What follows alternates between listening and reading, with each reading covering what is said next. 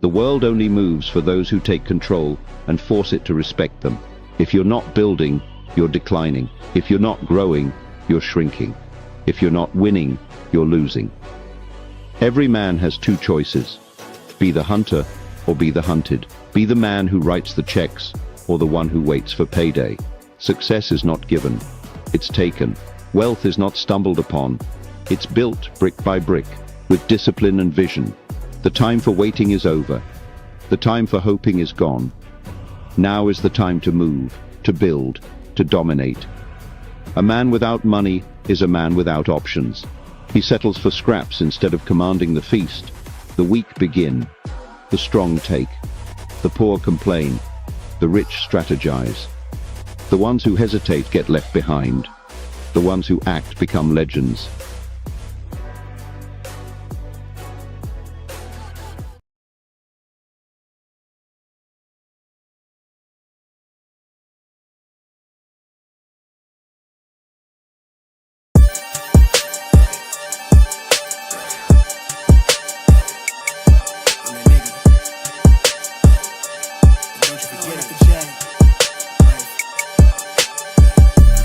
Vibe blowing at the J, got the loud jumping at the bag.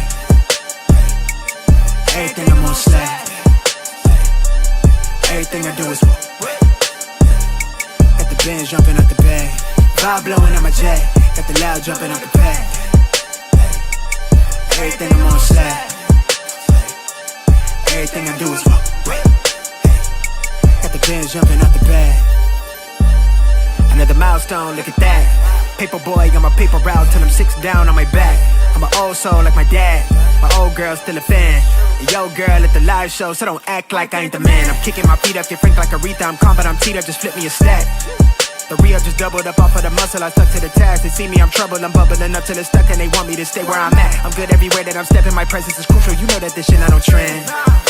On a big wave, I'm controlling the tide. Snake eyes when you rolling the dice. So with the stakes inside, I can never take another nigga advice. They can't reach the sky, I'm aiming up high. I just wanna know what it's like. Y'all know what it's like, I come from outside of this. Out the quicksand, I'm the big man, doing big things. Cop a big change, up a state lines, doing stage dives on cam. It ain't no limit to my vision. Check the temp, I'm on fire with it. Got the bands jumping out the bag, Prosecco on ice. I'm nobody nice, gon' run up a check. Demand my respect, I'm doing the most. I never quit, they want me to quit. I'm good as it come, I'm good as it gets. Vibe blowing at the J, got the loud jumping out the bag. Everything I'm on slack. Everything I do is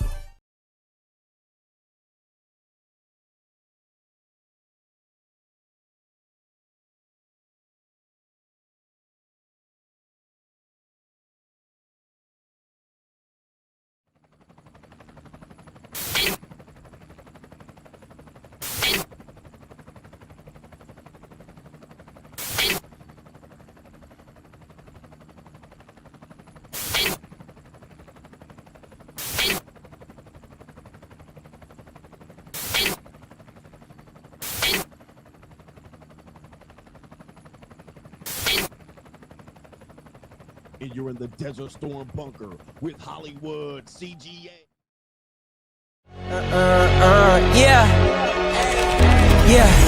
Legends ain't born, they built from the grind. From benches to banners, we sharpen the mind. We sharpen the sword and promise and swore that we going hard and leaving it all on the floor. Hey, yeah, we going hard and leaving it all on the floor. Hey, yeah, we going hard and leaving it all on the floor. Legends ain't born, they built from the grind. From benches to banners, we sharpen the mind. We sharpen the sword and promise and swore that we going hard and leaving it all on the floor.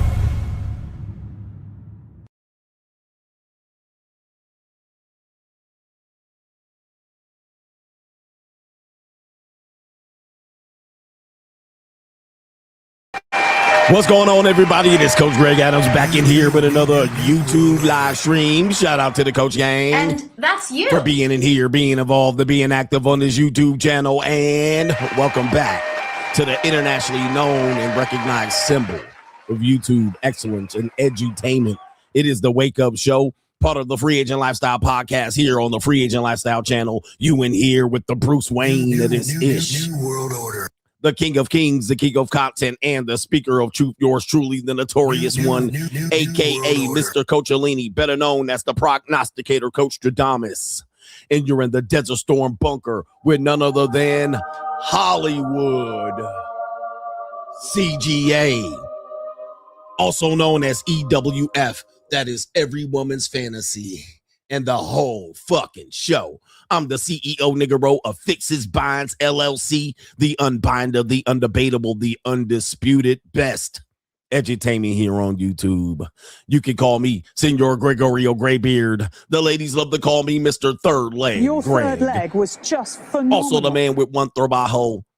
That is the ecclesiastical Mitch Slapper. You're looking at the anointed one. Acknowledge me. The founding father of the After Pill, the junior college sociologist, the Morpheus of the mating matrix, the chocolated Confucius, the Black Moses, the deliverer, also known as the man that walks ecclesiastically in the spirit of Elijah. I'm the man with more nicknames than anyone in the game, but in case you forget those names, just call me Hentai CGA. Ling Arthur, the Lord of the Lings, Malo Poppy, worldwide internationally known CGA, James Bond. You can also call me CGA, see God Allah, and you're looking at the reigning and defending 14-time demonetized champion of YouTube. The benevolent Martin Ark is here. Acknowledge We got a great show for you lined up today. Humbly, I present to you the case of rapper, streamer David. For a lot of the young men, they know who he is. The older men, not so much. This was a case that I was following back in September and October of a person who basically turned his streaming career into a rap career. And I talked about that on the Money Mindset. He was using music. He got censored for using music on the platforms because, well, that's what happens. You can't use other people's music to make money. So he decided to make his own music, thus putting together a rap career after he started as a streamer. And as typically what happens to Gen Z people, they become very innovative in making their way through these platforms and to be able to monetize themselves. So that's why he's a rapper and a streamer. Now, I don't know any music that he's done because, well, I'm an old niggy at the end of the day, but a lot of young people, specifically high schoolers, people probably that are young in college, knew who this individual was. Well, what had happened was, as he started to reach heights coming from Houston, Texas, moving to Los Angeles to pursue his music career, he got involved with a young lady who was about 13 years old. Okay, 13 years old, and she eventually turned 14. And as of her death, well, she would have been around 15 years old at this particular point. He became involved with a young runaway teen named Celeste Ríos Hernández, who came from possibly a troubled area in Southern California. We'll identify it later. And she lived with her mammy and her sister, her older sister, to be exact. Now, anything, you know, for all intents and purposes, I try to school and educate the community on what's going on in the modern dating marketplace, in the landscape. But here's the deal. When we talk about these younger women, especially Gen Z women, and this woman would have been Gen Alpha, we got to know that if they have older siblings, specifically sisters, we know that they be in the monetized dating marketplace. I've flown myself to Paris. I've done Greece. I've island hopped. I've done all of that. We know that they're in the monetized dating marketplace. We know that they out here in these streets. In these streets. And thus, sometimes the older sisters put the younger sisters up on game, and they might hide things from the mother. And the mother might not be fully aware of things because, well, that's my little angel. You're my angel. Well, and for all the explanations that I can give to you, there's been recent cases that have been gone on that pretty much have led to men losing their lives and women losing their lives, particularly the case of Ashley Janae. Ashley Janae was a monetized dater, okay? She was part of the monetized dating marketplace. Now, I know you guys want to call them prostitutes and escorts and you want to call the guys tricked, but basically, you could just sum that up as part of the monetized dating marketplace.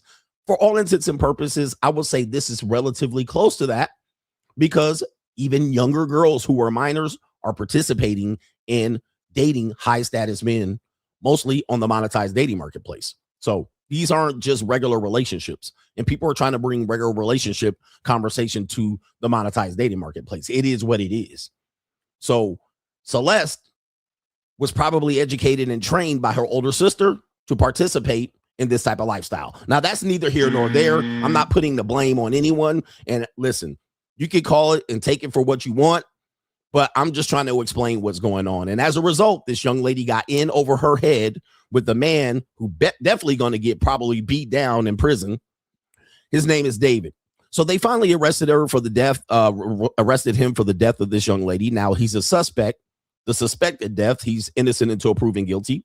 I believe that the case is going to be hard to solve, and I'll give you the reason why later on in the show. This is going to be hard for them to solve.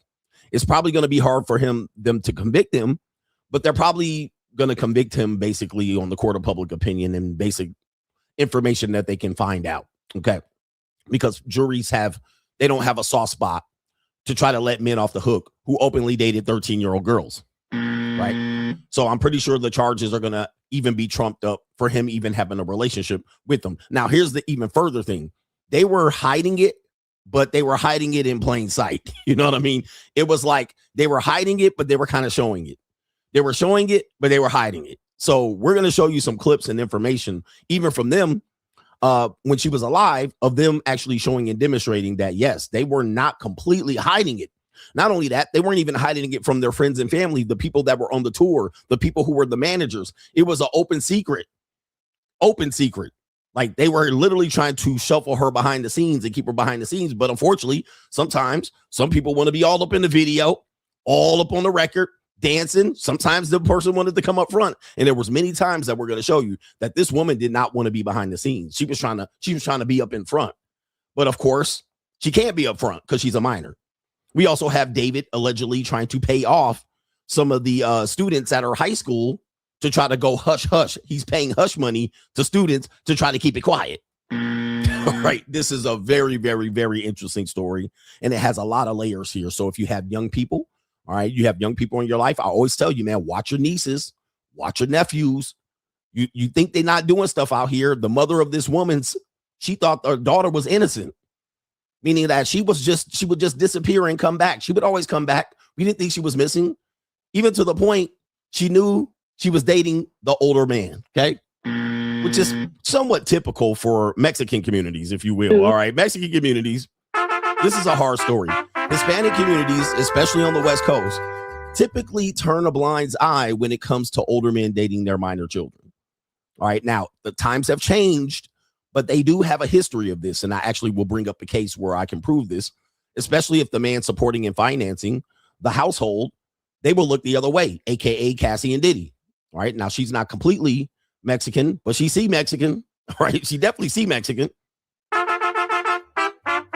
Okay. So Hispanic families, especially families of immigrants, definitely have a situation where if they have a young lady who's probably 15 or 16, you know, in their tradition, that was time to have a baby, Mother Mary.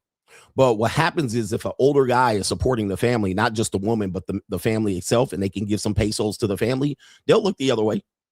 All right. Kobe Bryant and Kobe Bryant's wife. She was technically a minor, although he was not that much older than her. But he was a age of majority, but she was a minor at the time, and they looked the other way. Okay, that's another example, right? I know people don't get in your feelings about this. I'm just trying to teach. I'm just trying to teach. David said, "I'm Mexican. This is true." There was a case of a young Mexican woman. She was about 15 or 14. She ran away. The family never did anything too much about it to try to find her. They did put her on the side of a milk carton. And then when she turned 18, she walked into the police station. She said, "I'm here. I'm alive. All's good." And then she had 2 kids. Right. And they found her in the presence of an older man in his 30s or 40s. And the family was like, "Well, right. You don't think the family knew?" You see what I mean? Like it's just part of the story. So when you're looking at it from the point of the regular normie sphere, you have to understand that the Celeste Ríos Hernández story, though she was 13 and 14, in some communities, even though they live in America, they will turn a blind eye when there is this situation. So they knew David. The mother's going to tell you she knew who David was. She possibly knew David was having relations with the daughter. She did not go to the police. Okay. So anyway, we got that coming up at the 3rd hour. So if you want to hear that story or you're watching on the replay, go ahead and skip. There should be some timelines down there. If there aren't any timestamps, well, do your due diligence to just scroll at the bottom of the screen and you'll see that I'll be covering this story. All right, I'll be covering this story at the 3rd hour of this particular podcast. But to contribute to today's show, it is $ the Notorious CGA on the Cash App, Venmo, Coach Greg Adams TV, PayPal, paypal.me/Coach Greg Adams. And that is near the top of the description box on the Free Agent Lifestyle channel. And you can super chat by clicking the link on the top of the live chat on the Free Agent Lifestyle channel. Shout out to Sizzo. Sizzo said he's a singer. He's an emo singer, not a rapper. All right, so shout out to you because I wouldn't have known. All right, but thank you for our Gen Z brothers of the Shield, Sizzo telling us he's an emo singer. Like he ain't a rapper. All right, so that is an important point of distinction. All right, not for me, but for the audience, it is. All right, but I appreciate that support. Shout out to our brother Preston says, I effed her bestie, and she said it was Aphrodite. All right, we were discussing the power of Aphrodite from for the young ladies. All right, how that means that you're possibly having a relationship as she transmute herself to another goddess. It happens. All right, shout out to our brother Clifford Small says, watching the playback. Coffee on me, sir. Thank you, brother Clifford, watching the playback. And shout out to the people who donate while watching the playback, knowing, yes, I don't get no money for the playback or the big payback. So y'all dropping some dimes over here, watching the replay. That is very important part of the Coach Gang. I appreciate that. Brandon Beach says, ready to lock in and get it next week. Shout out to the coach. You got to lock in, brothers. It is time. What's up, nigga? What's up for the weekend, nigga? And take the weekend to get your plans organized to lock in. And, of course, you can join the Money Mindset or Locals when you're in the process of locking in. Do me a favor. I'm going to have to go ahead and take these glasses off as I read these because it's quite annoying to read them with the glasses. All right, so let me check over on the Ko-Fi, and I see the Professor Larry C says, I don't know if I told the Coach Gang this yet, but last weekend I started a band. We're called 999 Megabytes. 999 megabytes. We haven't gotten a gig yet. Shout out to you. 999 megabytes. We got a gig yet. Shout out to you and the Coach Gang. And where the white women at? Okay, where are white women at? Where the white women at? All right, where the white women at? All right, during our stream on the Ask Coach Greg Adams channel, we did have what I believe a white woman come on to our stream, and she didn't know who I was because some of my channels I'm severely shadow banned. That's why you don't see the number of subscribers jumping up because once I end my stream to my constituency, the stream loses its legs. Right, only the people who really, really subscribe to me and want to watch me will find me. It's not going to be suggested out to new people because, I'm not suitable for advertisers and I'm really supposed to not even be here. But a woman that found my Ask Coach Greg Adams stream because we were streaming over there, the Tales of the Dark Side on Wednesday evening. And she was like, hey, handsome. She was like, hey, daddy. All right. She was like, look at this old chocolate old man right here. Him look good. Get him, daddy. All right. And she was like, what's your name? Remember, she was in the chat. She was like, hey, and she was listening to the subject matter. She was like, I'm new to your page. Who are you? And she was like, wow. Wait a minute. Who are you? Peace Lee was percolating like. And I was like, why don't you go on and hit me in the DMs, Jody Joy? Why don't you hit me in the DMs? All right. She was shooting her shot. She was like, okay, daddy. She was like, wow, look at this chocolatey man out here. You looks like a handsome man and you talking good information here. I'm proud to be a part of your page.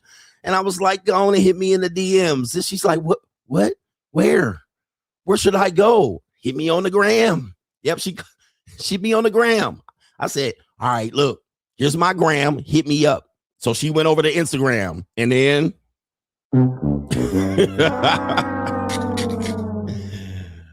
she went over to Instagram and she had a wake up call. She was like, oh, Lord. All right, this nigga. Oh, the humanity. She came back. Looks like you're quite a ladies' man.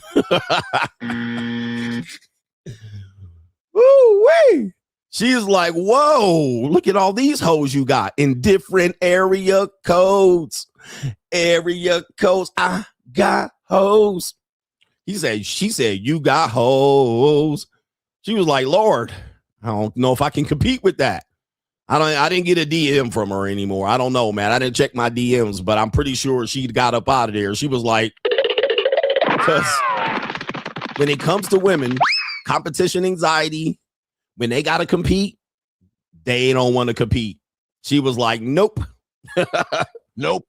Nah, I ain't competing with all that. Look at all these goddamn lings and all these white bitches you got. Like, She was like, no thanks. She thought I was just, and this is the case with a lot of men. They don't understand. This is why when you go on dating apps, let me fix my beard. When you go on dating apps, women automatically assume that you ain't got shit going on. Now, in their world, they got options, right? They got 500 likes on matches on the dating apps. They got dudes jocking them on the street, dudes in the DMs. So they believe you ain't got shit going on. So when they see you, they're like, oh, maybe I could just slide in and put a bid in. You know what I mean? He probably old and desperate and don't got nothing going on. Right? So let me just shoot my shot. Let me just shoot my shot and put a bid in real quick, turn around and go. She gonna suck another nigga's dick, come back and check the DMs and be like, all right, let me put them in the lineup. Let me put them in my rotation and shit. And then she went over there and she was like, oh. She was like, oh, I got to get in line, huh? Like Gucci Man said, all right. Girls are like buses. Miss one, next 15 one coming. Shout out to Gucci Man. She was like, nah, I ain't putting in all that motherfucking work. This nigga look like he got his shit figured out. And he's showing it on the internet. Here's the thing. A lot of guys talk that shit, but they won't show it on the internet because it's going to mess them up with all they bitches, right? I got this going on and I got this. I'm like, post it on the internet. You won't post it because you think it's going to mess your other bitches up. But me, on the other hand, it only enhances the talent. It only enhances the experience of CGA Experience 2026, the 52-point inspection program. I ain't never going to lose out on no women out here. Women are a dime a dozen. I'm in an abundance. I got access to 4 billion women around the planet. All I need to do is be able to get an airline ticket and get a resort. We gonna take you to Space Mountain around here, ladies. You want to enjoy the experience of CGA? Join the club. My man said the oldest ride and the longest line, Space Mountain. Woo! Shout out to Ric Flair. We're trying to tell you, man, how this shit works. But y'all out here trying to reinvent the wheel. It works like that, brothers. And shout out to Philadelphia, Pennsylvania out here. All right. Shout out to Illy Philly in the building. Anyway, do we have any PayPalers? Yes, we do. We got some pals over on PayPal. Kayla says, after last night's stream, I had to think, who are the top male celebrities who haven't gotten divorced yet? Michael Jordan, Tom Brady, Brad Pitt, George Clooney, and many others have divorces on their jacket. Who besides Denzel and Jay-Z can make it? Okay. The reality is you can all get this work when it comes to the divorce system. And we know why Denzel's still married. We played a clip of why Denzel says he's still married, and it's not a good look. Right? Remember, I played the clip of Denzel saying, basically, yes, dear. Okay, he pulled the old Steve Harvey, just be quiet. Just be quiet. Yuck, yuck, yuck, yuck. Yuck, yuck, yuck. Yuck, yuck, yuck, yuck. I was a player from Cleveland. Yuck, yuck, yuck. All right.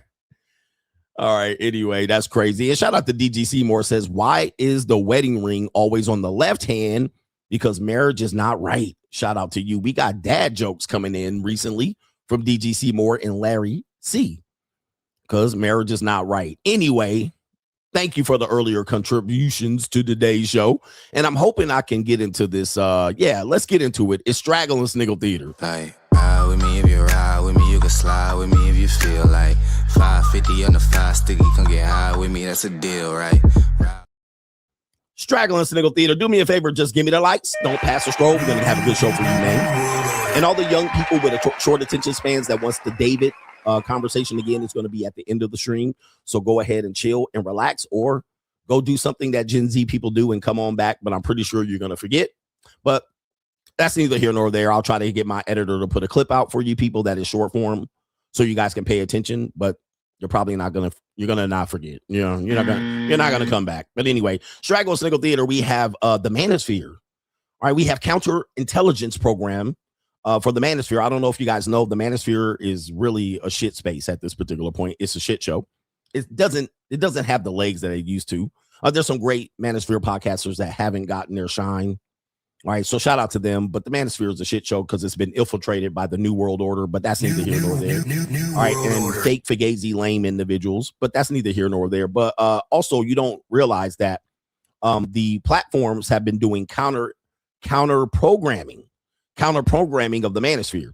So that's a form of infiltration. And what they'll do is they'll say, okay, if this person has an audience, what we'll do is for the next suggested videos, we'll show you somebody who speaks differently.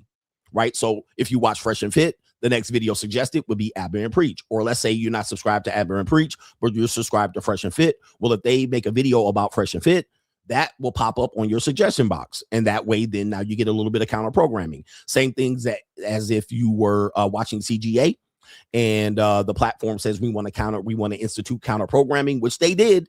Right. The Department of Homeland Security typically did this. They admitted that they did this. What they will do is show you a Matt Walsh video, or they will show you a diss video on CGA. So that's counter programming. That's the way they get you. And that's the way they get you to, instead of saying stop watching it or deplatforming the person, they'll just do counter programming. So if you search Coach Greg Adams, you'll see all the diss videos on Coach Greg Adams first.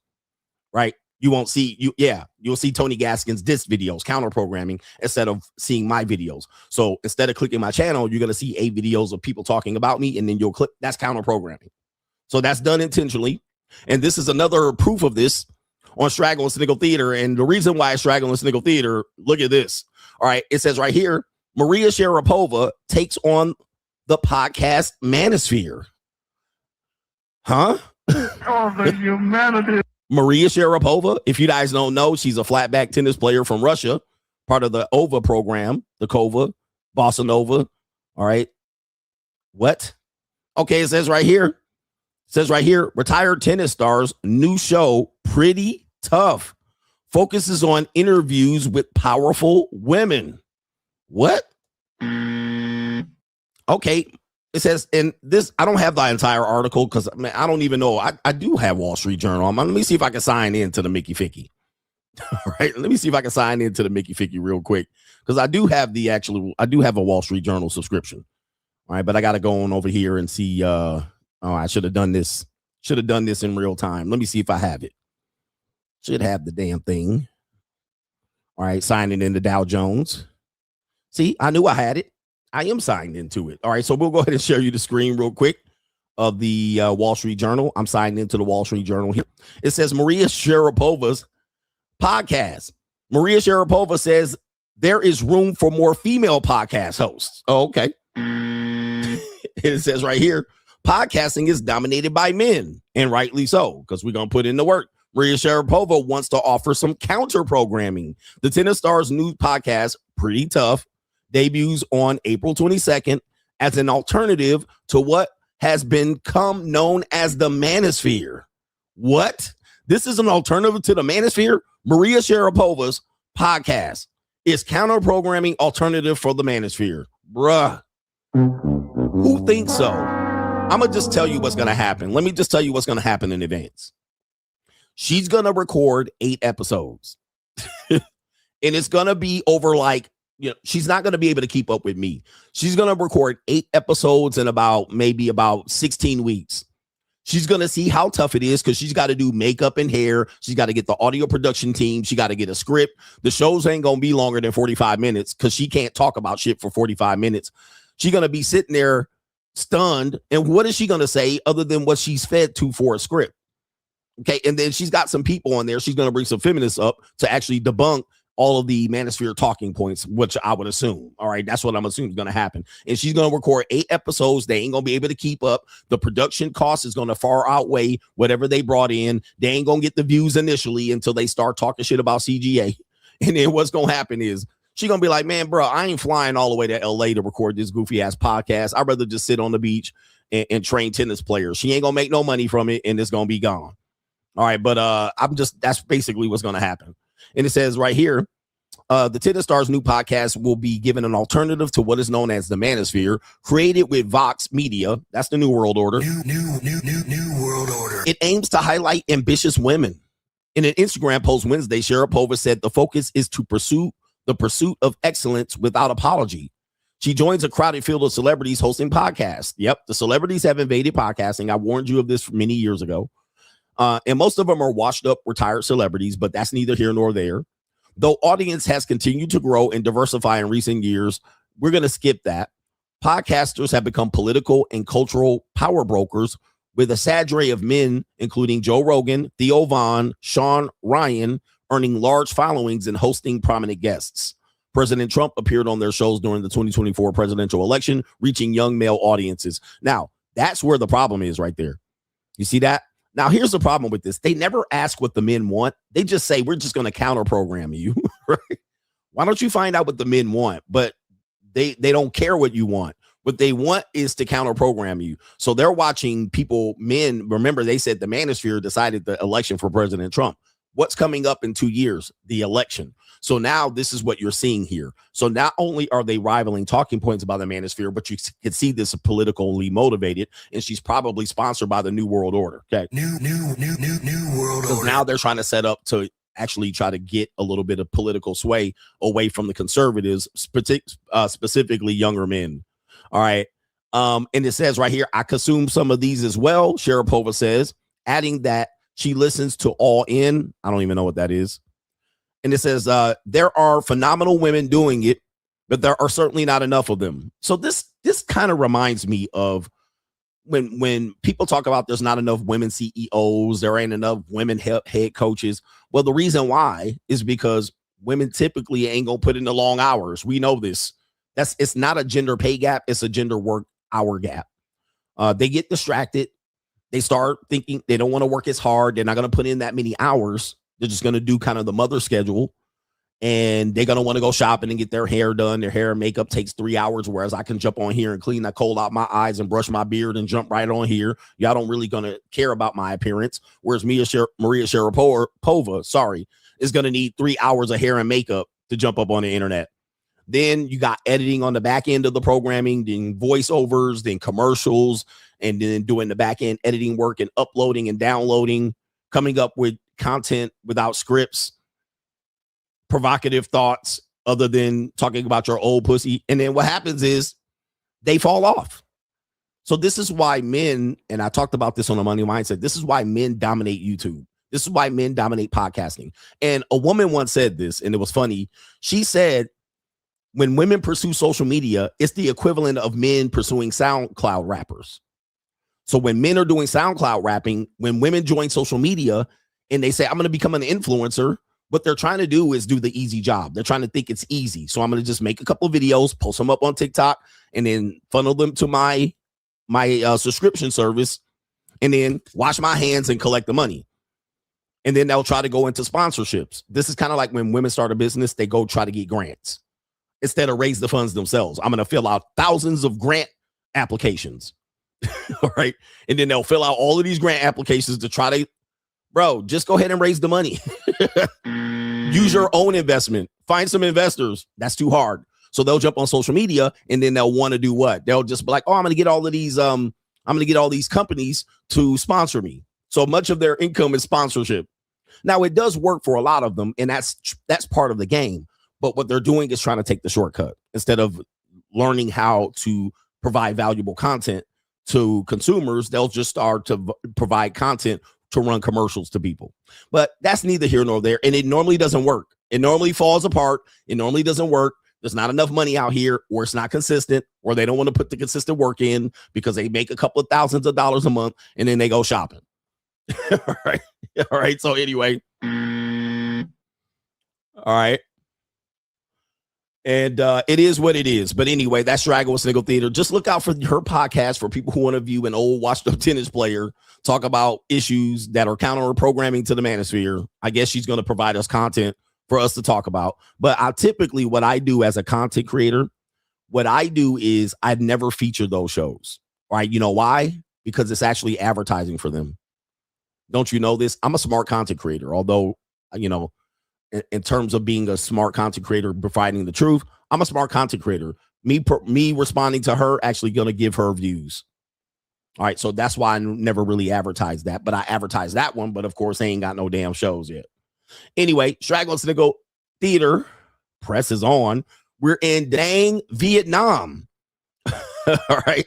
We're in Da Nang, Vietnam. We got a little flatbacky here. All right. We got a little flatbacky. Let's show you this flatback right here. Right there she is right there, a little flat back. And she says, what do you think, guys? She got a mouthpiece guy in Da Nang, Vietnam. And she says, do I give him a chance? All right, let's play the video. Okay, you guys, I'm in Da Nang, and there's a guy here that's telling me that I should give him a chance. And I told him that if he says it on camera and you guys agree, that I will. So this is him. All right. All right. So there we go here. We got a mouthpiece niggy. Well, I kind of gave it away. So a guy approaching her in Da Nang, Vietnam, she wants to know, should she give him a chance? All right, what do you think's about to happen here? Yeah, this is me. I'm telling her to give me a chance. Let me make her feel like no other man has ever made her feel before. That's it. That's the best. That's the best he's got. That's the best you got. I don't need to beat around the bush. I'm telling you straight up. I'm gonna make people happy. How?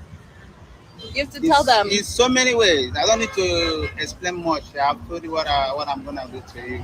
And if you miss giving me the chance right now, you're gonna regret it. Yeah, that's brother starving. Hey, bro, in Da Nang, Vietnam, you can get $75. You don't have to use no mouthpiece. $75 will do. All right. You don't need to. And why are you approaching white women in Da Nang, Vietnam? Where the white women at? Well, it's typical African niggies there. That's why I always tell you, black men, black Americans, that when you go there, they think you're more likely to be African, all right? Because they see these African niggies there, all right, being scavengers until you open your mouth and they realize you got American money. Oh, you have American money. All right, but look at this nigga out here. I don't need to tell you how I'm gonna make you happy. You're just gonna have to accept and give me a try. Okay, we'll see. Yeah, she's like, nope. All right, that brother's starving. All right, nice little little plain Janie right here. But bro, just go ahead and go to. Hey, here's my suggestion: just go to the massage parlor. But you know, African niggas be out there scamming. They ain't going to no massage parlor. They ain't got no money. He broke. If you broke, just say that.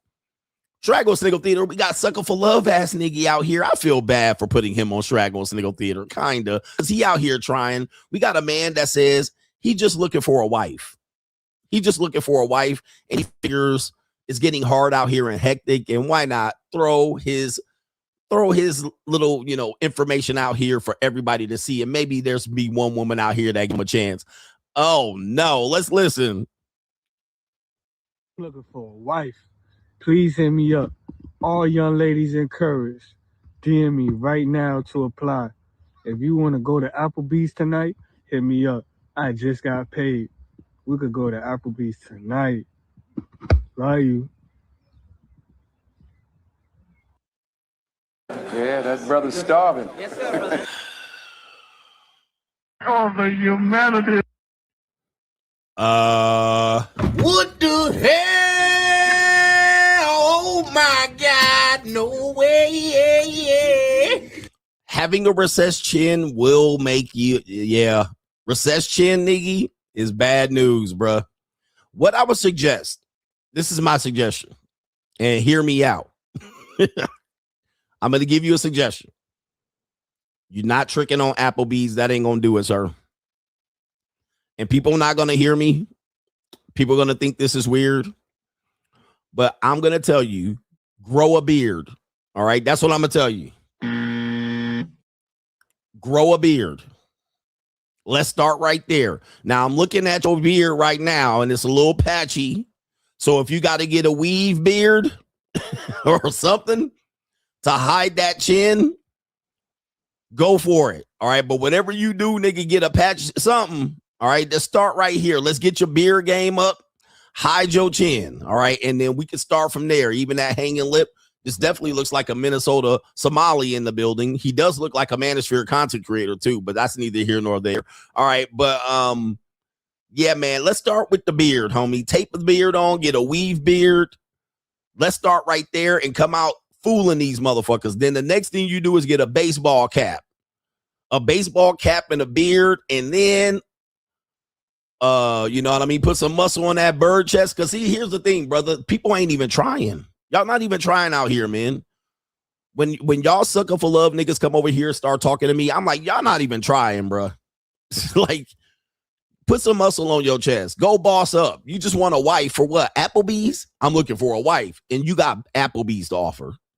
Come on, man. Hey, if you broke, just say that. But look, not in this marketplace, my man. Get a baseball cap, grow a beard, and go put some muscle on your body, and then we can start there, bro. Come on. I'm looking for a wife. Please hit me up. All young ladies encouraged. DM me right now to apply. DM me to apply. If you want to go to Applebee's tonight, hit me up. Applebee's. Oh, man. That's how niggas is working out here, bro. That's how y'all working out here. I'm just letting you know. Here we go right here. It ain't going to work like that, bro. All right, anyway. We got Straggle with Sniggle Theater. We have a brother out here. Apparently, he's getting his paperwork together. If you guys don't know, I put a course together trying to get you to prioritize your life first. Get your life right before you come out here and chase these women. Right? But only boys chase, men attract. But y'all not ready for the conversation. Boys chase, men attract. In this situation here, we have a young man here or a man that wants to get his life together. So I do want to give him a little bit of props. He probably got CGA's Manosphere, unapologetically masculine course. And he said, I'm going to go get my paper right. I'm going to get my paperwork right. There he is right there. He looks like Kevin Samuels, doesn't he? Right, he's kind of got the Kevin Samuels hairline right here. Okay, shout out to the brother. All right, he said, I'm going to go down to the stove and get my paperwork right. Let's take you to the video. So, you had a problem last time I was getting my birth certificate.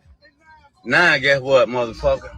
I'm finna get my social security certificate. Now, motherfucker. Yeah, whatever it is, I'm gonna get it. Yeah, I got that. I bet you can't prove you got your birth certificate and your social security certificate. Motherfucker. Shit. Oh my goodness. What that mean? What is going on here, bro? Wait a minute. Who are I mean, you? he trying, but he going down. This definitely giving Bama here. He went down to get your what? You can wait a minute. Are you applying for a passport? What are we doing here? Getting a job? Because some of these mouthpiece niggas, they got to get a job now. What are you getting here? I don't know. I'm quite confused here. Let's play it again. So, you had a problem last time I was getting my birth certificate. Oh. Now, guess what, motherfucker? I'm finna get my social security certificate. Now, motherfucker. Yeah, whatever it is, I'm gonna get it. Yeah, I got that. I bet you can't prove you got your birth certificate and your social security certificate. Oh my goodness. Is this AI? This gotta be AI. I don't know what you were trying to go get, but apparently this is a plight of black men across the United States. One of the reasons you hear them hating the passport bros and men that are living the free agent lifestyle is not because they can't get a passport. Well, it technically is. It's because their mama can't find their birth certificate. A lot of brothers that live with their mommy, their mamas can't find the birth certificates, right? Or the social security card certificate. So what's happening is they don't have the $15 to $35 to $40 to go down to the Social Security Administration building because these niggas don't even know how to get there. And they're waiting for their mama to go in the storage to go get their birth certificates. So these niggas can't get their passport, and then they're mad at you for showing the lifestyle out here, going to Da Nang Vietnam, all right, blowing out backs. All right, but so then what happens is they go out here and get mad because the mouthpiece ain't as crispy. But I don't know if you guys don't have your birth certificates, but you're going to need that to get a passport. So ask your mama. Somebody call my mama. You better call your mama out there and try to get her on the game, all right? But your mama out here with a do-rag on her head, and she like, I don't know where I left it. The fact is, if she shows you your birth certificate, you're going to realize who your real father is, so she don't want to find it. All right, because then her whole story is going to fall apart. But that's neither here nor there either, you know, the plight of being a nigga. All right, here we go right here. We got the last one here. We got a brother out here, a future Andrew Tate. We also have a brother that probably watches Sneeko or Clavicular. He doesn't watch CGA for sure. I'm not going to blame for this one. But we're going to go to probably looks like Korea. I'm not sure. But listen to this guy right here. He says, don't get married. The guy in the blue shirt. Want to get married one day? No. What if my wife is gold digger and always like money and don't care about me? If I was a billionaire and I was sick, right? I have life support, right? She will take out my life support and I will die. Whoa. That's very intense. No dating. No dating. We need those, like, that's why there's something called International Woman Day. Do you want to get married one day? I'd rather adopt a child. Oh, my goodness. Oh, we got the free agent lifestyle for the men and women. Oh, man. Coach, there's hope. Coach, you got to give us hope. Maybe the next generation, it'll get better. It's not. Yeah, y'all up Shit's Creek, bruh. It ain't getting no better, bruh. You better figure out how to get the monetized dating marketplace course. All right, because we falling off a cliff, the next generation. This is Gen Alpha, y'all. I don't think we actually gonna make it. All right. The men or the women want to live separately. It is what it is, bruh. Who you gonna blame for that? The notorious one? I think not. That's Straggle and Sniggle Theater. Like, ride with me if you ride with me, you can slide with me if you feel like 550 on the 5 sticky, come get high with me, that's a deal, right? The world only moves for those who take control and force it to respect them. If you're not building, you're declining. If you're not growing, you're shrinking. If you're not winning, you're losing. Every man has two choices. Be the hunter or be the hunted. Be the man who writes the checks or the one who waits for payday. Success is not given, it's taken. Wealth is not stumbled upon, it's built brick by brick with discipline and vision. The time for waiting is over. The time for hoping is gone.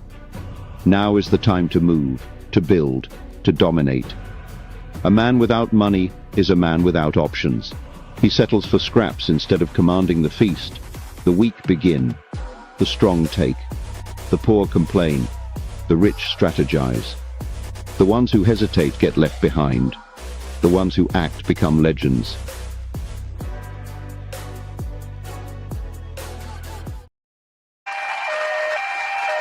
Let's get it. I got a funny story to share. All right. And normally I share these stories on my Ask Coach Greg Adams channel, Tales from the Dark Side. One of my JUCOs recently visited me. One of these JUCOs do watch my show. All right. So recently visited me and was like, hey, do you realize that you're muted? And I was like, what? And she was like, yeah, do you mute yourself? And I was like, I mean, during the stream, I do. Maybe if I have to cough or sneeze or snort or something like that, I do mute myself. And she was like, no, do you mute yourself when you talk about the 3 things you like about women? And she's saying this as she's shimmering out of her pants and taking her shirt off and unbuttoning her bra. All right. She's like, hey, do you mute yourself? Because I think something's wrong with my YouTube. And I was like, oh, yeah, about that. Take off your clothing. All right.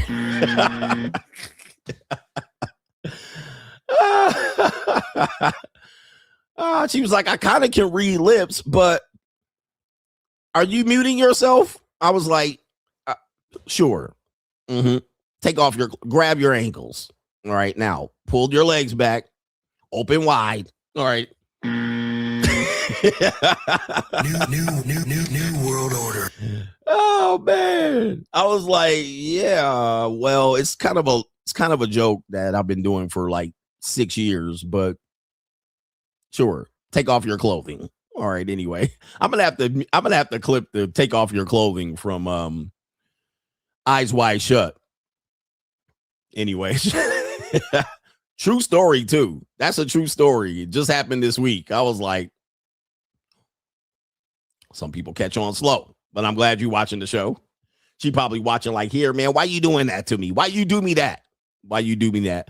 All right. Anyway, what do we got here? We got Miles says, Coach, yesterday's morning stream was fire.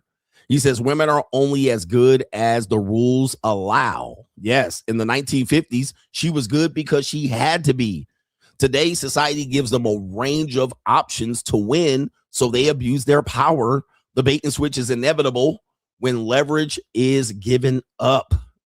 They're only going to be as good as the rules allow. And we have to understand that about them. Understand. It's not something to hate. It has to understand. And also, the rules can change.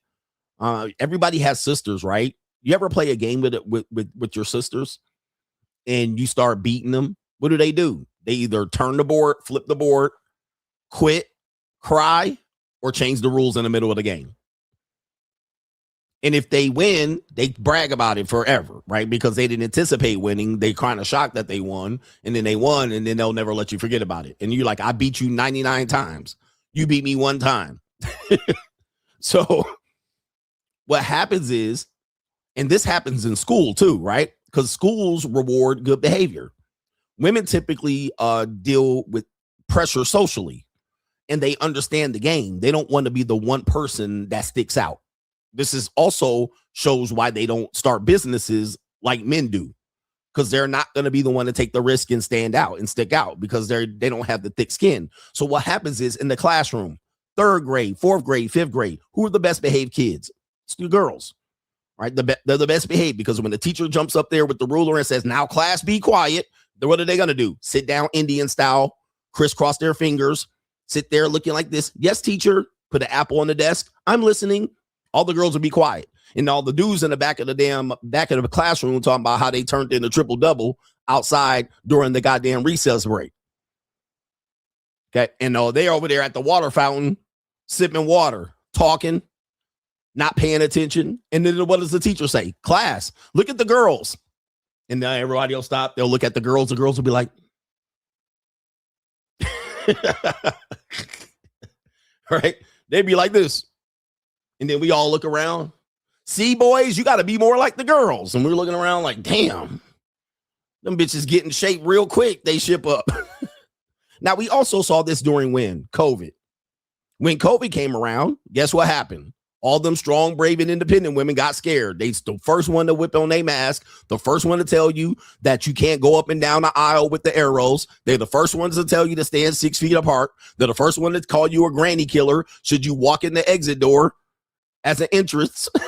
They were the regulators of society. You can't go in there. You got to go in the other door. You can't go up this aisle of the line. The arrow's going that way. You got to stand close to this. You can't do that. They're the first ones to wear your mask, get the vaccine. They was in line because they are, somebody said, conformants. They're conformers. They're not best behaved. They conform to the rules very fast. Why? Because they don't want to be the person to stand out. They don't want to be the person to be like, you rebellious bitch. Even the rebellious women are being conformers. This is why they typically work in human resources. So they're the ones, the police. This is why when they're by the book Sally. All right. You're like, all right, I found a way to actually circumvent the system and go around and then make a little bit of money and avoid a little bit of the tax structure. She'll come in with a book and be like, well, you can't actually do that. All right. It says right here in this book, in the tax code, that you can't go around and work around this part of the system. And you'd be like, bruh, sit the fuck down. You're going to mess up. You're going to mess up the entire hustle. Okay. You're going to mess up our entire hustle. We're about to make $1 billion. And here comes Susie Sally by the book. Well, technically, we have to have compliance here.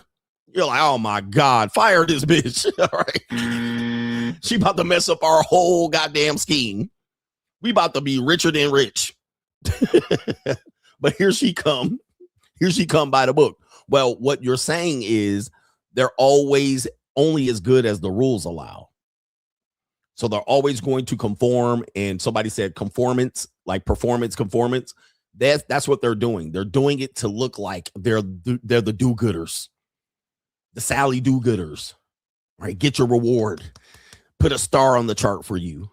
Look at what you did. That type of shit. So yeah, man, it happens. It happens all the time. But once you understand that about them, you can maneuver properly so that if you had a wife, what is the rule that we've learned in the Bible? No pillow talking. Never let the left hand know what the right hand is doing. Even in your marriage, if you out here embezzling funds, do not let your wife know, right? Just let her think you out here, you're a master of the universe. But if you tell your wife that you're embezzling funds from your company and siphoning money through a slush fund account, what's going to happen is she going to go along with it up until you get caught. And then she going to snitch on your ass like Gucci Mane and Young Gunner. She going to snitch on your ass. She'll spend the money up. She'll go on vacation. Well, she going to drop a dime on your ass if you cheat on her. And you do her dirty, she gonna call a Fetty Gov on your ass. All right, don't do her dirty, pillow talking ass nigga, because she gonna drop a dime. Sold me out for chicken change. All right, she gonna sell you out for chicken change, nigga. All to save her hide. She ain't going to prison, nigga. All right, you gotta understand that. All right, anyway, let's get back to it, brothers. I'm just trying to educate y'all on how to make you survive. This is no reason to hate them. Never hate them for this. What you do is you understand and you move accordingly. All right. You make moves and you move accordingly. You have to understand women are the ops. They the snitches. They the school marms. They the goddamn crossing guards. They the goddamn hall monitors. Okay. That's what they do. And they do it for pats on the head like a dog. They don't do it for money. They do it to save their hides and pat on the head like a dog. So if you want to have even women work for you, you keep them out of the motherfucking meeting. All right. That's why the dudes have the big boy club over here. We're going to go to the goddamn country club. All right. And we're going to talk shop right there on the motherfucking back nine. All right. We're going to talk business to shop on the back nine where Sally ain't motherfucking doing dictation and keeping notes. And then when we come back, we're going to tell Sally to do X, Y, and Z, and she going to execute that shit like a good little dog. Hey, Sally, type this shit up and put this memo out here and shoot some emails over there. And she's going to be like,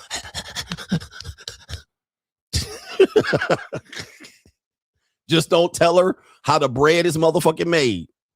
Don't tell her how the bread is made. Don't tell her how the cake is made. Don't give her the recipe. Don't give her access to no information. Just tell her to type this shit up, make some phone calls and make some appointments. All right, anyway, enough about that. Ladies, you do a good job. Thank you for the working women of America. Glorified secretaries, but that's neither here nor there.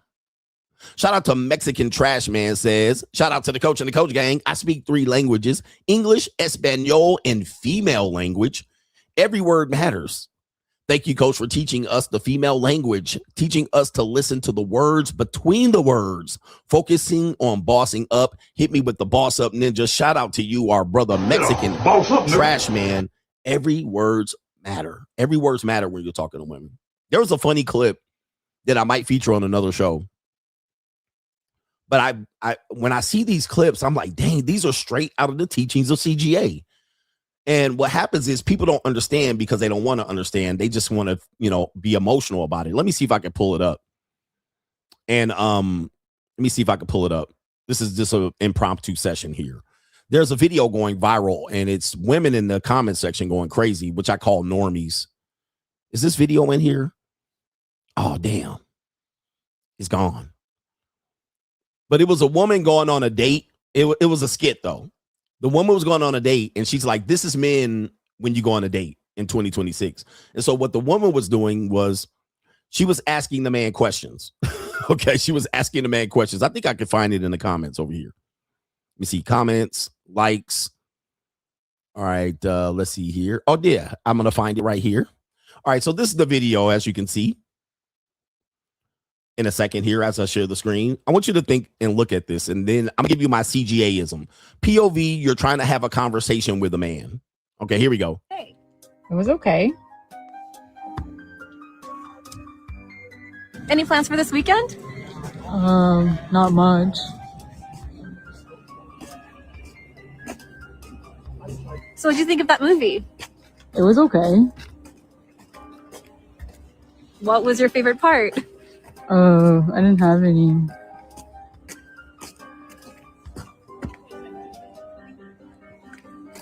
So what's your favorite kind of food? All of them. All of them? Yeah. Listen, you little shit. You're gonna ask me what kind of food I like too, okay? It's called dialogue. Do you not like to ask questions? Try it again. So, what kind of food do you like?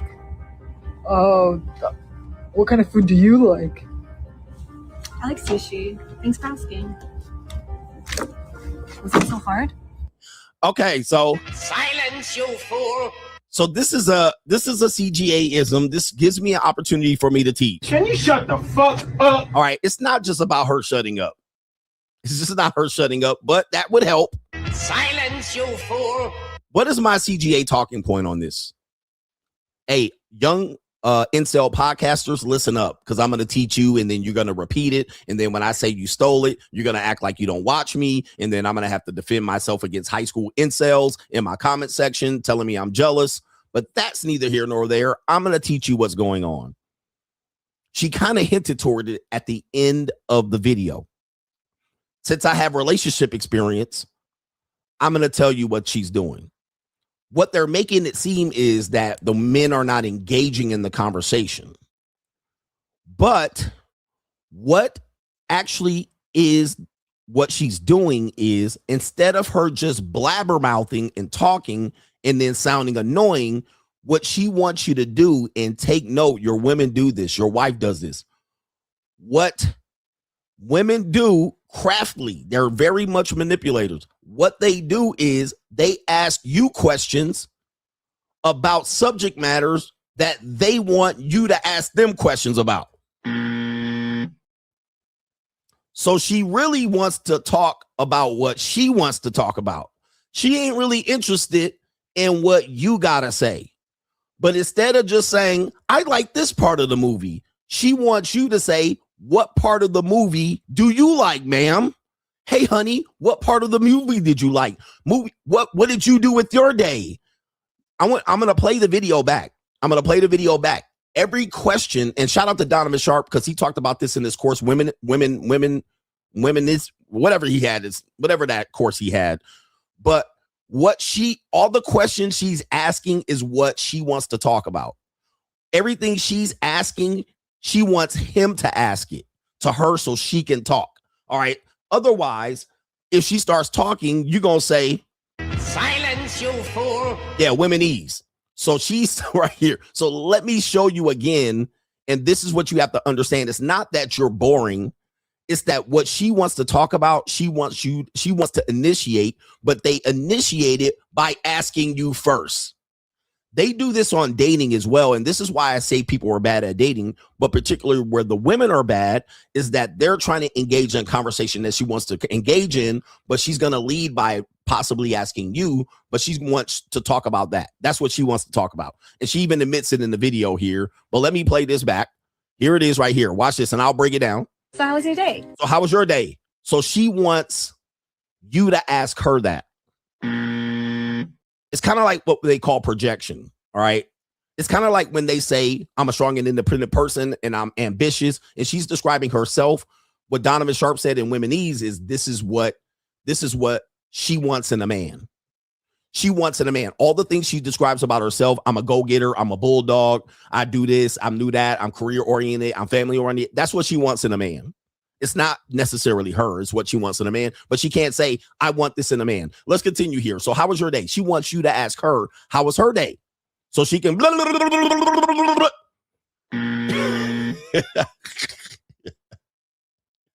It was okay. By the way, these are horrible questions to ask a person that you're in a relationship with. Let me just give you another bit of advice here. If you have children, you'll know this. Ask your children these questions, you'll get the exact same response. Why? These are horrible questions to ask a child. A 5th grader, 6th grader, 7th, 8th, 9th, 10th grader, if you ask them the same questions, you're going to get the same goddamn response. So it has nothing to do with a man. Really, these are not engaging questions. These are horrible questions to ask a person. We've already been asked these questions like 15 times today, maybe 20 or 30 times by people we don't know. Last thing we need to know at the end of the day is be asked these questions. All right, but these are shitty questions to ask people. Let's continue. Any plans for this weekend? Any plans for this weekend? Yep, these are closed-ended questions. What does this mean? So what do you want me to do, ma'am? Tell you all my plans? All right, I'm going to fuck this bitch. I'm going to call up this one. I'm going to go here. I'm going to go shoot. I'm going to travel. I'm going to go play video games. What do you want me to say? Now, normally when you give them information, they're going to judge you. So men have been very understanding that too much information is too much opportunity for you to judge me and shoot down my shit. So it's just a no-win situation for men. So we just give them less information. Not much. Most men don't want to tell about what I'm finna do. We'll tell you what we did. We're not going to tell you what we're about to do. So what do you think of that movie? What do you think of that movie? That's what she wants to talk about. She wants to talk about the movie. It was okay. Oh, yeah, I remember this part and that part. And then, oh, yeah, I remember that part. What was your favorite part? Yeah, these are bad questions to ask, man. Why don't you just tell me, hey, do you remember that part of the movie when, ladies, if you want to know, well, coach, what should I say? First of all, you shouldn't say a damn thing. Can you shut the fuck up? I'm not here to talk to you. I'll pay you not to talk, okay? Silence, you fool. I'm not paying for sex. I'm paying you to be quiet and listen. All right, listen. Can you shut the fuck You're up? here to be seen and not heard, but that's neither here nor there. They're going to be mad at me for saying this. Be quiet most of the time. All right, but let's continue here. I didn't have any. And she not bad looking girl if she would just learn how to, well. Can you shut the fuck up? She cutie. She got her hair done and curled and feathered back. All right, she got her nice little turtleneck, pretty little cute face. All right, I like to put some CGA serum on this face. All right, but I definitely don't like to talk to this woman right here. She annoying as fuck. Let's continue. So what's your favorite kind of food? Who wants to answer this question as a grown-ass man? Ladies, I'm trying to help y'all. As a grown man, who wants to answer what's your favorite food? The last time, I think the first time I was asked that question, I was like 6 years old. And I was like, hot dogs and French fries. You know what I mean? Like, who wants to ask this question? Bitch, we're at this restaurant. What's your favorite food? Man, anyway, look at the fucking menu and get your order ready. Because when a waiter comes by, I don't want you to be like, we're still looking at the menu. Just order. Look at what you want. Look at what you want in the menu and be ready to order when the waiter comes around, because I'm trying to be in and out of here in 35 fucking minutes so I can go ahead and dot that face with the CGA serum. This ain't gonna be a 2-hour menu, a 2-hour meal, so we going back and forth in conversation. I'm trying to feed you and fuck you, so let's wrap this shit up. All right, we're not here to talk. We're here to eat. We ain't fixing to close down the restaurant. All right, just get your food order ready. All of them. All of them? Yeah. Listen, you little shit. You're gonna ask me what kind of food I like too. Okay, it's called dialogue. All right, so that's where she gave up the answer. That's the real story right there. She said, "Listen, we're here to create dialogue. I ask you questions, you ask them back." So CGA was right. She wants you. She's creating a conversation, so she has something to talk about.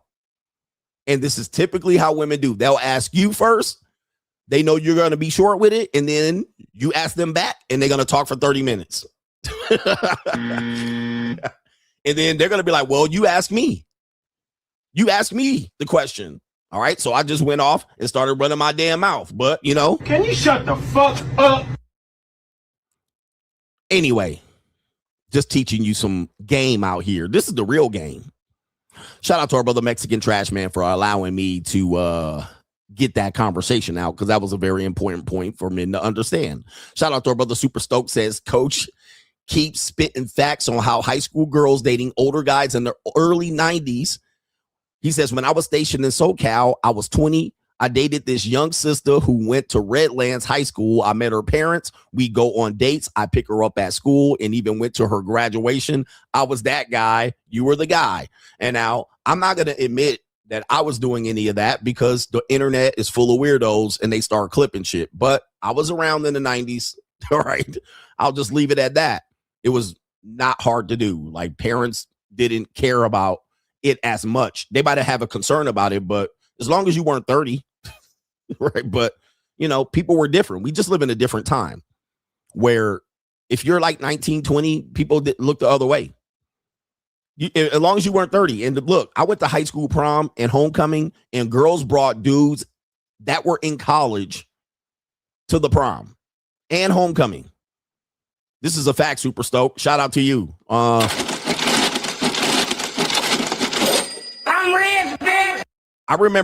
remember we would get out of school, 10:30, the bell would ring, and dudes that was not in high school would be lined up outside the high school.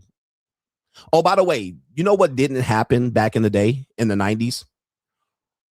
Okay. This idea that parents just picked up and dropped off their kids. All right. I know that's kind of a thing that we accustomed to, the parent pickup line. In the 80s and 90s, certainly in the 70s and 60s, I can't speak to it because I wasn't there. Parents didn't pick up and drop their kids off like they do today. Like today, there's a long ass parent pickup line, and we pick up kids all the way through high school and shit. Like in the 80s and 90s, parents was not even around when you left to go to fucking school. You woke up like house empty, parents gone. All right. Your parents didn't wake you up and cook you a meal and then be like, here, you got a Pop-Tart if you was right, and you hit the bike, the bus, you walked, all right, skateboard. Like, you walked to school and walked home, bruh. I don't care if you were in the suburbs or not. Parents didn't pick you up and drop you off like that. And if they did, they was pissed the fuck off. Like, what? I got to pick you up and drop you off? So the idea that parents would be there to monitor these older adult, slightly adult men going after what we consider jailbait, there wasn't parents around looking for it. There wasn't these guard dogs. There weren't PTA parents doing it. Even the principal and the assistant principal would be out there watching girls get in the cars of dudes that weren't in high school. They would let dudes from the high school, they would let dudes that weren't in high school walk up on campus. Press 1 in the chat if you remember that. Dudes would come on campus that weren't high school students at lunch. They would come at lunch break and walk on the campus. That's if your campus didn't have a gate or a fence. They would just walk on campus at lunch. Walk up, walk around, hang out at the fucking cafeteria while y'all eating lunch. I mean, it was a whole different time. Okay? Smack on your girls, take your bitch. And don't bring up on Friday Night Football or the high school basketball game. High school basketball game, Friday Night Football. They come up to the high school game on Friday with their hat backwards and a Pendleton. And them little girls be like, ooh. Man, it used to be like that. So we just live in a different time. And that time was not that long ago. It used to be like that. And them girls was going. The girls that were going was going. The girls that were going were going. Not all girls went, but the girls that were going, them hot in the tail, fast ass girls, they were going. It was a different time. Don't blame me, ass nigga. You know what I mean? They be trying to blame me for the shit, but I'm just trying to explain what was going on. We got our brother here, Sizzo, who put us up on game today.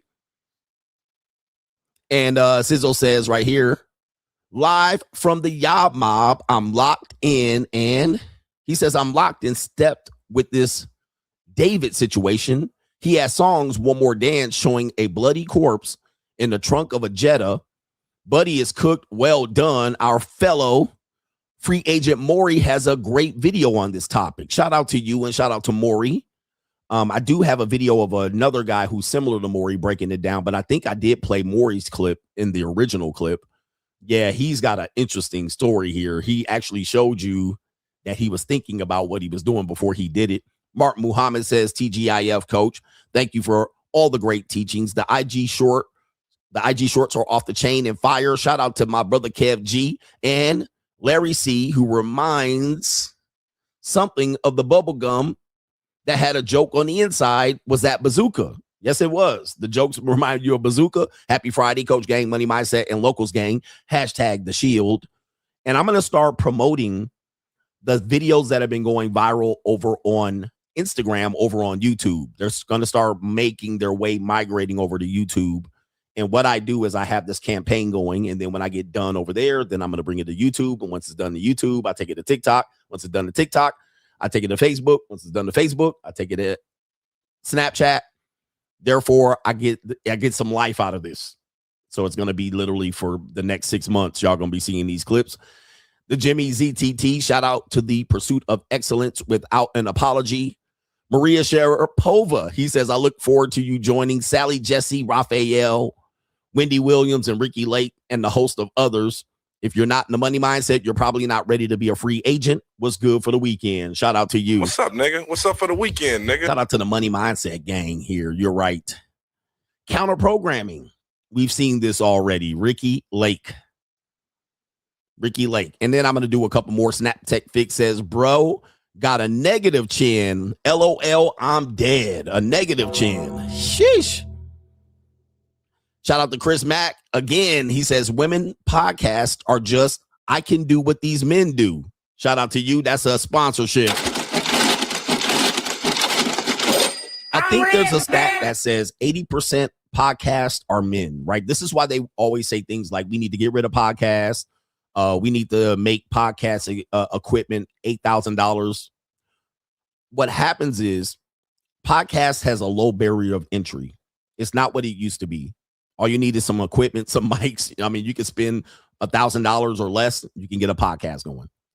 Typically, men will do the work on the podcasts. But I think 80% of the content creators and podcasts that you see on platforms, so specifically YouTube, is going to be men. Men dominate this space. Now, you're going to say, Coach, I see women out here. You do see women out here. But the problem with the women's content creation space, number one, they have to be ready to do content. Like, they have to do hair and makeup. And Pearl Davis experienced this because she jumped on there and just washed her face. And what happened was she learned real fast that after a certain amount of time, that ain't going to cut it. So they start criticizing her looks and didn't care about what she was saying. But it was easy to hate on her, what she was saying, because of the way she presented herself. So what do women figure out? Damn, I got to do my hair, makeup. I got to do facial vagina waxing. And that's the way they got to present. That takes a lot of time to do. You got to dress. You can't wear the same shit over and over again. She can't jump up here on the t-shirt. So they figure out that they got to do that. And that takes a lot of time just to prep. And there was a couple of other content creators that, did that. And of course, the better they do it, the more likely they're going to get internet simps and incels to like them. So that's the number one barrier of entry, is that what she looks like matters. Where the guys, like, you can look like that one dude, his name is Asmond or something like that, and get millions of views. All right. Okay, let me see if I can pull this guy up right here. And I ain't dissing him, but what's his name? I can't find it. Somebody type his name in. But I'll show you an example of a guy who can look like absolutely nothing, just roll out of bed. Yeah, Asmond Gold. You can look like this and get millions of views as a guy.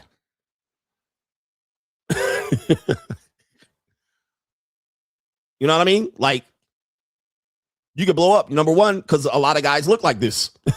Right here. A lot of guys look like this. Like, a lot of guys can relate to him. A lot of guys probably look similar to him. A lot of guys. So you can look like him all the way from Canada, all the way down to Florida.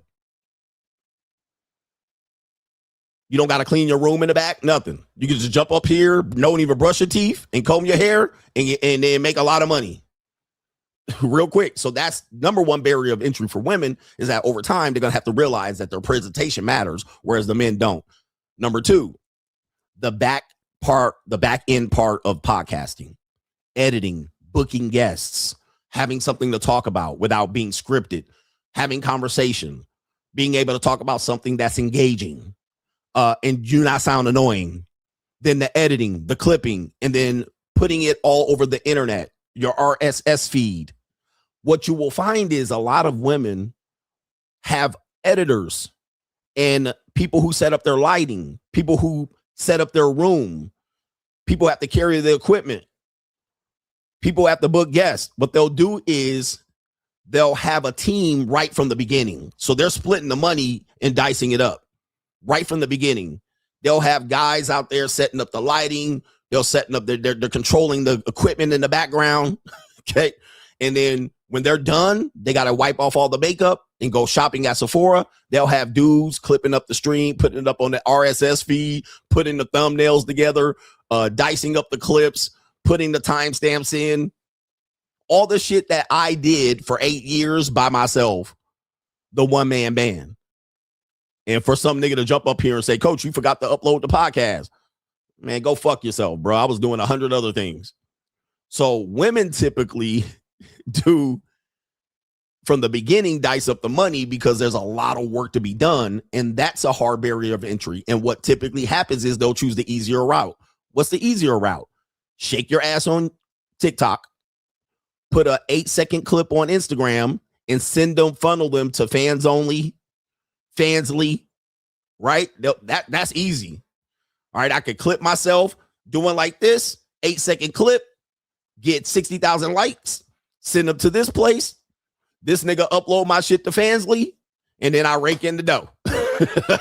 So you will find that the space of TikTok is much more dominated by women because all I got to do is upload an 8-second clip. No post-production.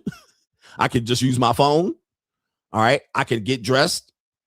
All right. I can have simps. I can actually get people to subscribe for $5 over here, as opposed to doing all this uploading and downloading and thumbnailing. And you see what I'm talking about?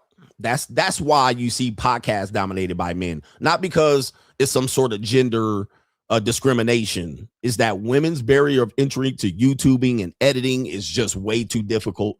It's an easier way for them to do it, is just jump on TikTok. All right, jump on TikTok. Fuck that. Fuck that. But then they'll say the men making more money. How come this guy's making more money? Well, he don't have 8 people working for him. He's just by himself. This nigga by himself, bro. And he getting millions of views and he takes on all the dough. It's not a discrimination issue. That one woman tried to, what's her name? The princess woman, the artist formerly known as the princess. She tried to do a podcast, cut 8 episodes, and they fired her because she wasn't coming to work. I can't remember her name. Meghan Markle. She was going to do a podcast. She cut like 8 episodes, and then she found out how much work went into it, and she was like, fuck that. They was like, man, you canceled. Give us our money back. Why? Because she was like, this is too much work. Right? Do all this shit. It's just too much work. And even if you think being a YouTuber is easy, trust me, it's hard as hell. It's hard as hell, bro. It's a lot of work that goes on way after you click start and stop. That's just the beginning anyway. And you got to be interesting and engaging and hold people's attention. And you also see YouTubers do, what do? They'll take 3 people and talk shit about them for their entire channel. They'll make video after video. Now, I tend to cover a subject matter once, maybe twice. These guys will cover a subject matter, a person, 80 times. Now, that's your content strategy. I ain't shitting on it. I just couldn't do it. I have integrity, nigga. But these people will make video after video after video after video. Every day you wake up, they talking about the same nigga. Like, God damn. like I'm feeling personally attacked, and I'm not even that person. Like, every day, Every fucking day, the same person? Wow. I mean, that is incredible. Golly. Yeah, the hot tour girl tried podcasting. She wasn't interesting if she wasn't spitting on that thing. Her podcast should have been spitting on that thing. Waking up every podcast just spitting on somebody's thing. She would have made a lot of money. But guess what? She did the hot tour thing and spit on that thing. And then she tried to go back and be like, well, I'm not really like that. I'm really an interesting person outside of spitting on that thing. Pause. Well, you're only interesting because you said you was going to hot to and spit on that thing. So let's get everybody line up. Your whole podcast is hot to-ing. All right. She would have went crazy. Right. She would have went crazy. She would have bought, she would have made millions of dollars just waking up. But she tried to be like, well, I'm not really like that. I have an opinion on this. I'm really an interesting person. It's kind of like when you're dating a woman and they have sex on the menu and you know it's on the menu and that's the only thing you're interested in. But she wants to show you how interesting she is. And you're like, bitch, I don't care. Like, I don't care about this other shit you talking about. Right? Can you shut the fuck up? We don't care about none of that. Well, I have opinions about this. So what? Who cares? Who cares what you think? All right, try to tell me what you think about this and show me your sense of humor on funny shit that don't regard you not spitting on that thing. Go, bitch, I'm only interested in going hot to her. That's how you got me. That's how you gonna keep me. They're like, this guy's a real misogynist out here. Ladies, I'm trying to give you the game, but y'all don't want to listen. Yeah, she hit us with the bait and switch. Well, I know I said I was this, but I'm not like that. I have an opinion. I'm college graduated. I'm educated. All right. I'm intellectual. I'm sapiosexual. Look here. Let me unzip my zipper. Zip. All right. This is why you're here. Spit on that thing, please. All right. Anyway, people are going to be upset with me with this particular commentary, but I'm trying to make sense of the whole marketplace here. That's all. We got fuck you, boss up going on here. You better boss up, nigga. All right, bossing up is a habit. Do we feel bad for the Gen Z people born in this economy? It's bad out here, man. I get it. It's bad out here. This is a bad time. I even look at families. It's not just Gen Z. I don't know how anybody's making it out here, bro. I don't know how anybody is making it out here. I mean, I do, but people ain't making it out here. It get bad. I'm telling you, gas go up 35 cents and everybody fucked. Like 90% of people are fucked. And then particularly the Gen Z, you guys were born in the wrong time, in the wrong era. I can't do nothing about it, but I can tell you and give you the game and tell you, man, it ain't over yet. Especially if you're a guy, like it ain't over yet. Your 20s don't define you. It's really your 40s, 50s, 60s, and 70s that define you. So just do the right steps. Don't panic. Build brick by brick while everybody's out here doing a get rich quick scheme or complaining. Just keep your head down and keep building one by one. But this is more information from Fox News. It says a study says 64% of Gen Z parents say their kids rely on them financially.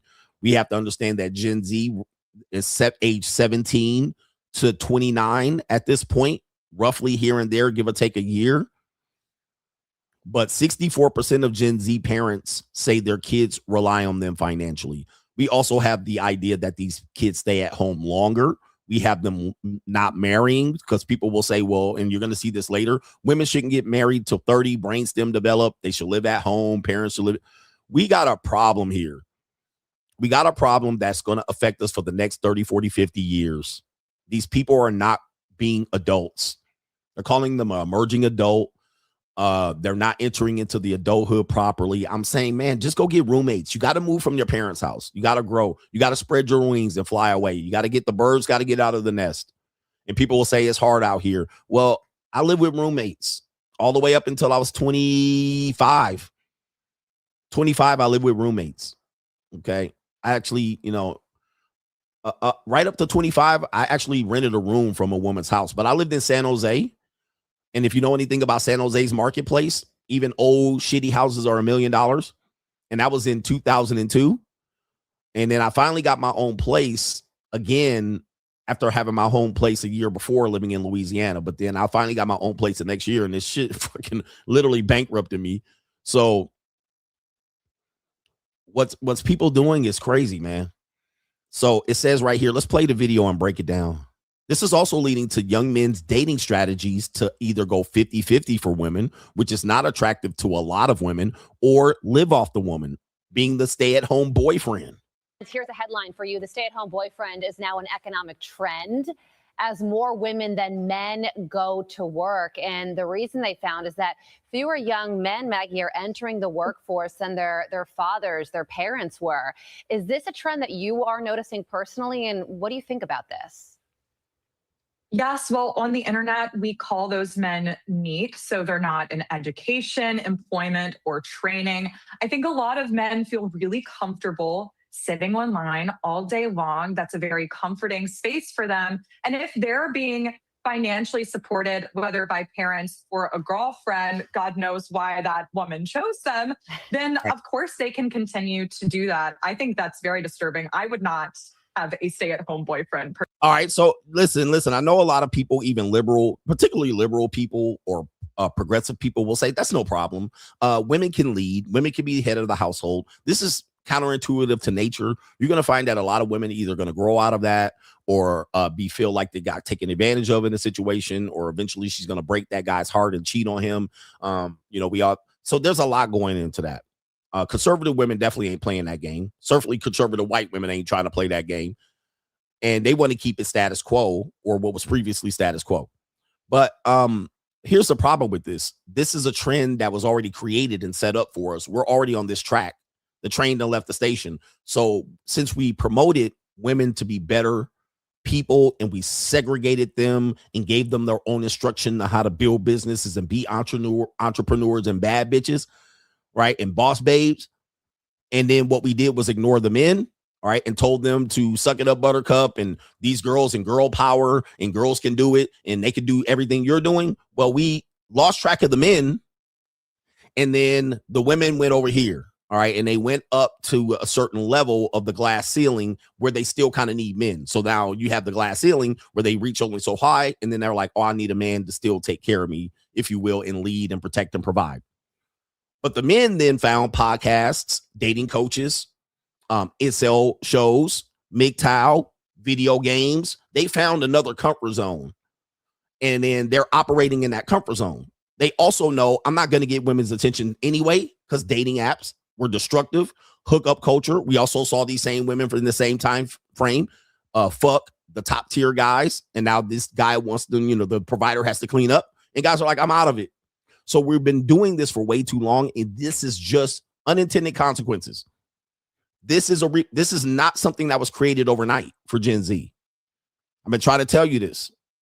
We have been a slippery slope into this. This is just the results. This is the outcome of what people thought was okay. So when people say, and they hear this, what do they say? Well, we shouldn't have had feminism. I'm not saying that. Y'all chose it though, and these are the consequences of it. I wrote the book about this on de-evolution. You're going to have to live this shit out. Because what people will do is they won't think about the consequences. They'll just think about, oh, this is going to have a good consequence. This is going to have good results for this group of people. But I'm like, now you disenfranchise all of these people.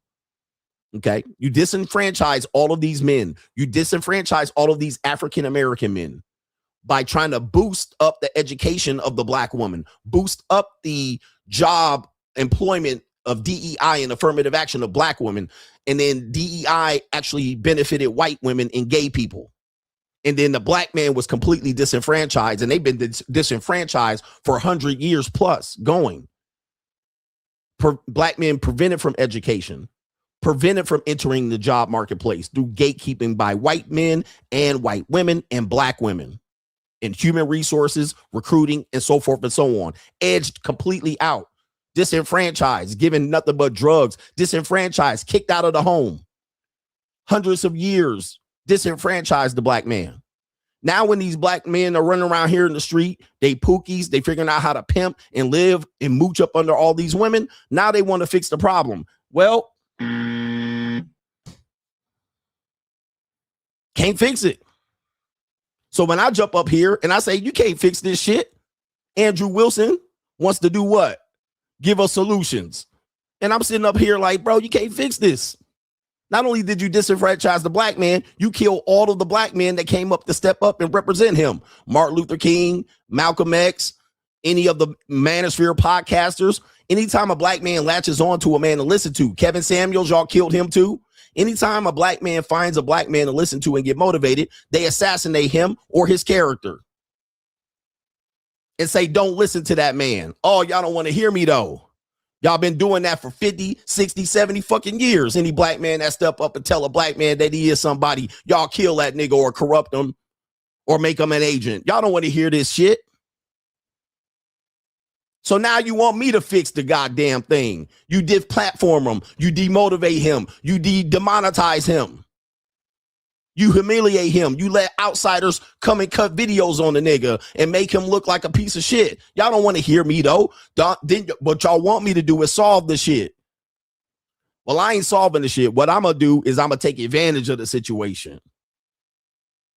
I'm going to make some money on the shit. And I'm going to be out here folding up these goddamn Gen Z women like love letters from the fucking second grade at the end of the day. Okay?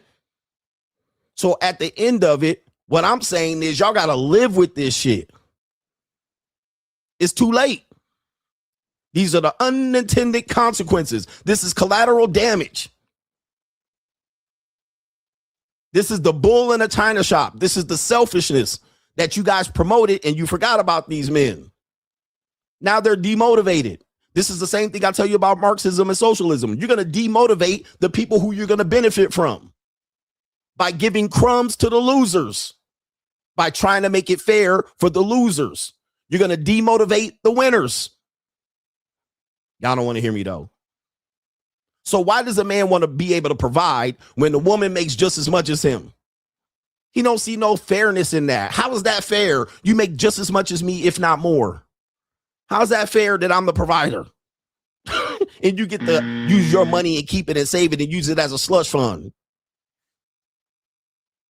This don't make no damn sense, but y'all try to make sense of it. And I just sit back and I be like, well, I'm going to just go ahead and make some money from this shit because y'all ain't never going to solve this shit. My motherfucking content ain't never going to die.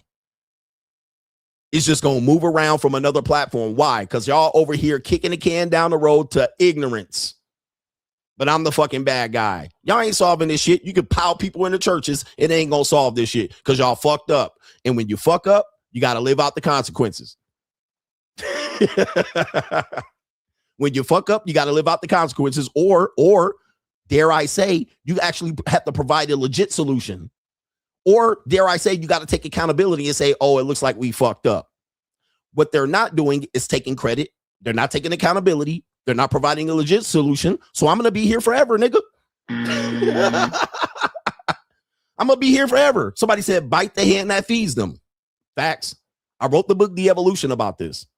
Where I said, Brave, the only thing y'all gonna do is just watch this shit, this shit burn up and watch people just eat each other. And then at the end of the day, you're gonna wait for another country to come in and take advantage of us at the end of the day. And not only that, the best thing you could do is be a free agent.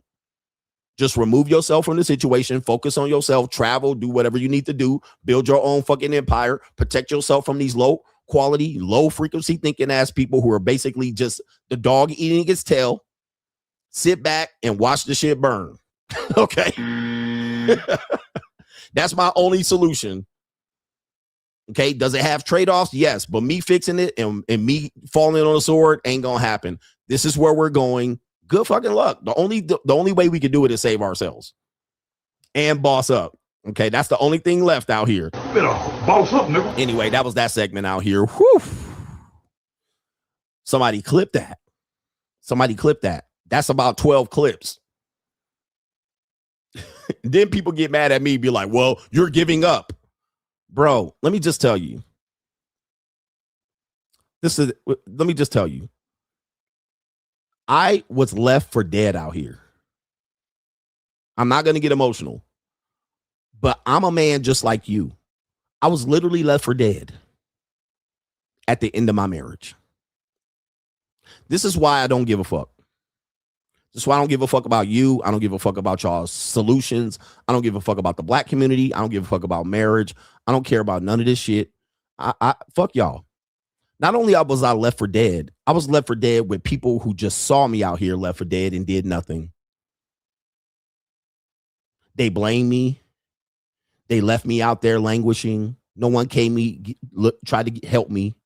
No one tried to help my business. The only people that literally I give credit to are the clients that believed in me when I had my fitness business.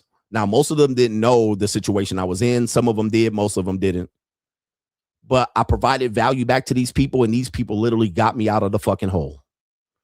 But I didn't use the fact that I was a victim. I just said, I'm going to provide a service for these people, and they're going to get me out of this hole, and I'm going to support. But I was left for dead. And not only that, they literally tried to lynch me due to the court system that is unfair to men and allows these women to run to the court crying and complaining, trying to rape you for your little bit of money when they could have just acted right the first time. So we reward women for not listening to men, and then they go out there and they use the system against that same man. And I was like, I ain't letting them motherfuckers kill me. I ain't letting them break me. And I said, when I get up big, I'm going to tell the whole goddamn world, fuck the world. It's me against the world. Because y'all left me for dead. Y'all left me for dead. And then anytime I try to verbalize this shit, y'all shot me down, tried to quiet me. And I was like, these men need help. They're getting their kids taken from them. They're getting humiliated by the court of public opinion. They're getting blamed for the entire failure of the relationship. And I said, it ain't going to be me. We made our mistakes, but it ain't going to be me. Fuck that. But now when I'm up, y'all want me to help. Now that I'm up, y'all want me to change the message. Now that I'm up, you want me to have sympathy for you motherfuckers. Now that I'm up, you want me to promote marriage in the whole goddamn divorce industrial complex. Now you want me to be quiet about it now that I got myself out of the fucking hole and crawled up and I picked myself up and dust myself off and built my life, rebuilt it brick by brick. You want me to feel sorry for these motherfuckers. Not me. Y'all left me for dead. The system left me for dead. They tried to quiet me and hope I slithered away. They literally hope I died. They didn't care if I came back. Now I'm going to run up the score on these motherfuckers, and I'm going to point to the scoreboard. Scoreboard. No sympathy, no empathy, no motherfucking pain. Understand that is the method behind my madness. If you want to know what it is, y'all left me for dead. Now you want me to go to therapy now. Nobody wanted me to go to therapy when they was raping my ass in the court system. Nobody wanted me to go to therapy when I had to fight for custody of my kids and spend $50,000 and $60,000 and $70,000 to do something that was literally my right. Nobody cared then. Now y'all care. Now y'all want me to care. It's too late. As I said, for these Gen Z shit, it's too late. There ain't no solution. You can't solve CGA's problems now. You created a problem. And I got a big fucking mouth. And I'm unapologetically with my speaking. I don't give a fuck what y'all do to me at the end of the day. I lived a good life. But what I'm telling you is you created a monster. And most of the time when you create a monster, most of the monsters die. And that's the end of the story. But the monster still lives. And I'm the problem that you got to solve. That's what time it is.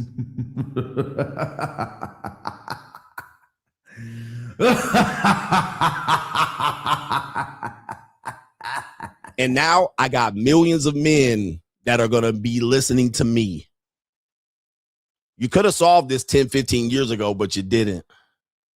Now I got exposure to 15 millions of men because I dusted myself off. I resurrected myself. The resurrection of the King of Kings is right in front of you. Because this is the Bible. This is the resurrection of the King of Kings. Uh-oh. And it's right on time, right on time. He shall return. I have returned. It is written, the return of the sun.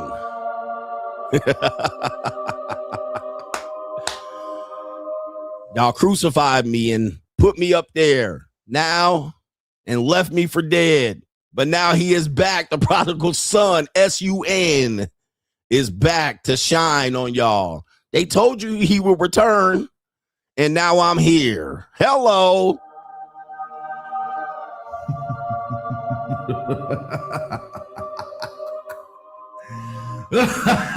And now I'm going to be the one kicking over tables. Now I'm the one going to be turning over tables. Now I'm going to be in your temples exposing the bullshit. Not these fake ass Christians that they tell you about. There are false prophets.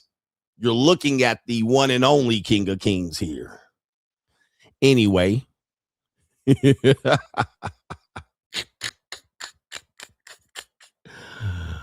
Crime and Law CGA. Crime and Law CGA. Let's get back to the programming here. This man, this guy name is Jason. Let me see what his name is. He's a porn star. He actually was the man that I guess was paid to have sexual relations with that Jewish podcaster. His name is Adam22. The guy's name is Jason Love. He became famous for having relations with a married woman. Okay. Let's see here. I don't know why this is on the screen, but apparently this was exposed while I was traveling through Asia on my Lingus Con tour. All right. But Jason Love, you would probably establish him as physically a Tyrone. Okay. So he would physically match the Tyrone archetype. Now, we know we talked about this, what the Tyrones actually are. They really don't know they're Tyrones. They just genetically blessed to be able to, you know, have people put attention on them, especially when they're young. Well, apparently the bullshit don't stop even for Tyrone. So let's go ahead and let him tell his story here. And this is a shocking story, but he says he raised a daughter for 16 years, then found out the truth. I had a daughter. But yeah, well, I found out about a year ago that she wasn't mine. So it's kind of a year ago. Yeah. How old was 16. Right? You had I was so doing you the had a trust daughter fund. for 16 years. Yeah, I was doing a trust fund, and then my accountant and my lawyer was like, yo, this is kind of big. You should take a DNA test. So we can put it in a folder. I'm like, all right, so I tell us a COVID test, swab, home test. Not mine. I'm like, weird. It's probably just a cheap test. Get a better one. Do it again. Not mine. Ain't no way. I could have swore my mom was a virgin. Obviously, I didn't know how big my dick was back then, so everybody felt like a virgin in the beginning. So I'm like, ain't no way. So I research and I find the best genetic doctor. Fly him to my home, take the test. But at this Not point, mine. she knows that it's a DNA test. No. I'm like, baby, my assistant have COVID. Another one got COVID. I'm just want to check everybody. What was the conversation like with the mother? So she was with me in Miami for like 2 weeks or whatever. And it was time for me to bring her home. I kind of kept it quiet. And she goes in. I'm like, hey, tell your mom to come outside. My mom will come out. And she's like, oh, hey, I need some money for this. I said, okay, that's fine. Here, I handle the paper. She opened. Ain't no way. Whatever. I'm going to take my own test. I'm like, well, you can have some hair right now, boo. This is the best way you can get. I mean, I had a daughter. But yeah, well, I found out about a year ago that she wasn't mine. Okay, so this is a situation for men, particularly men who, when I tell you all men pay, y'all laugh at me like I'm making it up. But this is an example of what I say. All men pay, even Tyrone. So if Tyrone's indiscriminately having success with women sexually from 18 or teenage years all the way up into his 30s, it only takes you one woman to make you pay for all of the women that you had this so-called free sex with. Now, I'm not trying to say that he deserved this. What I'm saying is all men pay. At some particular point, it's going to come back to you, nigga. You're going to have to pay the devil's receipt for doing what you're doing out here. It's part of the game. So you get away with a lot, but sometimes at some particular point, the devil comes back with a receipt and say, oh, you know, this all costed. There was a cost to all of this. You might not find out for 16, 17 years. There's a cost to this lifestyle. Okay. And now you realize All that money you paid in supporting that daughter was another man's child. Okay. Margin calls. This is an example of all men pay. So the winners, Pookie's the winner. Is he really? Pookie's the winner, right? It seems like it until 2 decades later. Pookie's not the winner. Pookie's paying for another Pookie's kid, raising them, being a father figure. And Pookie finds out, or Tyrone finds out. So I'm telling men, it's almost unescapable. Most men never escape this. At some particular point, it comes back. Maybe you have a daughter and she becomes a whore. All men pay. I mean, something's got to happen. I mean, it's part of the game. So you got to know what you're playing. You got to know what game you're playing out here. There's really no free lunch. And you almost have to despise the free lunch to a certain extent. 48 laws of power. Despise the free lunch. As CGA says, free women cost the most. So it looks like it's free and no consequences, but maybe it is for a certain amount of time. But then that one time, it then comes a cost. So how much do you think he paid in supporting that kid versus all of the times he was paid for sex? Because women pay me. Okay, he was paid for a lot of sex. And the time he also was having free sex, random sex with women who thought that he was blessed physically, and they just lied on their back and said, meow. How much money do you think he's paid to support that daughter that turned out not to be his daughter? That he's getting none of it back. He's getting none of it back. Now, add that up and then add up all the money that I paid for junior college, that chicken change, that bird seed. And then you can be like, CGA tricking off all his money. I guarantee you he's paid 10, 15 times more money for that one woman, that one child than I've ever paid. All right. It's a long ride, gentlemen. Stick with me. I'm going to teach you how this works. When you think you're getting it for free, you're paying 10 or 12 times the cost. Same thing as a credit card. You go credit card shopping. You buy t-shirt with that credit card. Oh, it wasn't that big of a deal. It was only $30. By the time you add up the cost when the interest is made, or if you miss any missed payments, you done paid $150 for that t-shirt. You done paid $150 for that t-shirt. Most people don't even pay but the minimum payment back. You didn't even pay the minimum payment. Then the interest hit your ass. That 23% interest, that 23% APR, $150 for that goddamn t-shirt at the end of the day.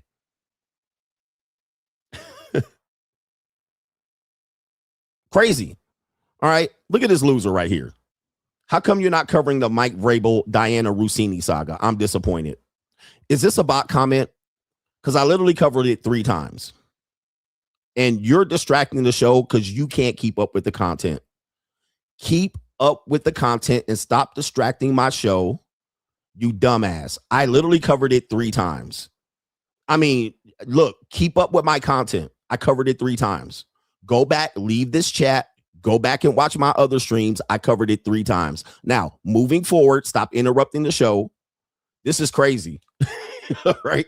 I'm giving y'all all the content. I cover content way before you even know the story. I literally covered it 3 times. Press 1 in the chat if you see me cover the Mike Vrabel story. I covered it and I literally covered it, recovered it just because there were new developments. You're late to class. Again, this is why men can't get anywhere. All right. Goodness gracious. Straight idiots. Straight idiots. All right. Anyway, bruh, this is why look, man, every day I do this, I literally feel sorry for women. Every day I do this. Every day I do this show, I feel sorry for women. Because men, ain't no point in having the men that we have on this planet. We literally need to Thanos snap half of the men. Most men out here are useless. You provide nothing. You're useless. You're going nowhere in life. You're distracted. You side distracted. Most of y'all niggas ain't going to accomplish nothing at the end of the day. All right. So most of y'all need to go to war, be dropped out of a cargo plane onto your head. All right. With the motherfucking malfunctioning parachute. That's where we are when it comes to these men. I give up on you niggas. All right. Thanos, please snap these niggas. Give Thanos an extra infinity stone for these men. You could not live with your own failure. Where did that bring you? Back to me. Most of these niggas are useless. I hope none of you niggas ever have kids and pass your genetic material on to any of these women. All right. Hey, women, stop giving up pussy to these men. Go on a strike. Don't let any of these niggas nut in you. Everybody on plan B today. All right, come on. Every woman on birth control for the next 5 years. Fuck out of here, bruh. Every woman on birth control. Snap these motherfuckers like, hey, ladies, live with let's your go. own failure. Where did that bring you? Back to me. I'm giving out plan B to women. Ladies, when you fuck, come over to my house. I'm dishing out plan B. Stop having baby by these motherfuckers. Every man gets a vasectomy at birth for the next 5 years. Every male child born gets a vasectomy coming right out the birth canal.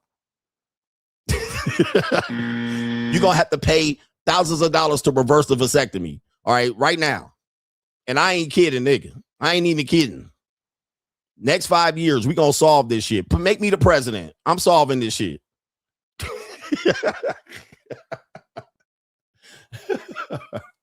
Y'all going to call me, man, I'm going to make history. Y'all going to remember me for the rest of eternity. They're going to be like, this nigga over here, a whole tyrant. He the whole new Mussolini.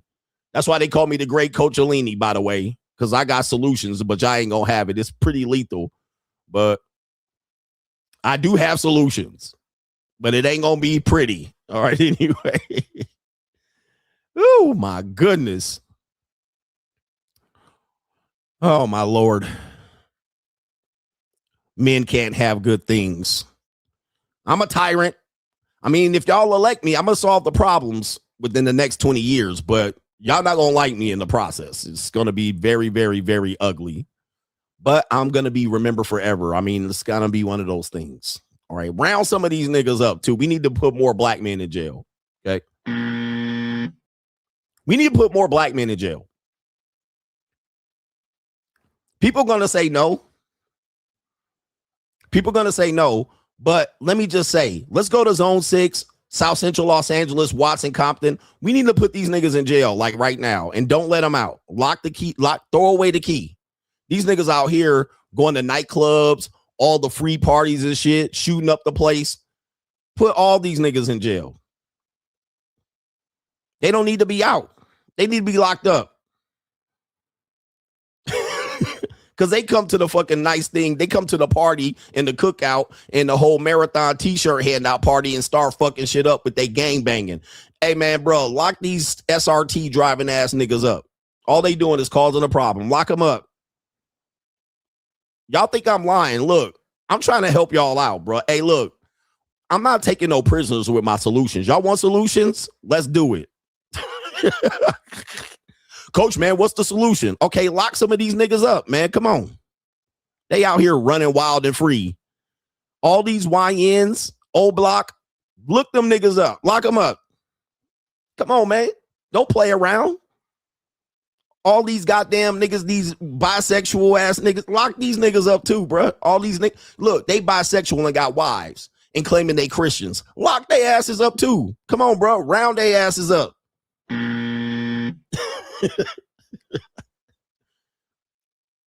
Come on, man. They out here just out in society, out here just mainstreaming, mixing with us and shit. No job all day, stealing hubcaps and rims and shit, buying Dodge Chargers, letting them shits overfinancing them, getting them repossessed. Lock them up.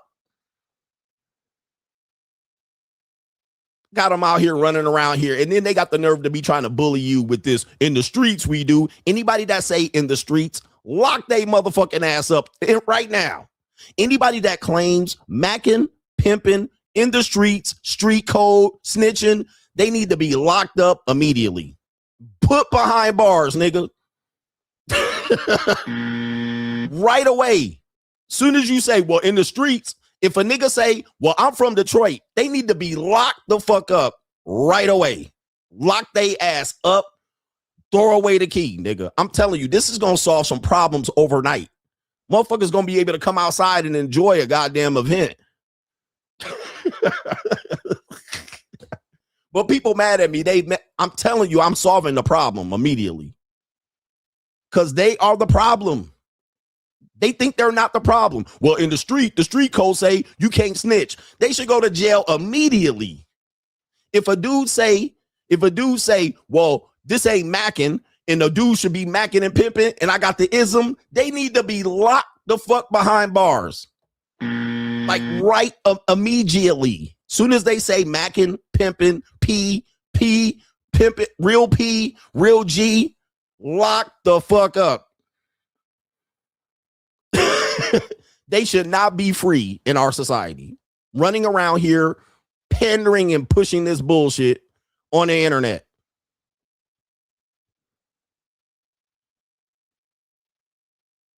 They should be in jail on the yard talking that shit. They should not be out in civilized society talking that shit.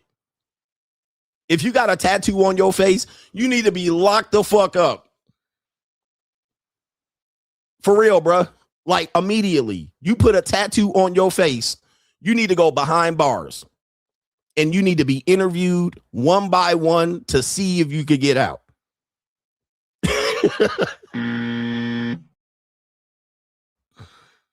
I mean, that you literally giving me the sign to lock your ass up. Now, some of y'all can be rehabilitated, but just lock your ass up. Soon as you go to the tattoo store and say, I want to put a tattoo on my face, lock you the fuck behind bars. Nigga, call the police and say, we got one. Straight jacket.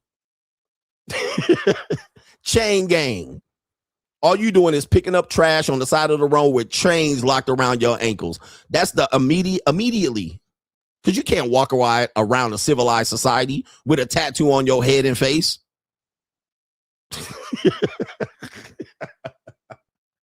You literally giving me the goddamn code as to not trust you and keep my kids away from you and all kind of shit. Right to jail. But y'all don't want to hear me, though. Y'all out here in your feelings. Y'all in your feelings, but I'm telling you. If you say $50 is too much money, you need to at least go to the county jail. You need to go to county at least and go to the tank, a holding cell. You need to talk to a public defender as to why $50 is too much at this particular time in your life. You need a plan. You need to give them up with a business plan. You need to have a goddamn assessment related to your education. You need to go ahead and see if you know anything about how to hold money. You need to go to the holding tank and figure out why $50 is too much in your life to come up on.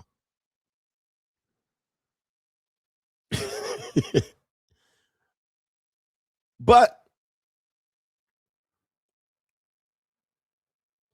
you know, let's continue with the show, because y'all be like, Coach, man, just do the show, man. Just talk about these hoes. All right, I know. We'll talk about the women for you niggas. All right, anyway. Let me see if I can do some super chats. It's a damn disgrace out here. But I look, every day I do this, I look and see that a lot of men out here ain't gonna make it.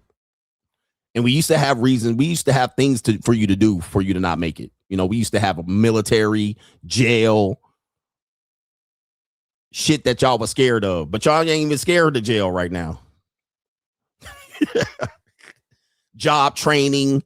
They used to have a place. What was that in New York where they would send y'all to learn trades?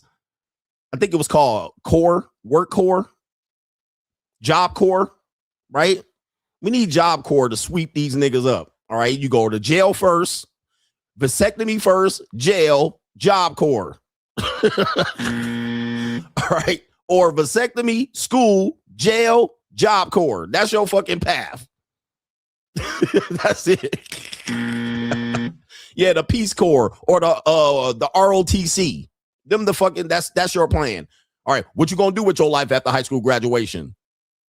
It either gonna go to college, Job Corps, Peace Corps, ROTC, the military, nothing else, nigga. You get no other choice but that. Conscription, that's your only fucking choice. All right, you can't just sit around. Let me think about it. Let me take a year off. You going right to the one or the other. All right, pick one, nigga, or I'm gonna pick one for you. You got 3 seconds to decide because you had 12 years to think about it, nigga. So you better pick one, motherfucker, or you going right to jail. Well, let me think about it. You had 12, 13 years of public free education to think about it, nigga. Now, when I ask you on your high school graduation exit interview, you better have a goddamn answer in 3 seconds, or I'm putting your ass on a cargo plane with backpack with a defaulted parachute. So what is it, nigga?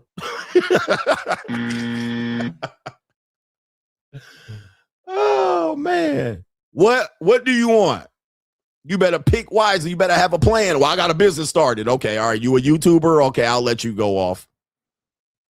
But y'all want me to be out here passively stroking the fucking Jerry curls and finger waves of these bitch ass niggas. Treating these goofy ass men with kid gloves. These recessed chin ass niggas with kid gloves. Nigga, you better get in the gym. Do some push-ups and some pull-ups. The only way to do, listen, man, this is how men learn. This is how men learn. You know how men learn? Because I'm going to help y'all out here. He said, notice the NWO interrupting this. I'm going to tell you how men learn. And this is me too. But some men learn faster than others. Men don't learn by education. Men don't learn by training. Men don't learn by you telling them. You know how men learn? They get punched in the fucking nose. They get hit in the head. They get humbled. They get punched in the nuts. Some men got to get hit 5 times. Clobbered. Humiliated. Embarrassed. This is how men learn. Pain. You can't tell some of these hard-headed ass niggas. You got to literally like kick them in the nuts, punch them in the nose, hit them over the head with a skillet. And they still dumbasses will get up, shake it off. Some of these gorilla built ass niggas, they still will do it. 50 Cent said he had to get shot 9 times. And then he had to think about it. Oh, maybe my life is going wrong.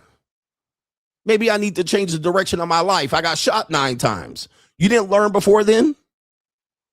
Tupac got shot twice 5 times. Not 1 time 5 times, twice 5 times. Come on. You think I'm tripping? You think I'm tripping out here? Man, it takes them a long time, right? Hard-headed. Men are hard-headed. Men are egotistical. But at the same time, this is what drives men to become powerful, creative, entertaining, innovative, and so forth and so on. We got to take the bitter with the sweet. Got to take the bitter with the sweet. But it takes men a lot. It takes men to learn. You can't tell them. You can't sit them down. All right, son, this is what's going to happen to you. Men are egotistical. It ain't going to happen to me. All right, okay, going on out there and keep living. And then you got to wait till they get hit over the head. What did you learn? Then they start blaming other people, and you're like, he didn't learn nothing. Let him go on out there. Get hit again. What did you learn? Now, the more women and liberals pander to these men, the more likely they're never going to get fixed. Oh, well, because of poverty, these people have to steal. I go to Asia and I see Filipinos living in trash. Rarely do I see these niggas out here stealing from the 7-Eleven. So it's not poverty. If poverty caused crime, the Philippines would be the biggest crime syndicate going on in the goddamn world because they live on top of trash. Meanwhile, they're the nicest people you'll ever meet while living in poverty. They're nice. Now you got granimals living in poverty in the United States, and these motherfuckers, people out here causing crimes. All right. So it ain't poverty that's causing the crime. It's these granimal ass niggas that need to be put behind bars and fucking shackled and chained, ball and gagged.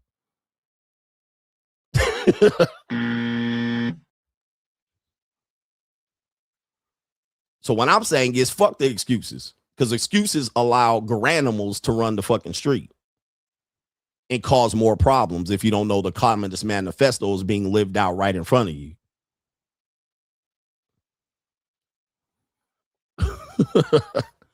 Brayon officer says, talk your shit, coach. He says, now I want to kick somebody in their chest and yell, this is Sparta.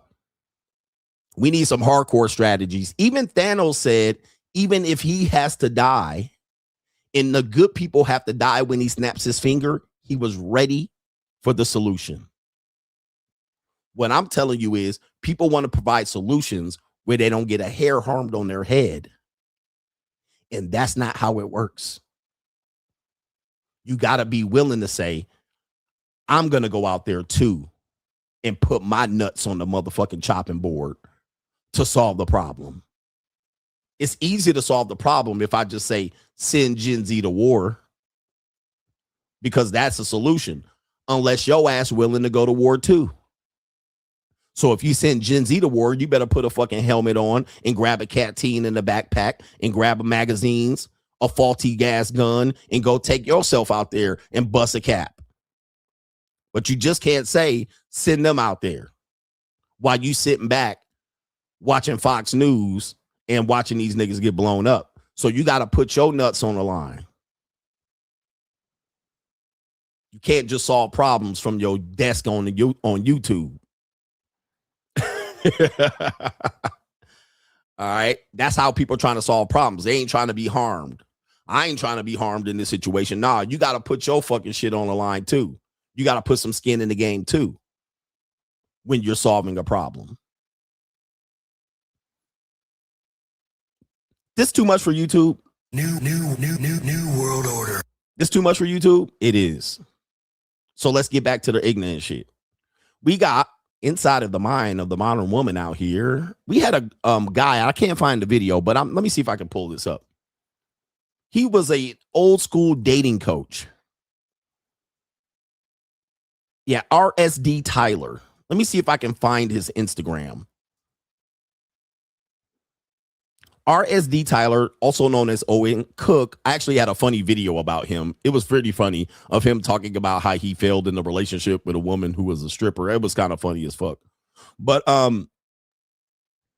RSD Tyler, Owen Cook had a great video. He broke this down about old school Manosphere content creation and old school Manosphere talking points. I can't find it because all his videos kind of look the same. It's kind of got, this is the guy though. This is the guy right here. And I didn't save the video, but this is him right here. He been in the game of content creation for a long time. He was an old school dating coach finesse guy, but he's since pivoted a little bit, and he provides some good wisdom now that he's kind of grown out of it. You know what I mean? He kind of grown out of it, but he still provides good wisdom, good understanding of female knowledge and nature. So he'll be able to break some shit down for you, right? He's pretty good.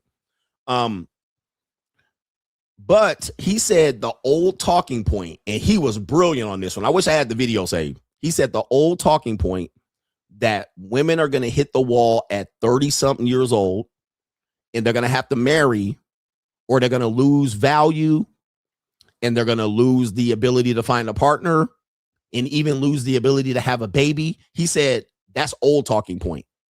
Now, I wanted to tell you, I've been saying that for a few years now. I was like, that's old. I was like, why would, as a man, why would you sit around waiting for that to happen? Because I'm that age now of women that supposedly are supposed to regret their decisions and are going to be panicking, and they're going to have to find a simp. And I'm like, I don't see that. I see it a little bit. I see women desperately dating dudes on dating apps trying to get cheap relationships. I see women that want relationships, but they're not willing to give up what they've built in their rights. They want partnership. And I also see women that are not apologetic about their past. They're not coming here going, I really apologize to these men out here. They're not doing that. And I said, at some particular point, men are going to have to realize they're waiting for this to hit for them to get an advantage in the marketplace. And I'm like, that's gone now. And I said, women have miracles of modern science. They have IVF.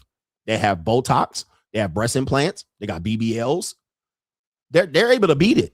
They're able to beat and extend the clock, so they don't have to be apologetic. So I'm now 50. I can tell you, if I'm normally dating 50-year-old women, they're not being apologetic about anything. They don't regret anything. They're not regretting it. So I was like, that's old talking point. Then I saw the video by Owen Cook, and I was like, he's saying the same thing. He basically saying what's happening now. What's happening now is that women are getting to the point where whatever that line was at 32, now it's 47, it's 50. They've moved that line successfully over the last 10 to 15 years to where they still are out here wanting to get married and have kids in their early 40s, right? Instead of settling down and have to make a choice at 32, they're now that pushed that to 44. Megan Good literally has said she's ready to marry Jonathan Majors and have kids because scientifically we can. Just like science has allowed older men to come out here and go to the Philippines and fuck until they die because we got little blue pills. They'll sell you some right there on the corner in Makati in the Philippines. All right, you need some help. You need some Cialis. You need some blue pills. You need this. So science has extended this idea of what once was a 50-year-old man, he's done. Now a 50-year-old man can show I'm just starting. So we completely changed the narrative to where the red pill talking points are outdated. It's outdated. Yep, we got TRT as a man. We got blue pills. We got Cialis. We're good. We're good. We can just keep going. And where women are going, when is he going to settle down? Baby, I got TRT. I got blue pills. I don't have to settle down and get married. I'm good. I can just go over there. Plus, I can date a 20-year-old woman over here instead of trying to convince a 20-year-old woman to date in America. We're good. So people will find solutions around talking points where some men will be stuck in talking points and they'll never realize that they wasted 5, 10, 15, 20 years trying to live out and prove their talking points exist. So that's what Owen Cook was saying. I can't find the video, but I do want to give him credit for it because that leads into this particular thing here. Okay. It leads into this here. And yes, women are taking steroids. They're taking hormones. They're taking TRT. They're taking human growth hormone. The women are. So we've completely changed the direction due to doctors and science about the old red pill is pretty much dead because you can't prove that what's going to happen is going to happen. So we got this segment inside the mind of modern women. I want you to listen to these clips and see how women are pushing and changing the direction of things, at least in Western culture. And even women that come from non-Western cultures that are indoctrinated or Americanized, the same thing. So the best age to meet someone. The best age to meet someone. Do you have an opinion on like the best age to meet someone? I feel like the best time to get married, at least if that's what you want, is after 30 because we change and grow so much in our 20s. Yeah. Do you have a view on that? Or I definitely agree. Like it's such a different time now than our parents' generation when they're like having kids at like 22. And there's research that shows that the older you are when you get married, the less chances of divorce. Right. Because I think it's true what you just said. Like you are more into your own skin, like you know who you are versus who you are at 20 versus 35. Like I was like dancing on tables at 24. Yeah. Okay, again, she was dancing at tables at 24. You know what she was also doing at 24? Okay, so they're going to say my brainstem didn't develop, but they also were dancing at tables. But now, and getting trains ran on them, right? And getting clapped, their cheeks clapped, and getting paid to go on vacations and trips. 24, too young. 34, perfect age. The nightclub drinking shots. I was at the nightclub drinking shots, but she's going to show up ecclesiastically Christian, born again, 12 abortions. And then she's going to push that on you. Now, listen, this is their segment is inside of the mind of modern women. I'm not here to disagree with it. I'm just here to show you what you're up against as men. This is what you're up against. Now, my question is this. Let's let her finish. It's like that version of me would have never liked the partner that I have now, nor attracted him. Do you have an opinion? Now, this is my only problem with this, because this sounds good for them. My solution is for me, go live that out, baby. All right. And I'm not going to clean up the mess. My question is for men that are between the ages of 18 and 35, right? If we believe this, if we're pushing the modern women, just you're not ready yet. What do they propose men 18 to 35 do? All right, this is the question. Play the Jeopardy music.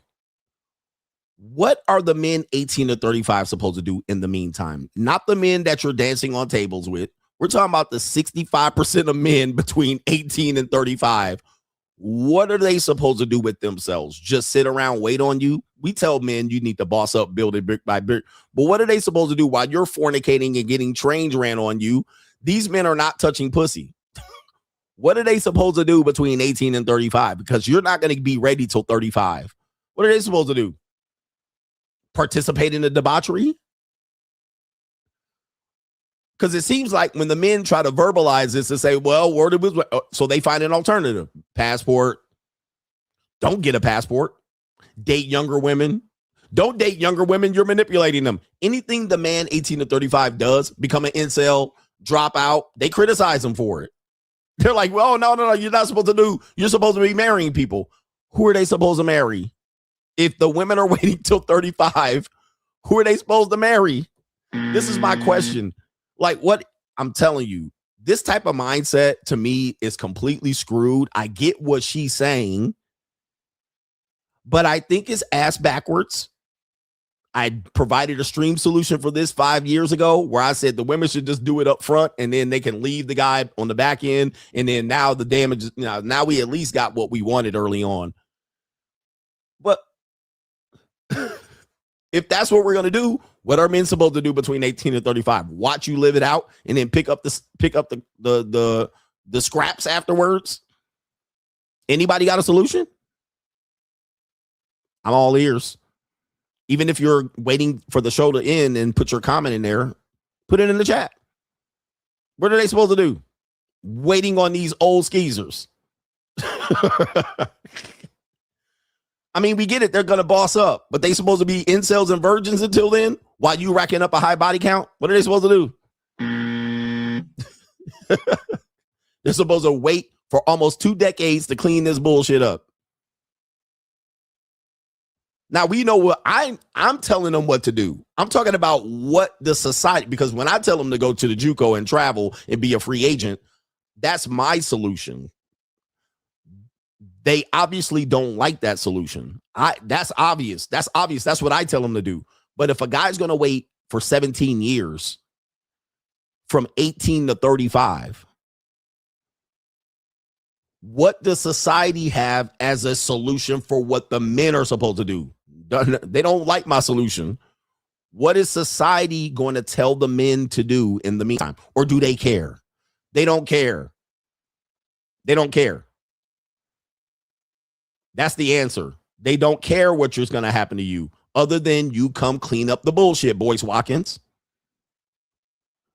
You're just going to wait around and watch the bullshit as they do this.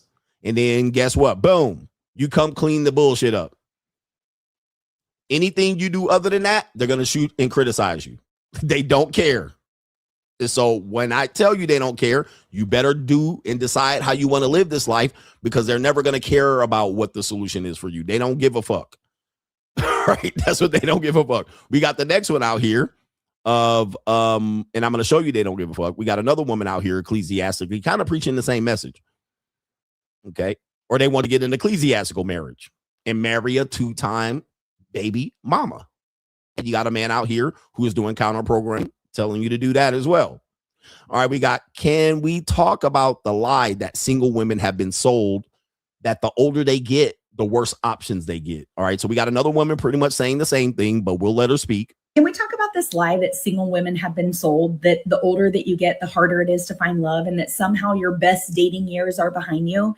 Because I've been a matchmaker for over 15 years, and I have sat across from hundreds of incredible single women that are in their 30s, 40s, and 50s that genuinely believe that they have missed the window, and it breaks my heart every single time. So here's what I actually see in my work. The women who find the deepest, most fulfilling relationships, they are not the youngest one in the room. They're the ones who finally know who they are, who stopped settling, who stopped shrinking themselves, and who found a man who never wanted them to shrink to begin with. Because here's the thing about the right man. He has been on his own journey. He's been growing, figuring himself out, learning what actually matters and what doesn't, what he's looking for in a partner. He is not looking for someone to impress or someone who's easy to manage. He's looking for someone real, someone who knows her own mind. And that kind of depth, ladies, that is something that comes with time for the both of you. So if nobody has told you this lately, let me be the one. Your best love story has yet to come.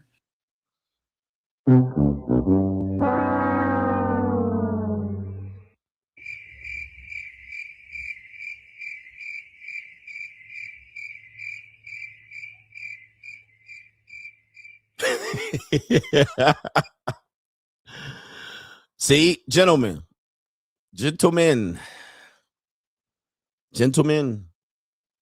I'm here for you. You're not going to always agree with me, but I'm the only one giving you the real alternative for your own male sovereignty. Because if you leave it to the hands of these people, they're going to have you picking up soggy women as a solution. 30, 40, and 50. Now we got 40 and 50. Not just 30 anymore. Remember, the previous Ling said 30 after dancing on tables. Now we got 40 and 50. Y'all gonna be mad at me, but I'm gonna tell you, I could never live a life like that. Now they got you waiting from 18 to 45. Damn the wall. What wall? Where's the women at that's going to regret their decisions when they're 22? She's going to regret that when she turns 35. Now we at 45 and 50. Come on, man. Come on, brothers. I'm just here to help you live this out and sort this shit out. Y'all out here chasing your tail. You're out here chasing your tail. The more people who believe this, I'm just going to say you're chasing your tail. What about love, coach? Oh, where's the other dude right here? Remember this guy right here? Let me show you. Let's pull this up. Remember this guy right here? I just want to find a wife. Let me ring the bell. You're not finding one, fam. I've been telling y'all, it ain't there, bruh. I just got paid. We could go to Applebee's tonight. Love you. It's over. You ain't getting it, fam. And now y'all say I'm mad and mean. I'm mean for saying that. But this guy is around 19. Bro, you got another 28 years.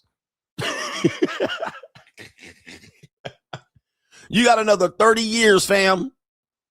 And the women you're going to ask for go to Applebee's 30 years from now, trust me, nigga, you ain't qualifying, bro. You better grow a beard. You better do some push-ups. Better go to the JUCO. Better get your passport. You better get your money up. Go get your chicken bag up. Better boss up. Okay, come on, man. You better go get some punani. You better boss up, man. Come on. You're supposed to wait 30 years to find this queen, find this love. All right, Inside of the Mind of Modern Woman continues. All right, now, so this goes back to the conversation that I had on Straggle and Sniggle Theater of where the idea that the next generation is going to be better. So we have millennials where people saw the fall off, the entitlement culture. Then you have Gen Z, who is the lack of attention COVID kids. And the 304s, the bisexuals, the LGBTQs, right? Gen Z. So we see those two generations and we go, man, it's bad. Maybe the next generation is going to be more traditional. So you have people pushing traditional conservative, despite the fact that a lot of trad cons are just women, whores cosplaying as traditional women, finessing men that don't have experience, right? Repackaged women. You know, their final form is of a 304 is a Christian woman or a church woman. So these men are returning back to church, hoping that they're going to find good women. And these are just nothing but hoes cosplaying as trad cons. See any traditional conservative podcaster. So what happens is the next generation is supposed to be better. Maybe the next generation is better. So we have following Gen Z is we're returning back to the start of the alphabet is Gen A, Gen Alpha. Following Gen Alpha is Gen Beta, Gen B. And these are the kids just being born today. That's Gen Beta. Not that they're beta males, it's just the next one. Now, if you don't have your pulse to the street of Gen Alpha and you're just hoping and praying, you don't realize that Gen A is torn up already. They're kind of messed up. They're already coming in the game messed up. All right. It's not going to be better just because you just hope it's going to be better. Let me play this video to set this up. These are Gen Alpha kids. I don't even think they're in the United States. All right. But Gen Alpha already been kind of infected and infested with, Andrew Tate, feminist podcasting. It's over. Want to get married one day? No. What if my wife is gold digger and always like money and don't care about me? If I was a billionaire and I was sick, right? I have life support, right? She will take out my life support and I will die. Whoa. That's very intense. No dating. No dating. We need girls like that. That's why there's something called International Women's Day. Do you want to get married one day? I'd rather adopt a child. All right, so this is Gen A, who's supposed to come back in more traditional. They're going to be the solution. They're going to change everything. They're going to find religion in God. Blase, blase, blah. That's the future. They already been watching Clavicular. Gen A boys already watching Clavicular and Sneeko and Myron. That's who they watching. And the Gen Z girls are watching that one woman with the podcast, and she was a skeezer. What's her name? Call her daddy.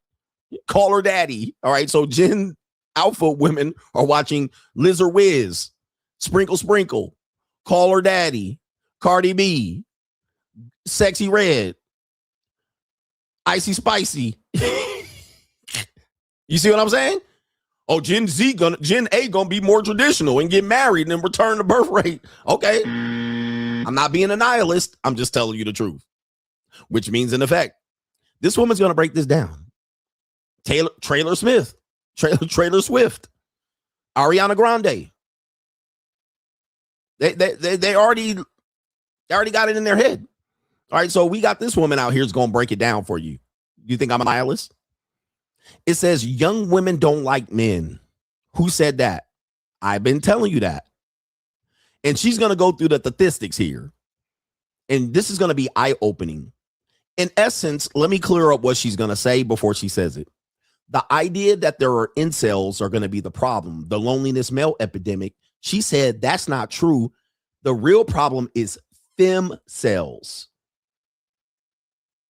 There are more fem cells than incels, but we don't focus on that. We focus on the loneliness male epidemic and the incels, but she's going to go through statistically and show it's the fem cells that outnumber the incels. You're not going to hear this through mass media. The New World Order is not going to report on this. Nobody's going to catch up until 20 years later. But she said it's the women that hate men that outnumber everything. Uh-oh. Uh-oh. I told you. All right, we got a blue-eyed, blonde-haired devil that's going to tell us here. Very used to hearing about young men's negative views of young women, but this really struck me because we found that 72% of young men have a favorable view of young women, 7%, and not very many really, have an unfavorable view of young women. When it comes to women under 30, though, only 50% have a favorable view. The unfavorable view of men goes up to 21%, and then under 25 women, it's just 35% of young women who have a favorable view of men. Hey. And wait. if you go into very favorable, it's just 11%. Okay, so she said women under 25, Gen Z, only 30% of them have a favorable view of men. Now, people are going to say the reasons why. Who cares? Because nobody asked the reason why men have an unfavorable view of women. Nobody cares. So we don't care. That's not going to be the topic of the conversation. But only when you dive deep into it, the Gen Z women are the ones at the early point of them being whores and skeezers and selling pussy on OnlyFans and seeking arrangements. They're the ones that have an unfavorable opinion of men. The men, the young boys, actually have a favorable opinion of women, despite the fact that the media will tell you they're incels, Sneeko, Clavicular, Andrew Tate, CGA, or Myron are poisoning them. It's the femcel revolution. It's the loneliness female epidemic. It's the man hating. It's the misandry, not the misogyny. It's the misandry. Y'all don't want to hear this though. It's not the misogyny. It's the misandry. Let's continue. 25 women. So we are looking at an environment where young women feel a lot more negatively towards young men than the other way around. The young women feel a lot more negatively than young men now. Under 25, even under 30. Who cares about the reason why? Because again, if I just said, well, what's the reason why men have a negative view of women? Nobody cares. They're just going to say they need to fix it. We need the counter-programming. They're just going to work around it. Nobody really cares about any legitimate issue. So we're not going to put that on the table. We're not going to table that. What we have to understand is that the women are coming in negatively viewing you. And how are these women supposed to have relationships with you? They're supposed to like you, love you for who you are. They're supposed to see value in you. They're supposed to give you a chance. The answer is we're really living in a difficult time because we focus so much attention on the men to be the one that fall on the sword, where the women give up nothing in terms of their progress to make it work. We just allowed them to come in with man hate. And I said this before, in relationships, just because she's with you doesn't mean she likes you. There's something she's gaining from you. She's getting from you. You have to understand that this is the case. And I also said, if women literally like men, you would see them engaging with more men, but they distrust men. They don't like men. They only like one man tops at one time. And normally that man is providing something, value, stability, money, whatever it is, sex. That's the only man she likes that walks the fucking earth. And they're going to come up with reasons why. Well, that's because we like the bear. Okay, whatever. Who cares? Okay. But this is what you're working with. This is what you're working against. It's not CGA. They're going to make CGA the poster child of the problem, but I'm not. All right. This woman, this blonde, blue-eyed devil knows. We're very used to hearing about young men's negative views of young women, but this really struck me because we found that, 72% of young men have a favorable view of young women, 7%, and not very many really, have an unfavorable view of young women. When it comes to women under 30, though, only 50% have a favorable view. The unfavorable view of men goes up to 21%, and then under 25 women, it's just 35% of young women who have a favorable view of men. And if you go into very favorable, it's just 11% of under. 11% of women let me say it again. 11% of women under 25 have a very favorable view of men their age.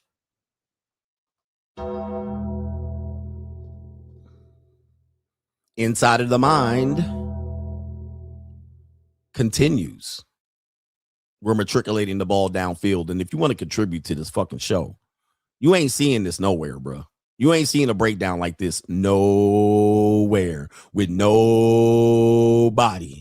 All right, we have a young lady here she's been going viral. I like her post. It seems like she's from the United States, but she's been writing these funny things on the board. What a girlfriend is. Very funny clip. This is another one. Her name is Ishba. She says this about women, and it's funny. This is a funny one. This should have been on Straggle and Sniggle Theater. Let's see what she has to say about what I call female manipulation tactics. Here we go. She doesn't have games in her phone because you are the game she is playing.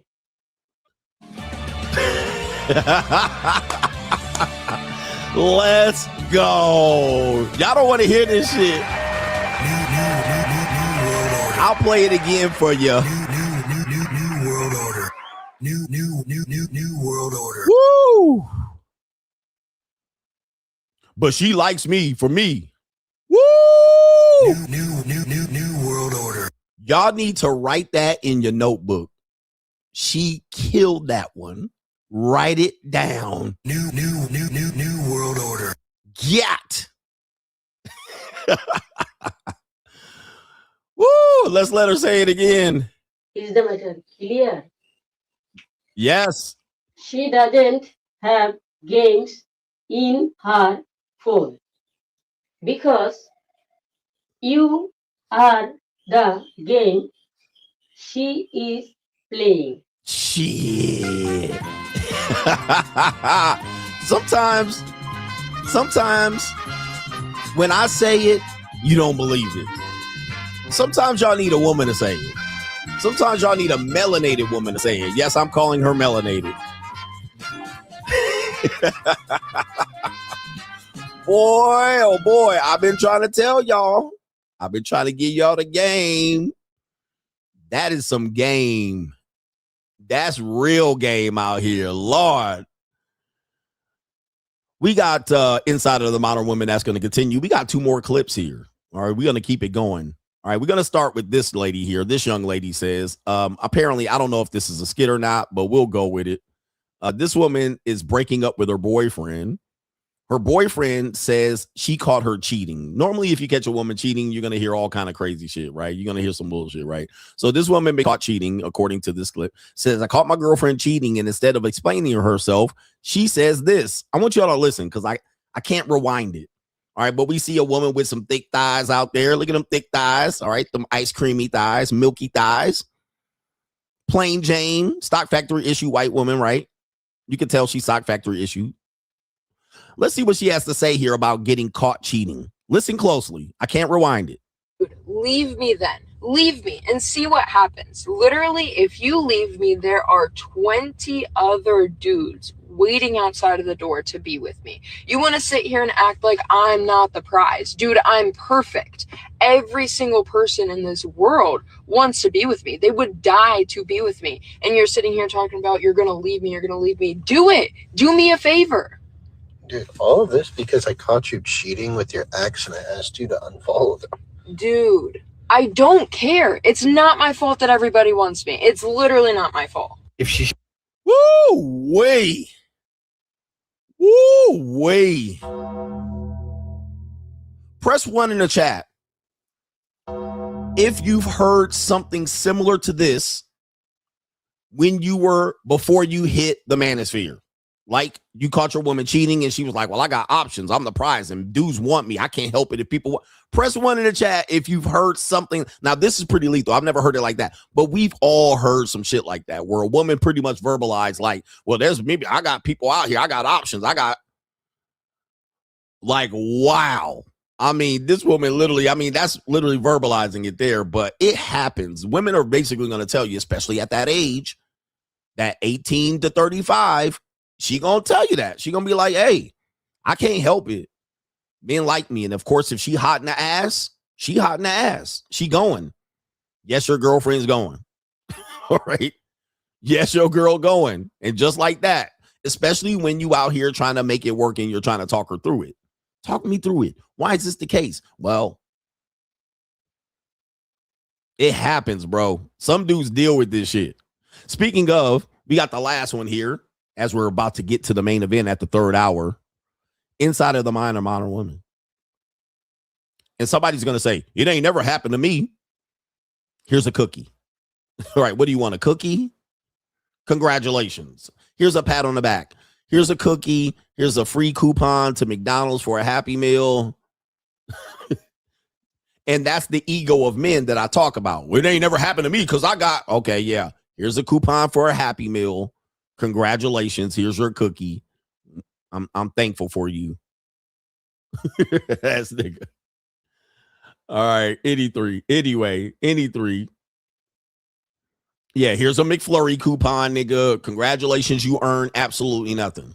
All right. You get nothing for this, but you want to be recognized, pimping? Here's your cookie. Even pimp, it happens to pimps. Pimps even it happens to. They'll tell you. What does a pimp tell you? Look, check this out. What does a pimp tell you when it comes to their women? What is the number one thing a pimp has to worry about? Because dudes that act like, oh, I'm a big player, so it never happened. Even pimps will tell you, what is the number one thing that they have to worry about? And this will tell you, these dudes be out here lying because anybody can get got. Let me see here. Not just another pimp. We're going to tell you the real term. The real term for it, if you really know. Yep, there it is. I got one. I got one. Right there. Shout out to our brother Midwest Traffic KC. The number one thing a pimp has to get worry about is getting knocked for their girl.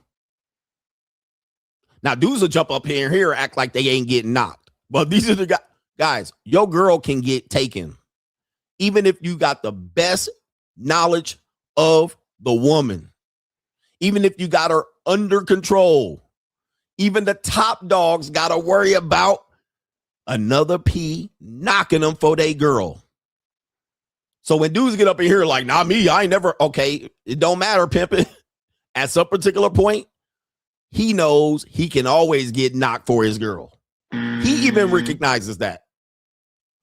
Don't let your ego get out of control out here, pimping. You can always have your bitch choose me at any particular point.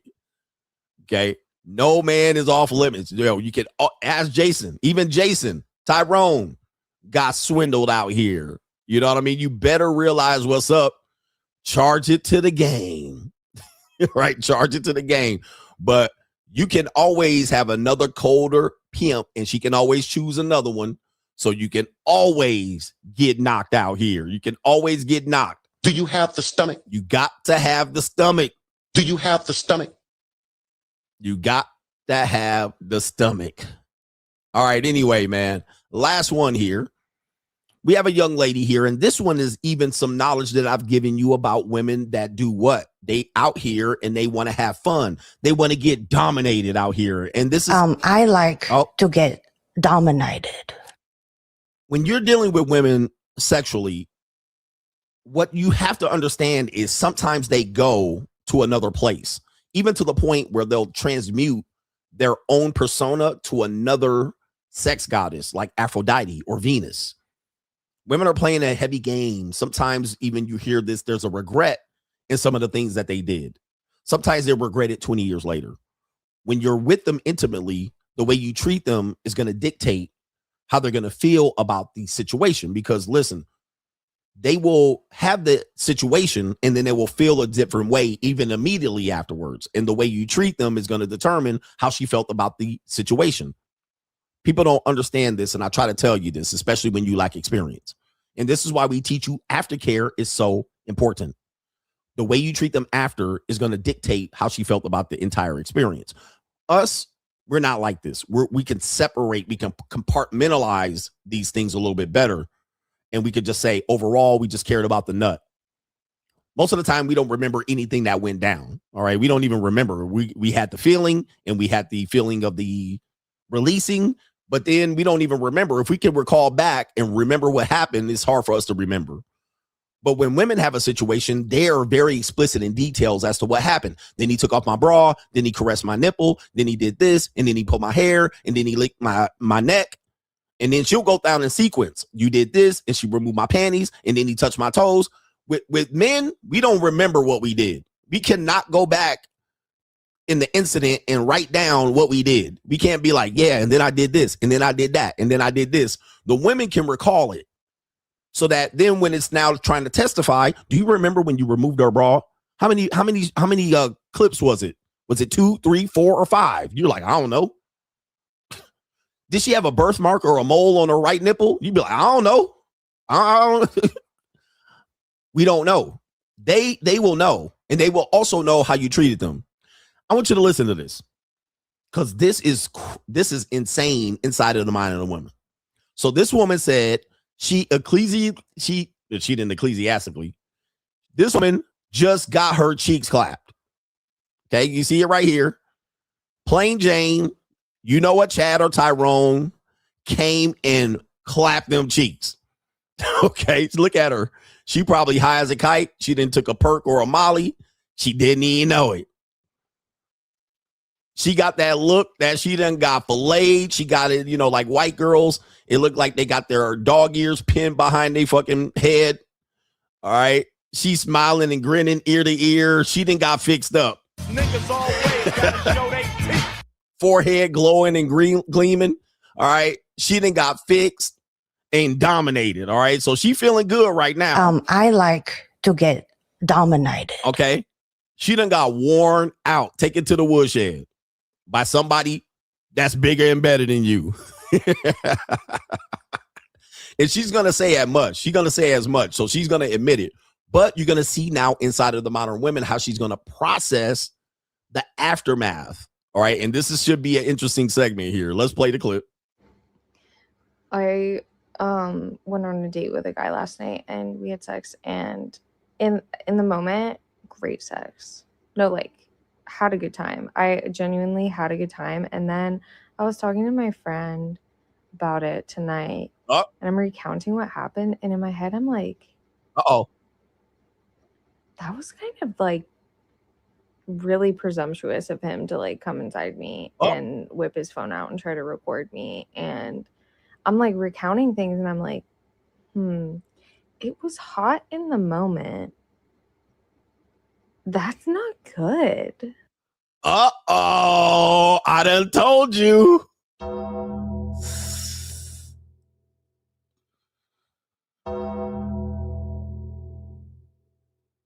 So the aftercare must have been a problem. What did I tell you? He says withdrawing consent in 3, 2, 1.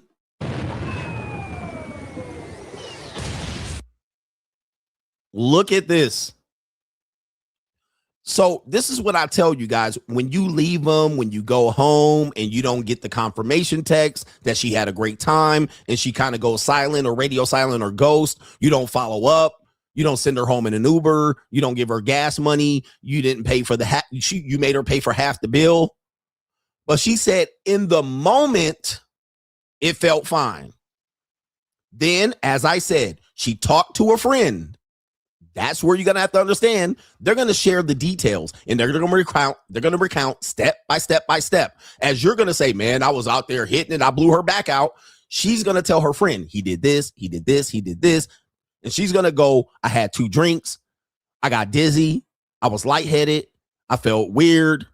And then he did this. He put it there. He nutted inside me. He didn't pull out. Damn, that's kind of weird. Then he recorded it. He recorded himself with his finger digging it out. He recorded me and posted on his Instagram. This is how they process things. Then he didn't give me no gas money. I had to walk outside. He kicked me out of the house. He told me he had to leave. He had to wake up early in the morning. 4 a.m, I'm doing the walk of shame. I'm standing out in the cold with no jacket, getting an Uber.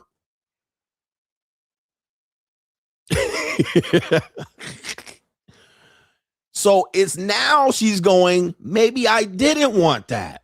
It was fine during it, but the aftermath, me having to report it, me recounting it, me thinking about it after the fact.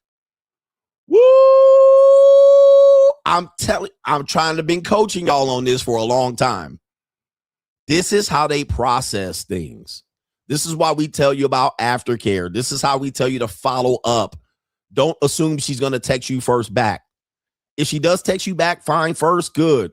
Don't call her names afterwards after she does the nastiest shit. Even if she's down to have it recorded, even if she says record it, you got to make sure she get the consent and you treat her right after the fact. That doesn't mean you have to simp, but you got to treat her right after the fact so that that's part of your sexual responsibility, because they become weird after the fact, bruh. They become weird after the fact. Sometimes that's why you pay up front so you can prevent this bullshit. Women used to become clingy and get sprung after this. And then they use this to do what? They use this to get into a relationship, right? So then they're going to be like, you just going to fuck me and toss me to the side like that? I'm not that type of girl. I don't usually hook up like that. And you recorded me and then now you're in a relationship to prevent her from crashing out and burning your car and showing up at your mama's house, right? And trying to call your ex-wife. Like, you know, this is why women, when they cheat with dudes that got girlfriends and wives, they end up going to the wife's house and knocking on the door. You know, your husband been nutting in me. He been cream pieing me and he got a video on his phone. Because she didn't talk to the friend. She didn't talk to 3 or 4 of her sorority friends. And now all of a sudden, you the bad guy. But she said during it, it was fine. Let's continue here. We got a couple more seconds here. Listen to this. It's actually like super disrespectful, but I liked it.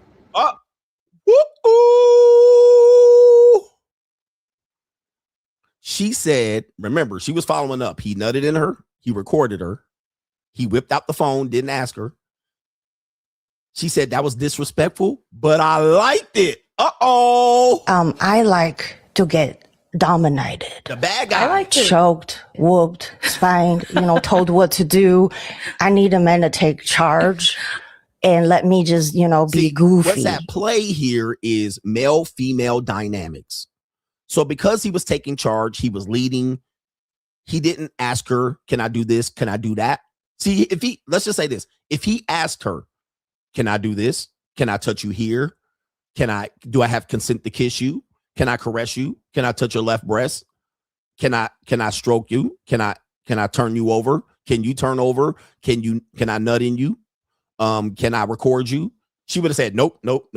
She would have like, this guy completely ruined the moment. keep asking me, because male-female dynamics don't work like that. It doesn't work verbally. It's all physical. It's kind of like you read in the room. So there's where the gray area is, because if he would have been asking and verbalizing, her pussy would have dried up. She want the man to take control, grab that neck, pull there with her right to remove consent or say no in the middle of the act. So if she says pull my hair, then you do it. If you say, can I pull your hair? She has a right to say yes or no. And then she has the right to also snap out of the mood. Well, he was really just, he got weirded out. So she went with the programming because she said, I liked it. It was good. But now recounting it and thinking about it and reporting to her friends, or girl, he sexually assaulted you. Yeah, but I kind of liked it. It really wasn't like that. Girl, you need to remove consent. So she said, yeah, that whole domination shit, I liked it. I was in my feminine instead of being with these punk ass men. I liked it. This is an incredible inside the mind of modern woman. This is what y'all dealing with out here. Throwing your dick around here. It's for free, coach. This is what she processes, giving up free pussy. Let's continue. Yep. Does he have money? Or let's say, for instance, you did this and then she looked on your Instagram and saw you as a misogynist or saw you giving dating advice to men. All right, guys, this is what you do. And then everything you said on Instagram, you did to her. And she's going to be like, you must do this to all the girls. You see what happens? You see how removed consent can happen after the fact? Or she investigates you and then find out you're not a doctor. You're not a lawyer. You're broke. You live with your mama. Now, all of a sudden, she's thinking different about the whole event. Y'all think I've been lying to y'all. Listen. Yeah, she found out you voted for Trump. Oh, he voted for Trump? Cooked. What does that say about me? Look at this. I don't know. Would do it again, but brothers, she said, now remember one thing I told you, bro. I said a lot of men are trying to figure out women, but I'm like, they don't even know about themselves. They don't know if they're coming or going. They're inside of their head. She says, what does that say about me? You know what that says about you? You're a dirty whore, accept it. But she doesn't want to think she's a dirty whore. I'm a good girl. What does that say about me? I like to get dominated and hair pulled and smacked and controlled, but I'm a boss babe. I'm strong and independent, but I also like to get dominated and smacked around in my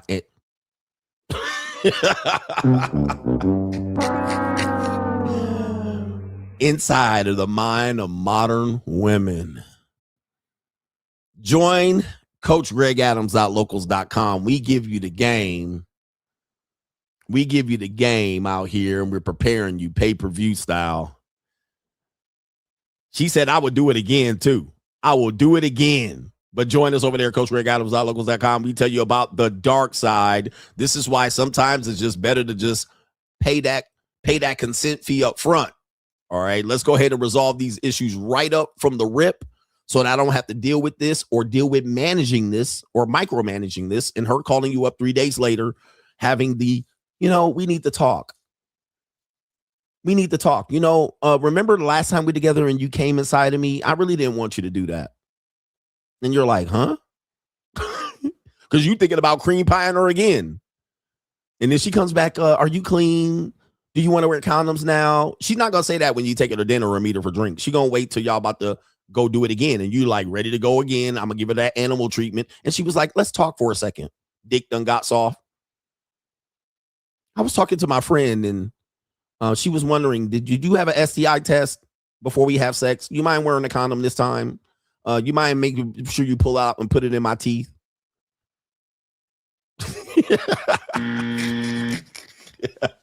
Now you're talking half naked, your belt's unbuckled, your shirt's off. She taking her shirt off and she's like, let's talk real quick.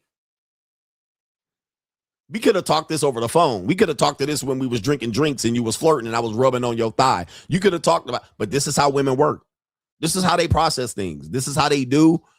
I can't help you with it. What I can do is I can make you work around it just to make sure you're prepared for it. because this is what they're going to do. This is how they work. You know what I mean? I can't change them, but all I can do is alert you to make sure. And then you be like, baby, we was about to get raw, dirty, bucket naked, and now you want to talk. You realize this dick don't get hard again. All right, this dick, you already got the dick super duper rock hard. Now this talk is going to make my dick go limp. Now you're going to have to re-hard it again. But we just did the whole playful thing for the last 2 hours, doing drinks and having dinner and rubbing on each other and kissing each other on the back of the Uber. I'm all worked up. Dick been hard for 2 hours. Now all of a sudden, this dick going limp. Now all of a sudden, you got to re-harden that shit again. But now I'm thinking about this conversation I just had. All right. Like, yo, now you done killed the whole vibe. Well, it was important to have the conversation, right? Oh, okay. Well, you could have shut up at the end of the day. Look. Can you shut the fuck up? Of course, now if you go past that and go, she's going to say you forced her and coerced her into it and twisted her arm. He didn't want to talk about it. He's out here recklessly out here. He probably got an STI. She going to be getting the test. She going to be calling you from her OBGYN, talking about she caught something from me. And I was like, you better talk to the last nigga because I got my test and I'm clean as a whistle. You better talk to the last nigga you hooked up with. All right. Anyway. We got some support that we need to acknowledge, and then we're going to do the main event. Shout out to our brother Kenny Dwayne, says great content headed to Bogota. Well, it looks like you misspelled it. I think you meant Bogota in May. Shout out to you going down there. Just don't get deported. Shout out to you. Paul says, thank you for today's podcast. Appreciate you. Underdog Glory for being a true testament to overcoming life. In order to get real, man, you guys got to overcome life as men. The only way you win life as men is overcome life, because life is going to punch you square in the nose on a daily basis.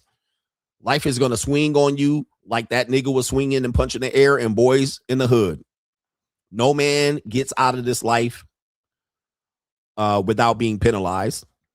Shout out to our brother Iggy. Miles says, Coach, woke up today and chose violence. CGA is my favorite. Violent CGA is my favorite CGA. Always good to hear your epic rants on how this world really works. He says, burgeoning cult leader CGA is my all-time favorite CGA. The time has come for the new sun god to resign and reign out here. I'm fucking up his whole thing out here. But the new sun god to reign. SUN. Burgeoning cult leader CGA. He says, fun times ahead for CGA's elite team. We're ready to go. We're ready to go. And people are saying, blasphemy. I don't blaspheme our Lord and God. I don't come out here and intentionally put down religion, but I will say I am the sun god. All right. Without the sun rising every day, you guys don't live. All right. Without me dropping podcasts every day and information, you guys will be simping.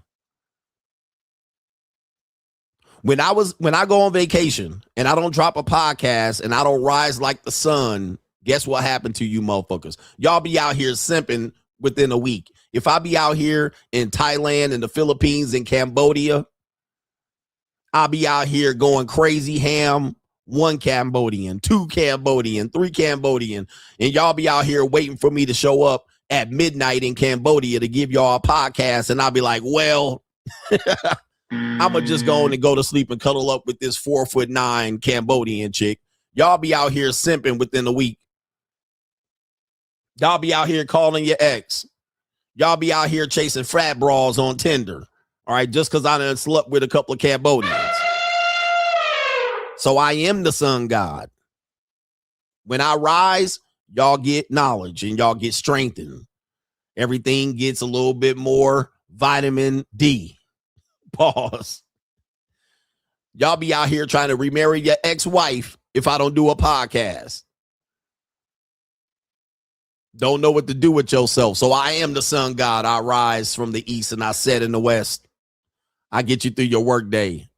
Shout out to our brother. We got a lot of supporters here. King Porter says, Coach, the other night, someone asked about your high sex drive and ability to have 2 a night. Jamaicans usually say shorter guys have more stamina. Do you think this is true? Well, I'm going to just let you know. The thing about short men is we have a better life later, typically. All right. The taller guys, which they are typically picked earlier, they have a short shelf life. And most of the time, women that go with taller guys are mostly disappointed, right? But shorter guys typically win life 35 to 65, 35 to 70. Taller guys win life from birth to 35. But Kevin McHale once said, tall people don't live long. Certainly they don't live long healthily. All right. If you find a tall guy and he's in his 50s or 60s, nigga be walking like this, sciatica, hurt knees, bum knees, feet all turned over upside down. Find a tall guy that is in his 50s and 60s. That nigga be looking like he be looking like Herman Munster. Awkward, stumbling, fumbling. And most of them die. Yep, they be having hunchback, looking all weirded over with their short wife. Just look at them. Just look at him. You be like, damn. Now find me a shorter guy that's in his 50s and 60s. Most of the time, he literally be looking, damn, you really that old? He literally looks younger. And most of the time they live longer. Find me old, tall people.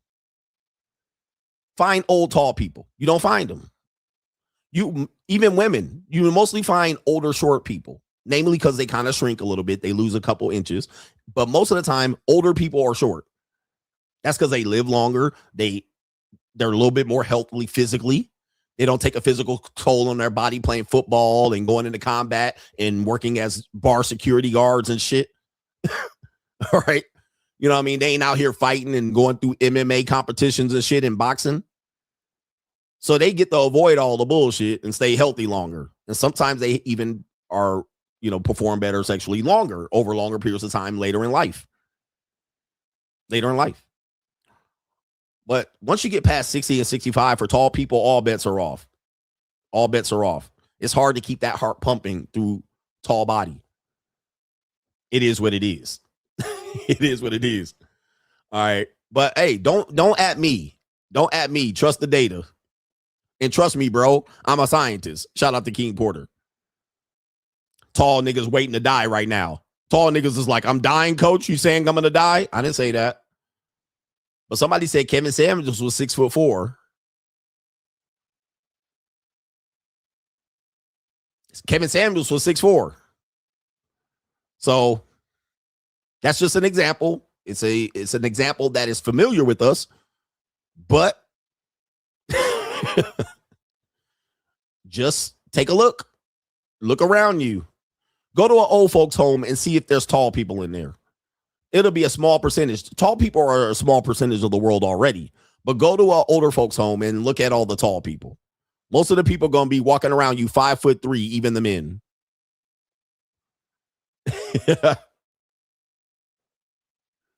So deal with the shit. It is what it is, motherfucker.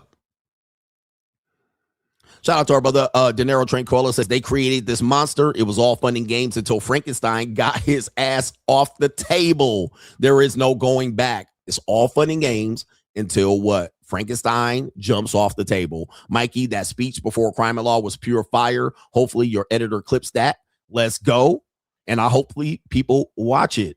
Shout out to our brother, Dennis S. says, God damn, coach, you killed that segment. Clip it up.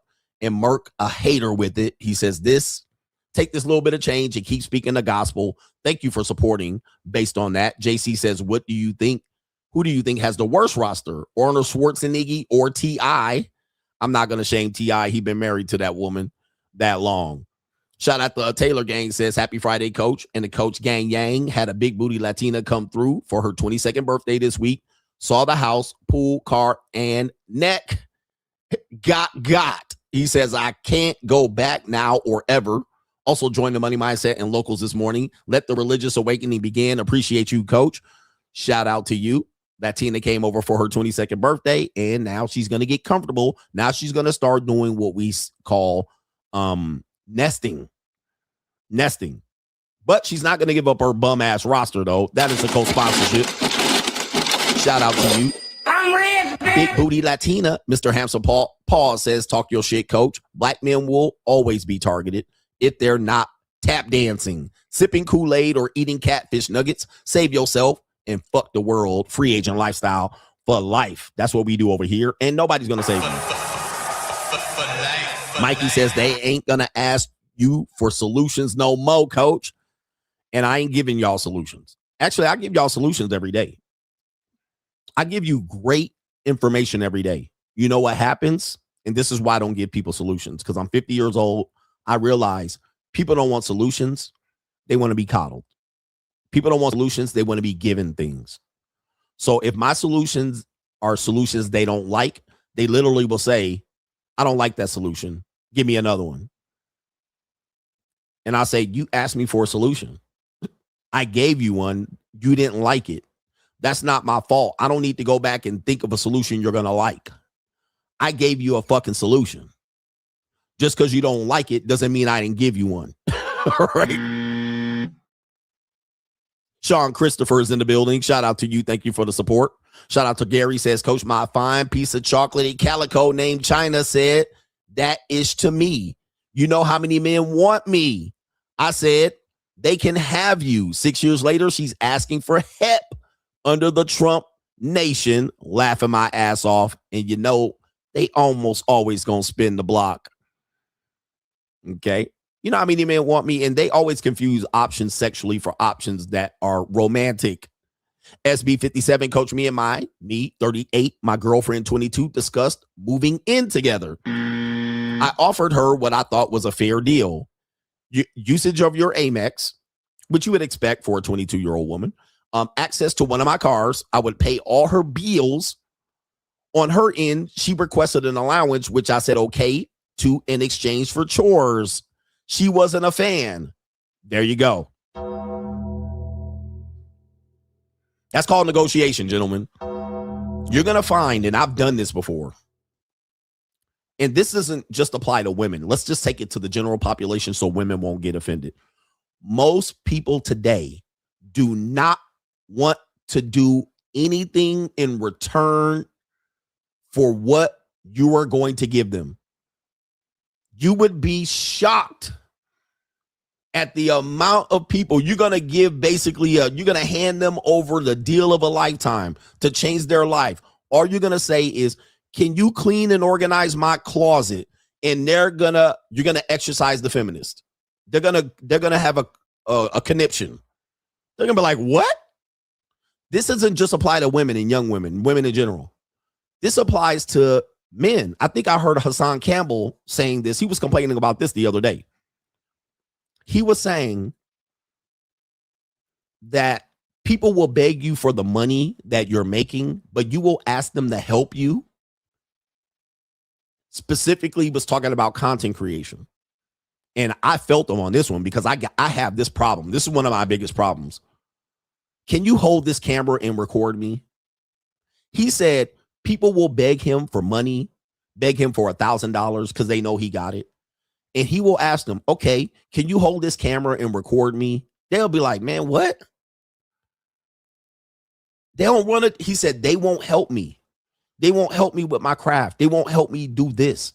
And it simply is hold this camera for an hour. Record me like you're going to make a fucking video. They'll be like, nah, man, fuck that. But they will put their fucking hand out to take from you. You got to understand, this is 85% of people, if not 90. Most people don't want to do the work. So going back to this young lady, I've given deals to women, not deals like that, but I've given deals to women. And all I said was, can you make sure that when you come to my closet, when you come to my house, can you pick this up? Can you move that? And they literally was like, what? And you're like, what? Like, wow. I literally asked you to organize my closet, not clean the whole house. I got a maid for that. But I'm like, this seems to be a daily task. She was like, I don't know if I got time for that. I'm like, okay. Bye-bye. Bye. About an hour earlier, she was crying about trying to make it. I really can't make it. I don't know what I'm going to do. Repo man outside of my house. I got to hide my car in the garage. You literally rescuing the bitch. As we say, you can't save them. They don't want to be saved. Never feel bad about this, gentlemen. This is why I do the things that I do. They don't want to give you anything. Now a woman's going to be in here said, not me, coach. And all I'm going to tell you is, or I'm going to ask you, how old are you? If you say anything past 35, I want you to do this. Okay. Okay. Shut your bitch ass up. Okay. You're a 35-year-old single mother, washed out, 3 abortions, 2 divorces. I don't want to hear shit about what you're going to come over here and bring your soggy ass over here to do. You're going to have to do this. So you 35, 40, 45, 47, you done washed out of corporate. You done hit the glass ceiling. That degree ain't popping. Them student loans getting garnished from your motherfucking paycheck. I ain't hearing none of that. Like, we ain't talking about you, baby. I know you going to do it for about 2 weeks. All with an attitude and a stank face. And I got to look at your wide, soggy biscuits doing it in my closet. We ain't talking about you. You desperate. You got to think about doing some shit like that for 2 weeks. All right, with a scowl on your face, like I owe you something for picking up my drawers and putting them in the hamper. All right. In between you dropping off your kids to Boys and Girls Club and shit. And guarantee you after 2 weeks, you're going to start reneging. Or I don't know if I can make it. I don't know if I can do it. All right. All right. But the rent paid already. And now the repo man, he got to be called off the dogs for the next 30 days. Yeah, listening to her drunk rambling about her. I don't want to hear this bullshit. Get out my face with that bullshit. Shut your bitch ass up.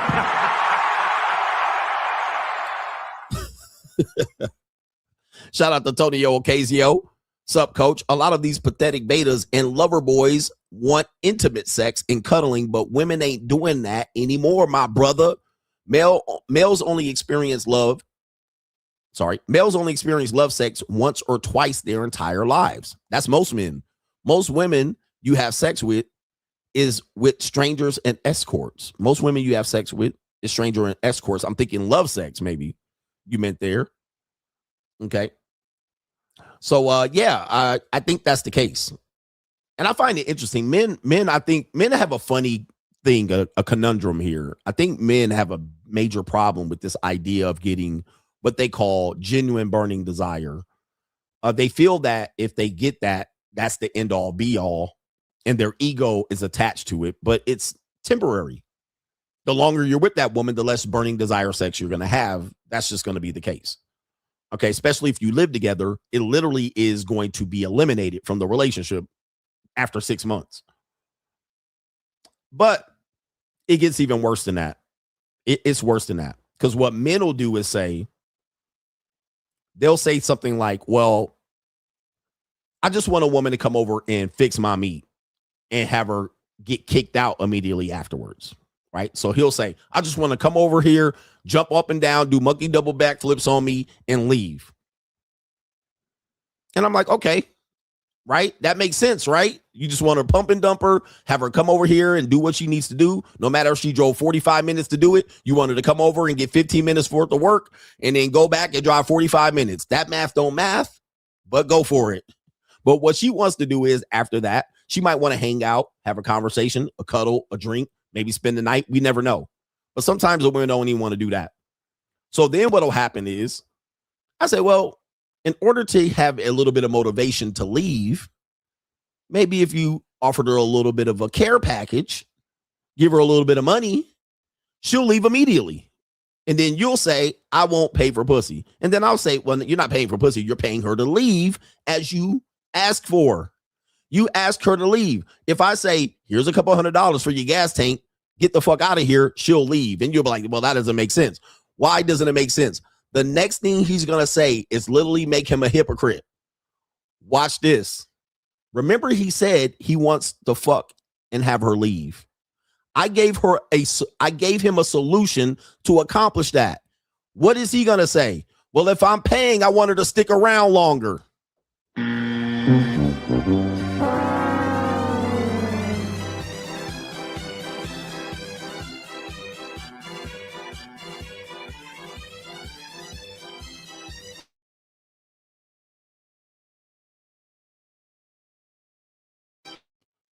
Gentlemen,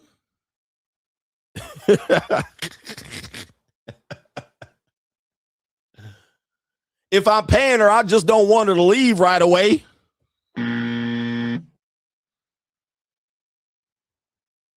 Tell me I'm not lying. Press 1 in the chat if I'm not lying. He gonna literally say, well, if I'm paying her, I don't want her to leave. I want 2 and 3 rounds. I want her to cuddle. I want her to act like she likes me.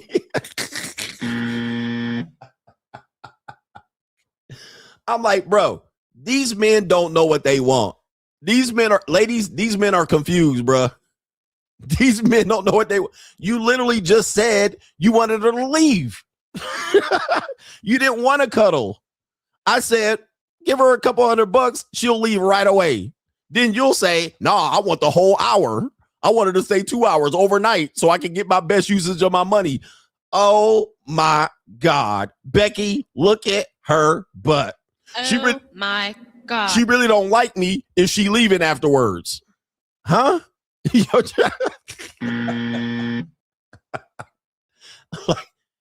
When I tell you these men are plumb idiots out here, bruh. Y'all plumb idiots. I'm like, what are you talking about, goof ass nigga? Like, you can't make this shit make sense. Make it make sense. Well, I wanted her to actually like me and cuddle.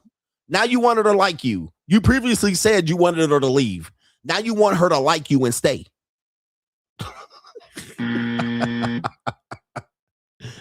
Like, what? Like, I don't get these goof ass niggas, man. Well, if she really likes you, she'll stick around. But you said you wanted to pump and dump her. Make your mind up, goof ass niggas, man. I tell you, these niggas are 3rd grade educated, dumb, dim-witted. Pick a struggle. Y'all trying to solve everything in one. Paris Francais showing support. Shout out to our brother here. Hustle Every Day says spinning the block proves you're the problem. Free agent lifestyle for life. In the Empire podcast, thank you, CGA. That rant on destroying black leaders. It's the truth. All right, anyway, let's get back to this. We got the main event. I'm gonna take a sip of water. So let me take a sip of water, get adjusted so I can clip this main event for y'all, man. Thank you for being patient with me. Let's go. Has the modern dating landscape confused you? Have many of the standards that you heard you're kind of tired of hearing about, and you're wondering, what does it all mean? Well, look no further. Join us talking about the monetized dating marketplace right now on Locals, and it is CoachGregAdams.locals.com. You can create a free account to join the conversation between the Coach Gang members, but also on Sunday, we do a live stream demonstrating all aspects of the monetized dating marketplace, and coming soon in 2025, you're going to have access to a sample of the monetized dating marketplace course where you can get information related to how to participate in the monetized dating marketplace and or how to understand it, so you're not out here spinning your wheels trying to figure out how you're going to best deal with the monetized dating marketplace. Listen, everything and every aspect of dating is monetized. We just want to relieve the frustration that you might have about it. So the best way to do it is make a free account right there on Locals, CoachGregAdams.locals.com. You can get access to those live streams, but create a free account. Just join the conversation. I am the only one covering this conversation from this point of view. And yes, I am ahead of my time. Get ahead of the information before you're priced out.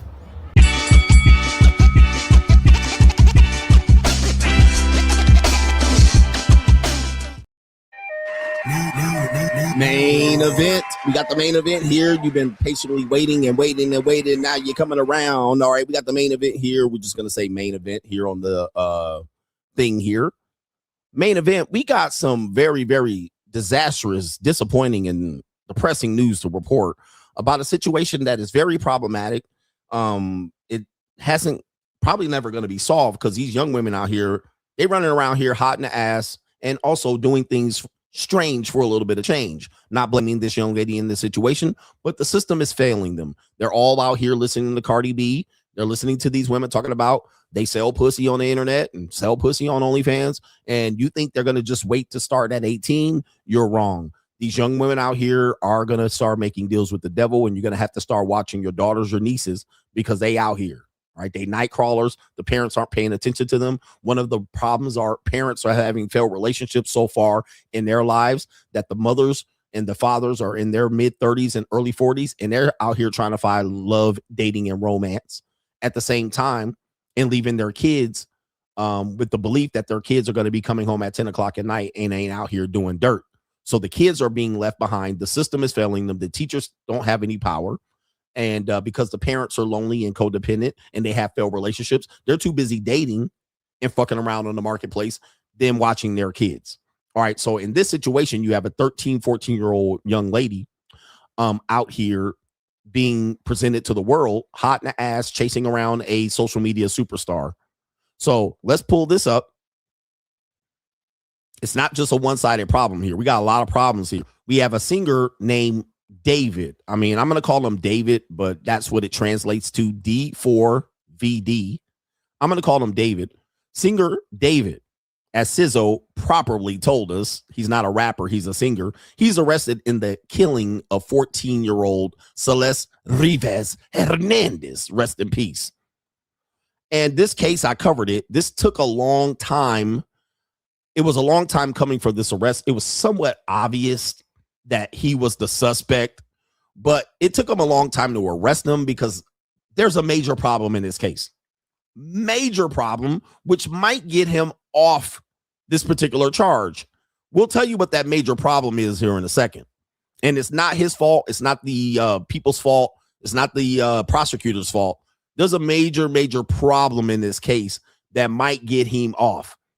But I'll tell you, if this is the first time you're hearing this story, singer David was arrested on suspicion of killing a 14-year-old girl whose decomposed body was found 7 months ago in an apparently abandoned Tesla, according to the authorities. David's lawyer declared his innocence. LAPD said in a brief statement, the homicide detectives arrested the 21-year-old Houston-born alt-pop singer, whose legal name is David Burke, on suspicion of murder and investigation of the killing of Celeste Ríos Hernández. For people who want to know who the young lady is, well, I'm going to break it down. This is a picture of the young lady right here. Both of them were in California at the time. California age of consent is 18. That's the age of majority, but she was 13 at the time. 13 at the time. Now, this was a very public relationship. People had exposed this on the internet that he was dating a minor. Not only that, it was very public that he was dating her even at her middle and high school. Okay. Not only that, she appeared on live streams as he was a live streamer before he was a singer. We'll show you this. She appeared in a disguise. Not only that, there's pictures of them together. And she also appeared backstage underage adolescents. All right. So they had been together as she turned from 13. But as of her death, she would have been 15 today. Not only this, her parents knew about it. Her mother knew about it. Now, we went back earlier to talk about this in Hispanic cultures or Chicano cultures in America. On the West Coast specifically. Sometimes you can find this even in the Dominican, in New York and the Dominican. You can also find this in the Dominican Republic. So their culture tends to move the girls along fast. They're not literally propagandized with feminism too much. You have a lot of fertility in this particular group of people genetically, and they will get into relationships very early. Not just with adults, but with minors. You know what I mean? They'll fall in love, Romeo and Juliet at 13, 14, and 15. But what'll tend to happen is they don't have this kind of weirded out sensation too much related to older men and younger women, even below the age of consent. So in the Mexican Hispanic culture, if the man is taking care of the family, it's fine. All right. They'll turn a blind eye. They'll kind of accept it. Sometimes they'll push the daughter that way. They'll be like, okay, you're 14, 15, 16, 17, 18. That guy will take care of you. They will look the other way. There was a case in Sacramento of a young Chicano woman who disappeared, and she was lost. Her parents didn't really go about finding her because they knew where she was. But when she turned 18, she showed up at the police station and said, I'm all right, take me off the list. But she already had 2 kids. She was with a man that was 20, 30 years older than her. That man was taking care of the family. So it doesn't happen everywhere. It's not always accepted, but there can be more acceptance over there in that case because they just have a culture that hasn't caught up with the Western culture's belief that minors shouldn't be with adults and this type of thing. So there's a lot here that shows you that the guys taking care of the family, they look the other way. They look the other way. And in this case, I think that's the case because the sister, who is the older sister, knew about the relationship too. The mother, who was older, knew about the relationship too. So it's not that you can look for these type of relationships, but if it does come up, maybe, just maybe, if you're taking care of the family, they'll look the other way in the United States. And we have this case here to prove it as well. So we have that as an underlying undercurrent situation here. Okay. Now, not to say you could be 50 years old or 40-year-old and do it, but certainly if you're in your 30s, you can get away with it, right? Not get away with it, but you can, they'll look the other way. So that's Celeste Ríos Hernández. The system failed her. The system obviously failed her. The system obviously failed her. All right. So going back to the article, reading it here. Defense attorney, you got a couple of lawyers here, responded. It says, let us be clear. The actual evidence in this case will show that David Burke did not murder Celeste Ríos Hernández, and he was not the cause of her death. The defense attorneys are already on it, and I think they got a case. They got a case. He was not the cause of her death. They didn't say he didn't kill her. They didn't say he didn't dispose of her body properly. He said he did not cause her death.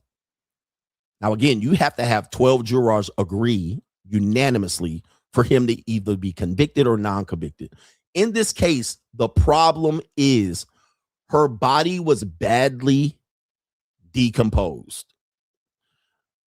There was a trash bag in the front trunk of the Tesla and a trash bag in the back. Also, that body had been out there in the hot sun of Los Angeles, decomposing in the car, and the body was completely destroyed. When you have to understand the composition, the reason why they found the body in the first place is because they towed it from in front of his house and they had it in the yard, but the body was stinking. So the body was stinking so bad at the tow yard that they had to go ahead and investigate it, and they found this situation here. Because of the decomposition of the body, and I'm just saying this here, I don't have any legal, they could not do an autopsy on the body. If you can't do a proper autopsy, you can't determine how the person died. If you can't determine how the person died, you can't convict the person of killing a person. So that's where the problem is. You're going to have 12 open-minded jurors to overlook that. She could have died of a drug overdose, and he could have panicked and put her in that situation. So he might not have murdered her, but he might have disposed of the body parts improperly because he might have panicked. He could have. And at that particular point, that's reasonable doubt. You might be able to get off. So when people say, no, that's not so, this is the main reason why it took 7 months for them to finally arrest him. Because it's obvious he was connected with this. But all you have to do is plant reasonable doubt to say, you don't know how she died. But he definitely panicked in the situation because he was dating a minor. And that's why he did that. He was dating a minor. He's famous. It would have been exposed and blah. Now that's not a clear case of murder. That's not a life sentence. That is definitely atrocious behavior. He's probably going to go to jail for dating a minor, possibly impregnating a minor, but we don't know that because the body's so decomposed. We don't know if she was pregnant. We can assume she was, but we don't know unless there's some writing somewhere or some family that comes by and says she was pregnant. So we have a major problem. That's why it took so long in this case, because the composition of the composition of the body was so bad. All right, so bad. All right, let me see here. I got something that popped up, so I need to get rid of it. There has been no indictment returned by any grand jury in this case. No criminal complaint filed. David has only been detained under suspicion. We're vigorously going to defend David's innocence, said their defense lawyers, and he is being held without bail in this situation. Plus, the defense attorneys had 7 months to prepare for this particular situation. Now, the singer has been under investigation by the LA grand jury looking into the death of Rivas Hernandez. The probe was officially secret, but its existence and the designation as David as this target was revealed on February of 25th, which her mother, father, and brother filed an objection in a Texas court to subpoena demanding that they testify. So the mother, father, and brother wanted to testify. The long dead body of Rivas Hernandez was found in the Tesla, and we already disclosed that. Now, let's get down to the nitty gritty here. Okay, let's get down to the nitty gritty on this one. We're going to show some videos of people breaking down this case. First, we're going to show you a news organization talking about the situation. David arrested. Let's talk about their situation here. Play the video. Not from that. We are told that this is evidence that they have been compiling going back to when her body was found last September, that now they have reached a point where they believe they have probable cause, and it's gone to the DA. All right. And so a lot of people wondering, so many things seem to point to him. Why did it take them this long to make the arrest? We know they're pretty methodical about how they do things, but. Yeah, it's a good question. One of the things that they were waiting on, Mark, was the cause of death. And there was difficulty reaching that cause of death, not to get too graphic, but her body was in multiple parts. It was in, we know from court documents, 2 different body bags in the front trunk of that Tesla when her body was found. So it was difficult for the medical examiner to determine the cause of death. So they had to prove or be able to show to the DA that she was murdered, that it wasn't something else where, let's say that she overdosed and then somebody. I would say, let's see if her friends killed her. A dirty Mac killed her. Her parents, they might have killed her. Like, who knows? A lot of people have motives to dispose of someone and even set someone up. Let's continue. Freaked out and put her body in that trunk. They have to be able to prove that it was murder. They now believe that they can do that. All right. Yeah, we also know, David, as many entertainers do, had an entourage of people around him at times. I know some other individuals have been considered as drivers of this vehicle or either around. Any information on possibly how this could impact other people that David was around that also may have been around Celeste Ríos? Michelle, we don't know yet. And if there are any other arrests that are going to be coming in this case. We know. Because there's other people. What if he was out of town in the situation, which he was touring? He continued to tour after this death. Even after they found the body, he continued to tour. And they actually stopped touring at that point. What if he was not there? What if somebody said the cartel? You're dealing with cartel, all right? You're dealing with the Mexicanos, the Nortes, the Serenos. You're dealing with extortion. What if somebody knew he was dating her and they tried to extort him and they kidnapped her? I mean, again, that's what a defense attorney is going to bring up. Defense attorney is going to bring this up. Hey, man, he was out of town and people were trying to extort him because they knew he was dating a minor. And then when he left her there and she was alive. He took a Uber to the airport, or he took a limousine service, or his homeboys dropped them off at the airport. He didn't know shit about it. His homeboys went back to the house. Okay. I mean, it's not a clear cut case, but when you're prosecuting, you want to make sure you have everything lined up. And they have most of it lined up, but still they got to actually go in there and defend it against the jurors. That there were a number of witnesses who came and testified in front of the grand jury again, that this was not an indictment, that this is probable cause that the LAPD put together and moved forward on. But during the grand jury proceedings, which are secret as they're ongoing. Okay, so now here's the problem with this. Now I'm just building a case of reasonable doubt. I'm playing the devil's advocate. I'm not trying to get David off here. Okay, I'm not trying to get David off. I'm just playing the devil's advocate because in these cases, the devil advocate will be played. Here's where his problems are. Is that there's too much evidence online. All right, there's too much evidence online that he was engaging in an inappropriate relationship with this woman and had big motives to off her, especially if he knocked her up. Now, if they can prove any pregnancy or that there was rumors of pregnancy, that would be a major motive to get rid of her. All right, but in this situation, we're going to go to Jamari, the YouTube content creator. He's got this breakdown that he broke down in October, all right, when this incident happened. And watch this. Watch this. This is a lot of stuff going on with this guy, David, and how he had this relationship with this young lady. Today I have updates for you guys, including more evidence that makes David look even guiltier than he did before. I told you last time that when they found the dismembered body in the back of his Tesla, that he tried to completely ignore the situation and continue with his countrywide tour that he was on at the time. But now the situation has gotten to a point where they had to totally cancel the rest of his shows, and his label Interscope has also pulled all marketing and promotion on him amid this investigation. And as reported last time, he was complying with the authorities, but the police have still not publicly listed him as a person of interest. And based on the evidence I have, David has still been extremely active online, even as recently as yesterday. So let's start with the fact that people had been calling David out with these Epstein EDP rumors since last year. Although he went back and turned off his comments on this specific TikTok, someone had left a comment as early as February 2024 saying, waiting for LAPD to get your ass for messing with a 13-year-old girl. Okay, so there we go right there. I got to pause it. Shout out to him. All right, this was 2024 comment here as of February. So this is a year before any of the deletion happened, well, year and a half to be exact. So people knew about this relationship. And you're going to realize this was an open secret. This was a secret. This wasn't a secret. His fans knew. The kids at the girl's school knew. The parents of the girl knew. The sister knew. All right, there's a lot of people who knew. His homeboys knew. It is what it is. Let's continue. On a TikTok that he had captioned, "Me to everyone I tricked into thinking this was a love song."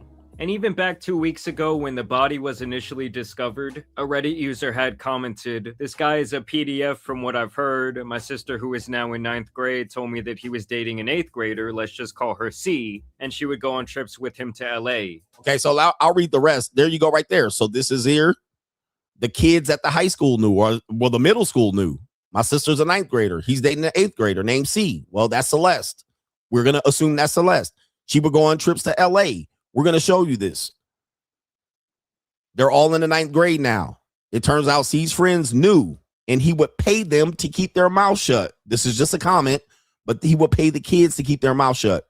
C has been missing for over a month, and now no one knows her whereabouts. Definitely something strange going on here. Let's continue. They're all in 9th grade now, and it turns out C's friends knew. And the Maury bit. Thank you, Sizzo, but I only got so much time. Thank you.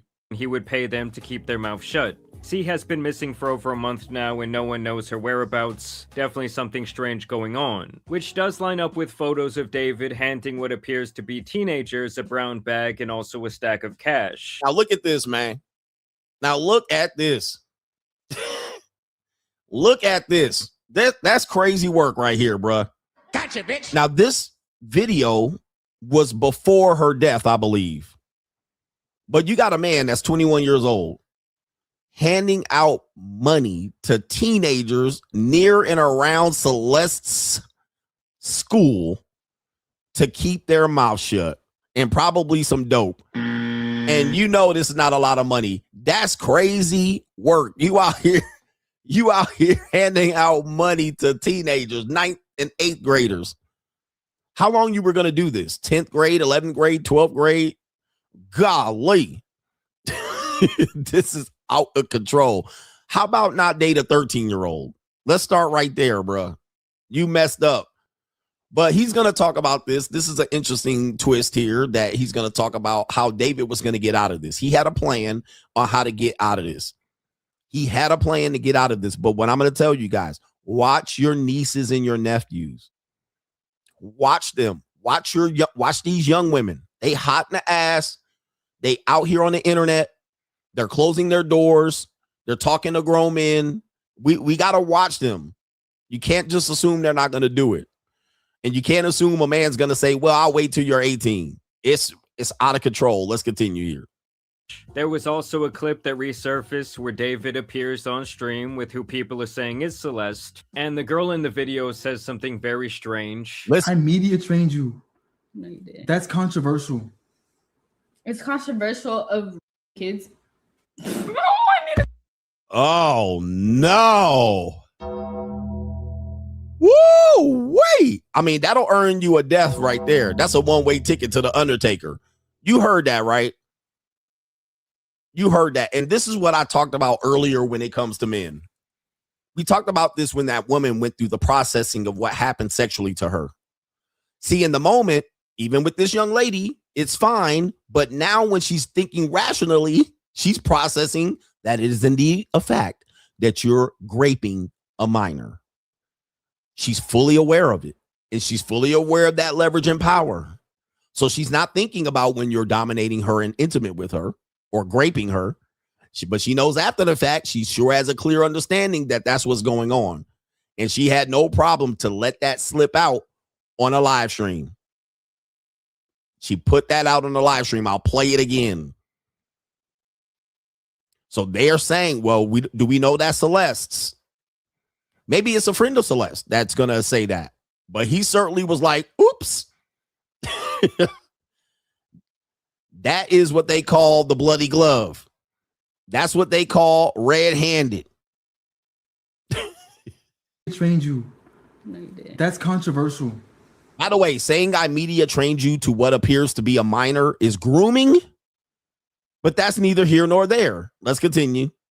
It's controversial of kids. Oh man.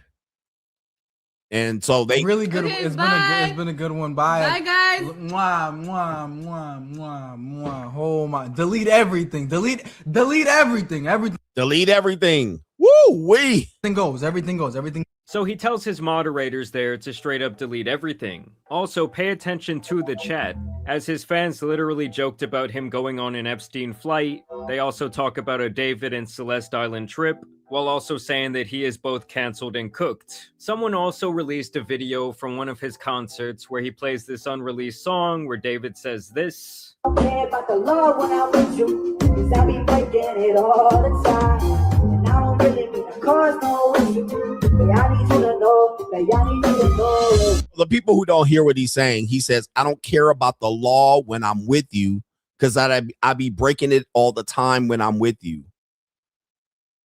Okay. I don't care about the law when I'm with you, because I break it all the time when I'm with you. I don't care. I don't really give a cause, no issue. I mean, ring the bell, bruh. Goodness. All right, but because he's singing it, people don't realize that's what's going on. And what is going on with the bloody stained shirt? All right, maybe that's a prequel to what's going on here. I mean, golly. All right, you might as well just said, never mind.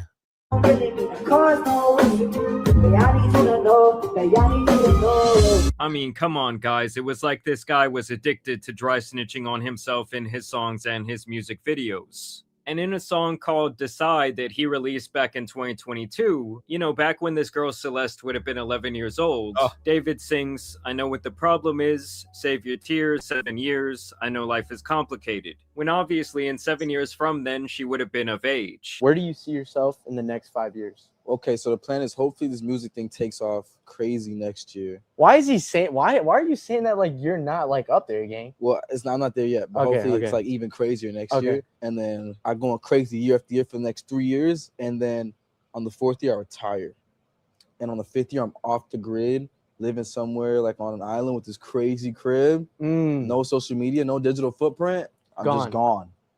Gone. So what does that sound like? What does that sound like? He knew his time was up. He knew he had only a certain amount of time before this was up. And she was going to be 18 by that time. I'm going to leave, get off the grid, not get caught, can't find me. The damage is done, can't prosecute me. I'm going to take her with me. I'm going to be out of there. All right. But I have to wait till she's 18 to take her. All right. Plus, we're going to go out. My goodness. All right, so he has the timeline down. So that's why he's paying off these kids at her school so he can buy time to get her to that age of majority and take her and the child and him, alleged child, him to get it going. So that's what his plan was, make enough money. And the dude was like, you already did. You already going to be famous for the rest of your life. He's like, I don't need that because I got to get out of Dodge. I got to get out of Dodge. Okay. Because of what's going on in this personal background. I'm just gone. They're like, why? You could have you could be singing for the next 20 years. He's like, nope, I got to skedaddle. In 5 years, I'm going to be gone. Will you still remember me? Yeah, bro. You'll have like the secret code to the mansion. Yeah? You can pull up on every What's the secret code? Give us the first two numbers. Absolutely not. Now, Epstein is the secret, Cole. Let's continue. 5 years from that clip would also be when Celeste would be 18 years old. Mm. There was also rumors that the two of them even shared a Spotify playlist together, and there was a video from June 27th of last year where it looks like someone is sneaking her backstage at one of David's shows. Now that looks to me like the body language of someone who is trying to be hidden. And it really does make me question, like, how many people were complicit in this cover-up? How many people knew that David was running around with this underage missing girl? Because even in his Discord, it's quite apparent that some of his fans kind of knew what was going on. Okay, so we got here, this is the complicated problem. This is all going to be played for the court. So this is how you convict a man without an autopsy, right? So you don't need an autopsy when you dry snitched on yourself, when you had her out here all on the radio, all on the record dance, and all in the video, and you're bringing her around from state to state. You're bringing her around, and now you have your friends. This is where he can go into the defense of saying, my friends did it. You see her here. This is 2024. And it says right here, can anyone tell me if the girl in the pink pants is Celeste? Well, I'm pretty sure the parents could probably look at this, you know, her physique and probably determine, or maybe have a photo matchup that could be her. All right, but you also have other accomplices. By playlist together, and there was a video from June 27th of last year. And what would she have been? 13 here? I mean, you taking a 13-year-old on the road with you? You crazy as hell, bruh. Where it looks like someone is sneaking her. And there's another young man there. That's not him. All right, that's not him. That's his friends hiding his secret, if you will. Backstage at one of. All right, backstage, underage adolescent. David shows. Now that. All right. Sometimes the body is ready, but the mind ain't, y'all. All right, because I can't say what I'm going to say. I'll save it for locals. But R. Kelly said, seem like you're ready. Seem like you're ready. All right. Seem like you're ready. Her body was ready, but the mind wasn't. She was still, and the age wasn't. All right. So that's all I'm going to say. All right, I'm going to leave it at that. Frontal lobe is far behind. Let's continue. All right. Let's continue.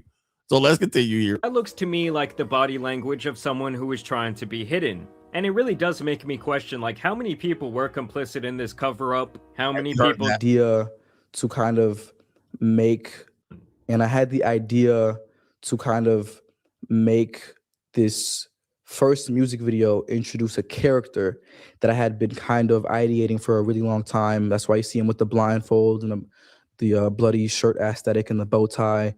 I'm really big into anime, and I'm really big into manga. And I wanted to make my own manga series at one point, and I was writing a lot of poems and writing a lot of things for it. And you're listening to a true Gen Z man.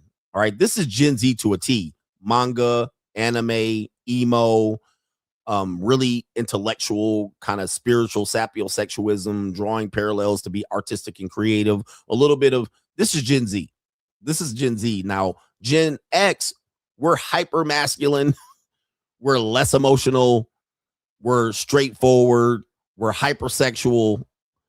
So when you understand these are your kids, these are your sons, these are going to be your grandsons. If you're older than this is them. All right.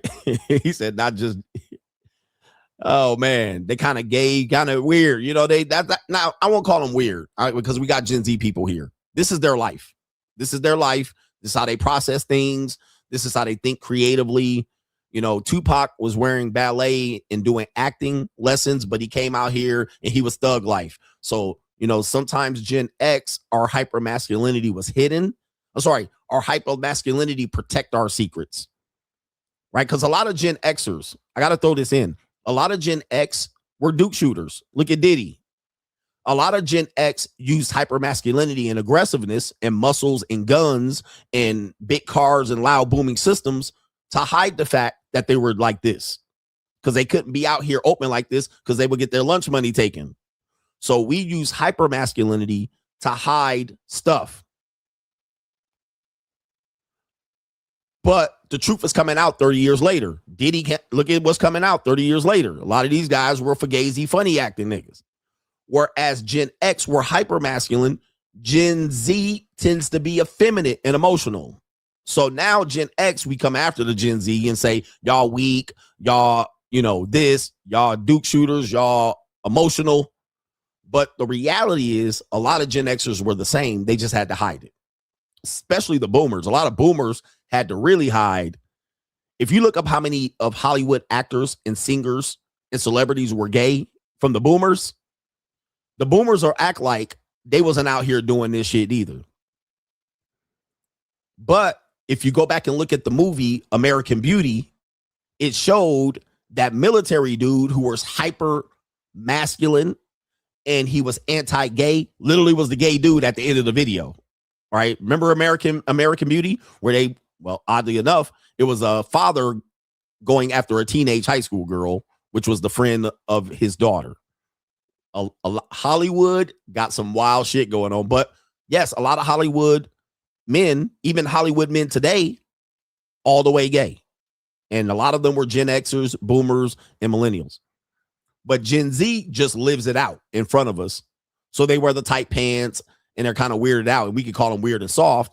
But a lot of Gen Xers and boomers were doing the same thing behind the scenes. All right, but let's continue. Let's continue. A lot of gangbangers being there, stay gay for the stay. And they come out straight, thugging, hardcore, hyper masculine. They go in jail and they gay for the stay. Let's continue. And a big part of that manga was an evil version of me named Itami, which means pain in Japanese. And he wears this blindfold and he's basically an agent of chaos and kind of my alter ego. And the story of the manga went like I was a detective and there was an evil version of myself that would kind of come out at random moments and he would commit the crimes that I would have to solve as the detective. I'd be like solving murders that I'm committing myself. He's holding the knife with the bloody thing. You get the girl who's basically like the ghost of the person that he killed. Was his first victim in the manga. Other than that, internet investigators found an old video of David cleaning someone's shoes, captioned, "I clean people's shoes as a side hustle, by the way." And then they also found a picture of the girl Celeste sitting on a bus with the very same Jordans. Oh my god. Hey, one thing about Gen Z is, here's the thing. I said straight to jail. One thing about Gen Z, the thing that's going to get y'all is self-snitching. All right. See, Gen X, the millennials, the boomers, we didn't have self-snitching because we didn't have smartphones all of our lives when we were teenagers. So we did dumb shit too. Not as dumb as this, but we did dumb shit too. But we didn't have a smartphone. We wasn't taking pictures and videos of every goddamn thing. We didn't have tracking devices and where's my iPhone and the whole tracking device. Y'all niggas taking pictures of the evidence and the crime, literally convicting you right on your phone, nigga. Like, god damn. So you cleaning Jordans, and now you got the girl on a school bus wearing said Jordans. Nigga, ring the bell, bruh. I mean, you going to jail just on your iPhone. Golly. Lord. I suffered through the years and shed so many tears. Wah, wah, wah, wah. Now you snitching on yourself in an interview. I'm going to kill this girl in a manga magazine. And then you kill a girl in real life. Exactly how you described it in your manga music, manga story. Lord God. And things would only get creepier when a now deleted user in his Discord server, who people suspect was Celeste, shared a photo where she has a David tattoo on her ring finger, which dons a wedding ring. The same user also shared what appears to be her and David backstage laying down together. Wow. And in this alleged screenshot, David even claims that he and the deleted user have a kid on the way back. In July of 2024, which people obviously speculate could be the very reason that she ended up losing her life. Real. And keep in mind, guys, at this time, all the information I'm sharing in this video is pure speculation. Right. And technically, it is innocent until proven guilty, no matter how bad it may look. There was also old chats dug up where David says that he was addicted to watching videos. And to me, with some of this, it's like, at what point do they really consider like shutting down Discord or having a much heavier moderation system on that? I just really feel like every time some sick shit is happening. Okay, let me stop right there. We can handle the issue of the wedding ring, the engagement ring on the finger, also the David tattoo, which, you know, her body was badly decomposed and possibly chopped up into 2 separate pieces. If they can't get that finger photographed, I mean, we know it's her, but we want that finger photographed while she's dead so we can match it up with that post where he's got an engagement ring on that finger. All right, because that will actually make it okay. That's evidence. All right, you had this. Now also the pregnancy. If he's saying my wife, girlfriend, teenage girlfriend is pregnant, now we might have a motive. But the calendar doesn't match up because it said that was July of 2024. She doesn't die until September, or well, she's not discovered dead until September 2025. Obviously, she would have had the kid, but also she could have been pregnant and lost the kid and then re-pregnant. You see what I mean? There's a lot to go into that. So you're going to need to dig a little bit deeper as an investigator to find this detail. Discord is always involved as the means of communication. Now, to get back to the evidence, back in January of last year, David had posted a video on TikTok in which a user says, "Please adopt me, I need it." And David tags an account with the username 09-07 and says, "Should we?" And I want you guys to just take a wild guess whose birthday was on September 7th, which is also the very same day that David released his song Romantic Homicide, which, like I told you last video, was the disturbing imagery of a body being thrown into the trunk of a car. I mean, it's like all the dominoes are falling, all the evidence is lining up against David. I don't really know what more people need to see. He also made this video in 2024 when your car declined to therapy and they bring in that one Hello Kitty girl that you met in 2021. And apparently this girl was known for her love of Hello Kitty. There are alleged Instagram story leaks from her where she has Hello Kitty Crocs on and is potentially talking about David's Hello Kitty doll.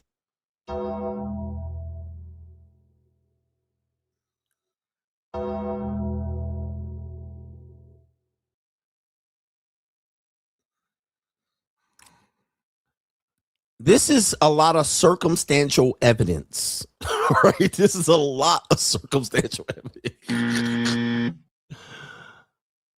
Oh, man. This dude, I can't prove that he killed her. I definitely can't prove that he killed her, but the circumstantial evidence is lining up. This is way too much, sir. You big dummy. This is a lot of self-snitching. Okay, golly. On social media, self-snitching. From the same Instagram leaks, people found her wearing a bracelet that matches this photo of a hand on David's face. And they also found her purse in the background sitting on the couch of one of David's TikTok videos with the same 2 keys you see there on the strap. And there was even speculation that David got the license plate on his Sprinter van changed to match her name. What? And people also found some alarming reposts on his TikTok page where there are jokes about ending your girlfriend's life for talking to other guys and being so jealous about stories from her past that you blow her brains out. Like, brothers. Hey, man, look. Now we have a new motive. This is a new motive, and I want you to follow me on this one. We might have the motive of the pregnancy, potentially the motive of him wanting to keep her quiet. But here's my new motive. I think he could possibly have gotten jealous of her talking to other men or boys. Because let's just follow it. A girl is going to be infatuated with you only for so long. A 13-year-old young lady, girl, and a 15-year-old girl are 2 different girls. Because a girl that's infatuated with you at 13, by 15, she's grown out of that infatuation, especially when she dealt with you in reality. You're no longer a crush, you're a reality. Girls move on. They move on at 20, 30, 40. So she's already experienced you. She's already know what the real you is. She met some other boys. Some other boys want to take her to homecoming. Some other boys want to take her to the 7-Eleven. Some other boys might want to be interested in her. Some other boys are more interesting and more. So he's already showing that he's already feeling some jealousy behind this, her interest in other young boys or men, young men. So now he's already demonstrating that he's posting this type of thing And if she starts talking to other boys, which is highly likely, that's going to be off time, check out time. So it might not be the pregnancy, might not be the fact that he was breaking the law and he had to hide it. It might have been the fact that she was trying to move on, right? She was trying to interesting other boys, or other boys were hitting her up in the DMs. All right. And he probably was like, hey, you're not supposed to be out here. He says, I'm jealous and utterly disgusted by her actions. This is his own post, by the way. Or sorry, he reposted this. Me after hearing about her past with other boys. I'm jealous and I'm utterly disgusted. You're right about that right there. Here's William. Let's continue. Like, David, what past are you talking about? Like back when she was in elementary school on the playground, you sick bastard? And here is where things get even stranger to me. Like I said, the police had not listed him as like a person of interest or even a suspect. And like I said, there is evidence that David has been online as recently as yesterday. Some of you may know that David was really close to a lot of the biggest streamers online. Him and this guy Jason had even made a song together that has now been taken off YouTube. And this streamer Lacey revealed that David had been watching his stream only 3 days ago. David was in the viewer list on my stream and he just unfollowed me on Twitch. Is that like, that's fucking creepy, no? Like, look, there's a blank for where the following was. And just yesterday, he was tracked on Fortnite playing several matches of the casual reload game mode on his account. One thing about Gen Z is I don't have attention to this detail. I don't look at my followers. I don't look at this. One thing about them is they are literally can look this shit up. All right, I don't even know where I have the foggiest idea to look up any of this information, but they track this shit because, well, they're young. Youth is wasted on the young, but they're tracking these issues, especially for celebrities following you. If you jumped on your Fortnite, I'll be damned if y'all niggas tracking me to see when I jumped on motherfucking Street Fighter. Right, I follow CGA. He jumped on motherfucking NBA 2K. Oh, look at y'all some weird. But you have to understand, young people. We might call this weirdo stalkish behavior, but this is normal behavior for COVID kids. Why? Because they done set up in the house all during COVID, figuring out these metrics. 2.5 years of COVID living, going to school in they motherfucking pajamas in the bedroom, social distancing, going to school part-time and then staying in their room. This is because they're COVID kids.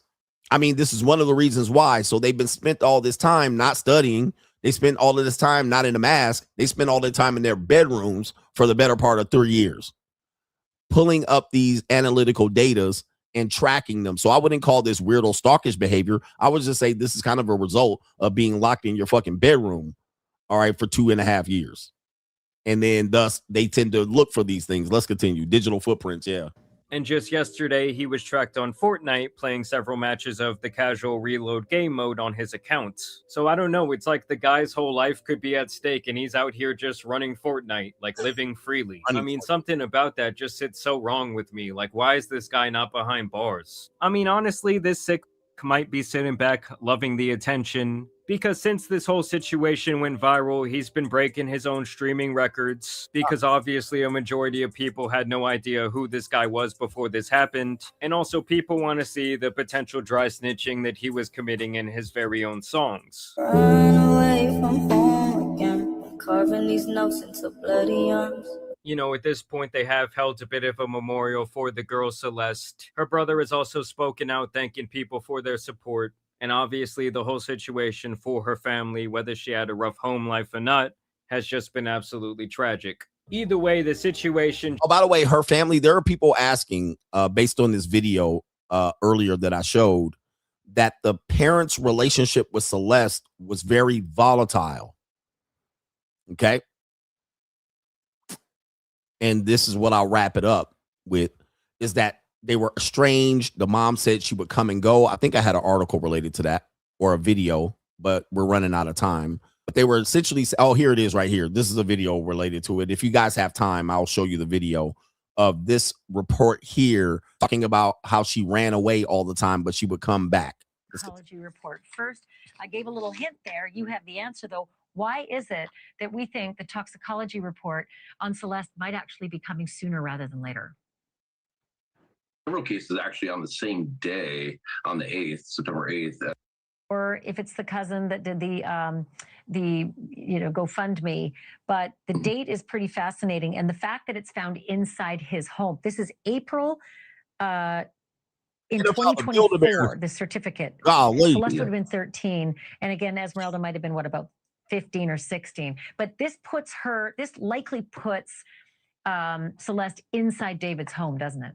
A Build-A-Bear. Well, it's inside the home, and it also, there was people aware of where Celeste was, and they're obviously in contact. They planned this out, and, I don't believe this is just a coincidence. I believe that this is her.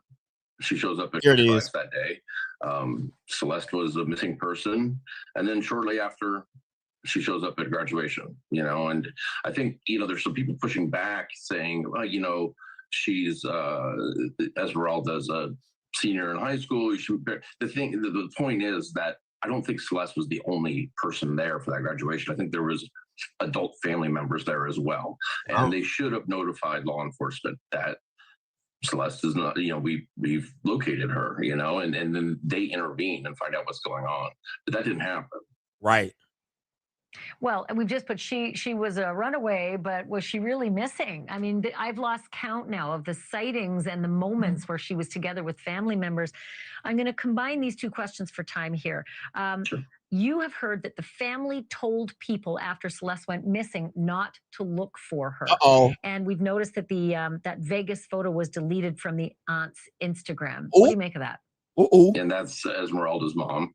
And so I was told by a source very close that on the last time she went missing, the family members were saying, don't look for her. She's staying with other family members near LA. And all of a sudden we see a lot of interaction with Esmeralda and Esmeralda's mom. So it's, these are all dots we're collecting, and, and then we'll connect them. I'm assuming Esmeralda, I missed it, is the older sister. And so the older sister is hanging out at the crib too, I'm assuming. All right, I'm making an assumption because I missed that part. So Esmeralda is the older sister. Celeste is the younger sister. Possibly they're both hanging out together. Esmeralda knows where Celeste is. This is why the older sister is somewhat complicit. Then the mother said, don't look for her. She's with relatives down there but she knows she's with David. So very complicated story. If the parents are into it and involved in it, now you got another layer, because when they come to the stand to say, yes, we knew where we think he killed my daughter. If they come out there and point him, his defense is going to say, you knew about this. Why didn't you stop it and call law enforcement? He was at the graduation. Even your other sister was there. Was the other sister having a relationship with them? I mean, if the other sister was having sex too with David, because now the Build-A-Bear is at the crib and he done took these two girls to Build-A-Bear. Oh my goodness. The man, this is not a clear-cut case, so everybody's innocent until proven guilty. And let's say he paid the parents off. They go back and backtrack, and he done sent them to Vegas on vacation, paid for some mortgages and houses. Oh my golly. Will the parents get arrested? Could they have a motive to kill Celeste? It's an evil, evil ass world. It's an evil world we live in. All right. We don't know, man, but the defense attorneys are going to have a field day with this one. And this is going to set some precedent for sure. But I don't think this is a clear-cut case as we might think. And this is why it took them damn near 7 months to make an arrest, just the arrest. But RIP to Celeste. I think the system failed her for certain. I think also our system around parenting failed us. The school failed them. Okay, the internet failed her. I mean, everybody's failed her. The family, the sister, the internet, the schools, herself, David as an adult, David's entourage failed her. If we're just saying she should have been protected as an individual, that minor girl should have been protected. Look at all the people who failed her. You can't blame her, obviously, because she's 13 and 14. All right, we would love to do that, but we're not going to do that. Everybody else failed her. Okay, everybody. And I'm pretty sure some teachers were notified. If they're notifying the internet, somebody adult was notified. Everybody failed her. So nobody can say what we should have done. Nobody could say that he was the only one with his hands dirty in this situation. Although he's the dirtiest hands in this situation, a lot of other adults and people definitely had dirty hands. And not only this, I'm going to say this. She ain't the only 14-year-old girl out here doing this. Right? Understand this. And I've been telling y'all just as much. But it's hard for me to bring it up because then it's easy for people to target me for talking about it. But I've been telling you for years, don't discount women under 18 participating in this culture.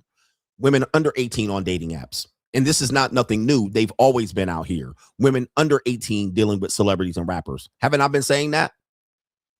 It's hard for me to have the conversation because then people make me the bad guy. Oh, this is uncomfortable, CGA. I don't want to talk about it. Okay, now, since this woman died, do you want to talk about it now?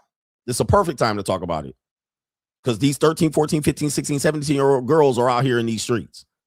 They out here on the monetized dating marketplace. They out here on dating apps. They're out here going to college parties. They're out here. So, y'all want to have a conversation or what? All right. Shout out to Kaylin. I'm sick and tired of people, especially women, using the excuse that they're young. They don't have or want the discipline enough to realize that they can't be 304s and be a man's wife later. They surely can. He says some men will do it. He says men have a right to not want to marry used up women. Women love to lie to one another. But we know that men are doing it. Boyd Watkins. Somebody said, I'm going to get demonetized again. I'm already demonetized. So can't demonetize me again. But yeah, so it's a tough conversation, man. Sad, but rest in peace to her. David's got an uphill battle. Again, like I said, innocent to proven guilty. He looks guilty. But of course, OJ got off. I mean, it's by the way, this is Los Angeles court system. And I'm going to tell you, Los Angeles court system is very, very, very finicky. It's very finicky because you have jurors. You have what part of Los Angeles is the case going to be tried in. You have people trying to get revenge for the past systems of disenfranchisement by people in the court system. You have a lot of idiots that are going to be jurors in this situation, not people or rational thinking people. You also are not in the courtroom. You don't know what the prosecutor's putting forth. You don't know what the defense attorneys are putting forth.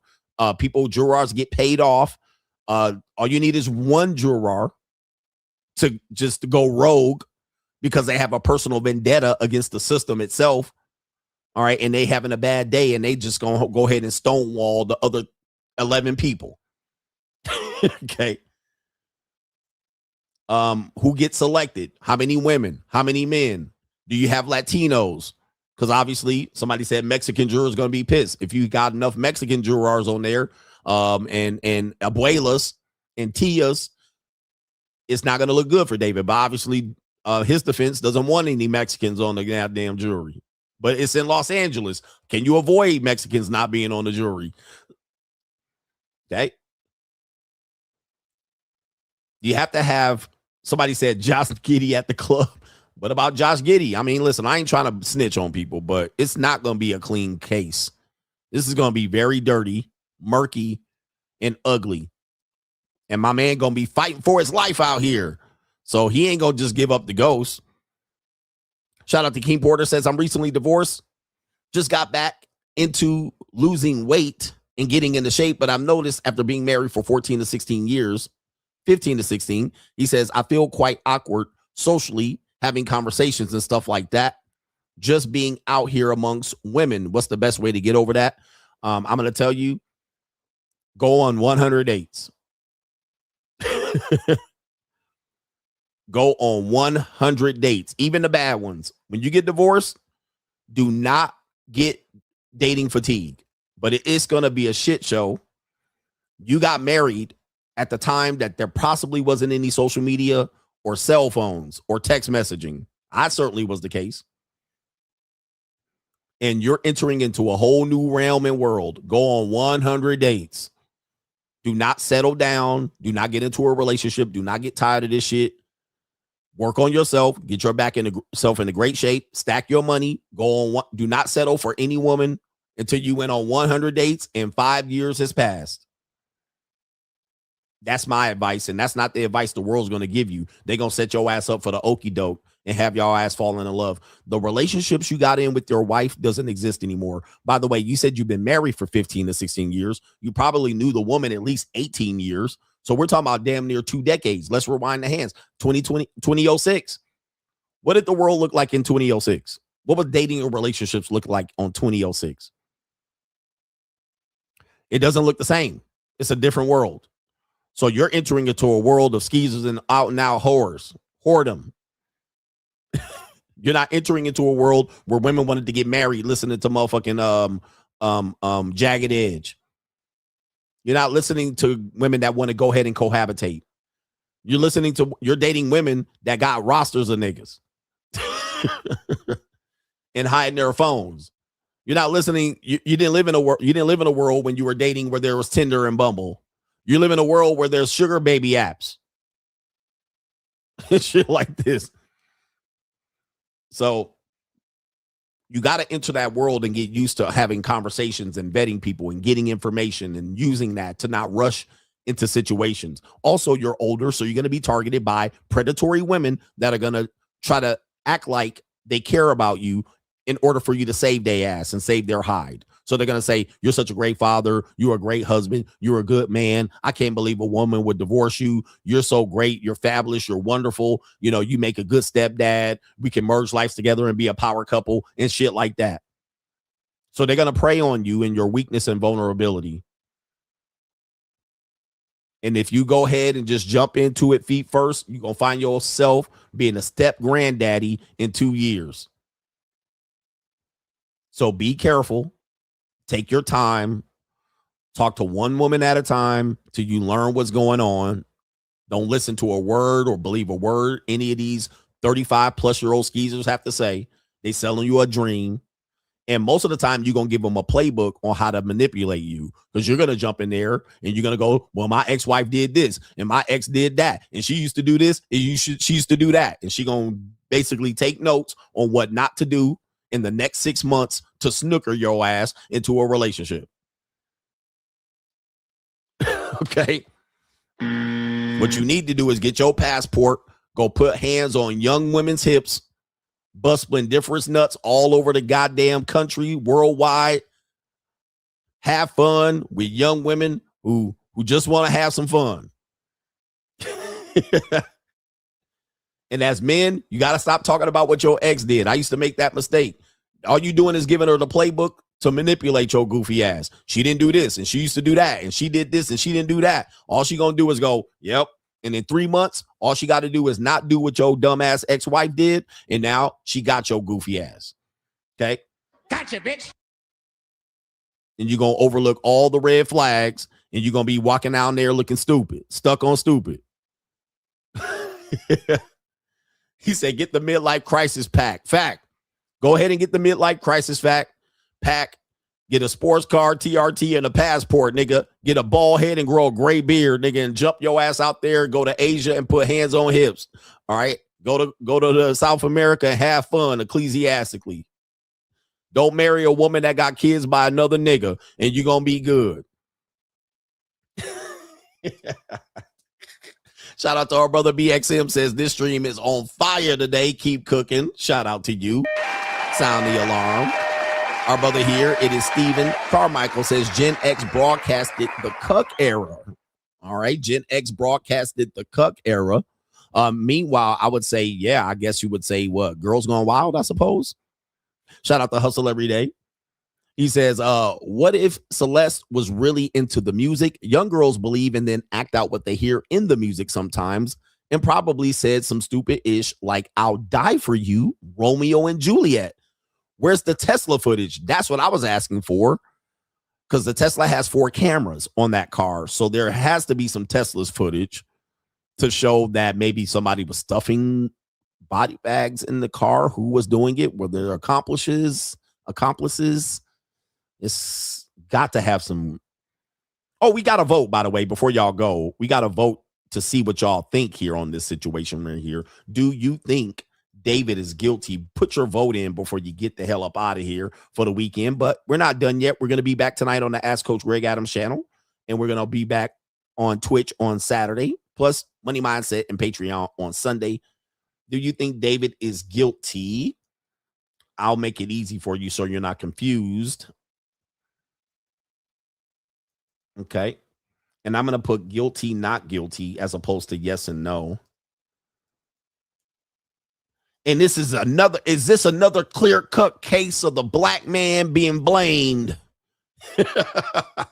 Is this the man trying to get it out for the black man? Right? Because you know they're going to argue that case. They're going to be like, this is nothing but unfair prosecution of the black man. What do you think about that? All right, I don't know, man. Anyway, we got early voting in. Most people think he's guilty. 93%. Hey, defense attorneys, I hope you watching this. All right, you got a hard case. If any of these people get selected to the jurors, y'all up Schitt's Creek. All right, you might want to take a deal. Yeah, this systematic racism. Is it that? Can we play the black card right from the bottom of the deck? Play that black card. All right, it's 94% saying guilty. All right, you up Schitt's Creek. All right, jurors. Anyway, they said the dad was involved in her life. We don't know if she lived with him, but y'all got to do y'all due diligence out here, man. Figure out. This is my advice. By the way, can I do this before we leave? My advice to people in society, as a person that has worked with young women all my life, okay? Okay, I've worked with young women as early as 5th grade, all the way up to high school, all the way up to, of course, middle school, all the way up to college. I did that for 20 years, and I was a young man when I did that. Never had a situation with any of these women. So I literally had a lot of restraint in this situation. I was very professional. This is what I'm going to tell you. That's why I know kind of women and men. I can kind of inherently understand what women are doing, because I was a fly on the wall with women. Women forgot that I was around. Right? I would travel with them, coaching them. I would go to hotels, restaurants. They forgot I was a man. Like I was just one of the people there. They didn't hide shit from me too much. This is what I'm going to tell you. After 13, if you haven't put your girl, your daughter, your niece on game, or you have her being completely misled, unparented, unguided, 13 is the line of demarcation. Your time is up. If you fucked up as a parent, if you didn't give her game, if you didn't keep her busy, if you made excuses for her, talked about her mental depression, and you made excuses for her to be a piece of shit. If you got her out here hot in the ass and you're not monitoring her, it's 13. You have between 8 and 13. I've been telling y'all that for years, to literally set her straight. Once 13 happens, all bets are off. So let's say from 13, 14, and 15 to 16, she was good. 17, she could lose. She could fall off the fucking wagon. So you're not out of it. She can lose it at 16. Get hot in the ass, get a crush, fall in love with a pookie nigga. She can start fucking doing drugs. You never know. But after 13, all bets are off. So anything can happen, especially if you didn't do your work between 8 and 13. What people try to do is they try to fix 13, 14, 15, and 16 with girls. You can't do it. The only way that can happen is she fixes herself. She has a scare. She's scared. Like she might just be a church girl and be scared, or a Mormon. And she got scared to death. She ain't going to do anything. All right. Or she falls off the wagon at 13, 14, 15, and 16 and corrects it at 17 and 18. All right. She corrects it in time. But if she doesn't correct it after 18, good fucking luck. You're going to have to wait for her to come around at 34, like that woman from The Color Purple. So if you missed it and she falls off in her teens or after her teens, Just go ahead and pack that shit up. Wait for her to come back, nigga, because she'll come back. But you don't know. 32, 33, 30. She'll come back with 2 kids. Pussy ran through 2, 3, 5 abortions. Nigga locked up in jail. Somebody went upside her head. She done dated 18 sugar daddy, something. But she'll come back like Suge Avery. Come back crying in the church. Repackaging that punani. All right, 2 divorces under her fucking belt. This is just me telling you this, and that's why I be like, hey, it is what it is, nigga. Hey, if you missed the boat after 13, before 13, you done fucking missed it. Or if you have a coddling parent, an enabler in the family, like an enabler therapist, an enabler father, an enabler mother, you're cooked. You're cooked. You have to have people hold the line. And if the bitch want to run off in her teenage years, let her run off and let her fucking come back like Suge Avery. You can't save her. Hey, you cannot save them. You can't save women. It's not just hoes you can't save. Once they hit 13, you cannot save these motherfuckers. Can't save them. Trust me. Cannot save them. They're going to have to save their motherfucking self. All right? They're going to do what they do. All right? Can't save them. They don't want to be saved. You can't save a girl or a woman that don't want to be saved. She gonna have to save herself and go back into the church and say she backslid and she turning her life over to the Lord and her sins are all washed away. She been redeemed. That's it. That's how I look at life. All right. So go out there. Y'all can ecclesiastically motherfucking therapize these bitches till they 40. She don't want to be saved. She won't get saved. Let's continue here. Let's get the fuck out of here. That's what we gonna do. Shout out to the coach gang. Good luck. 8 to 12. 8 to 12 is where your fucking time is with young women. If you miss it, good fucking luck. Shout out to the coach gang. Enjoy your weekend. Get your exercise in and have your bail money ready. Peace.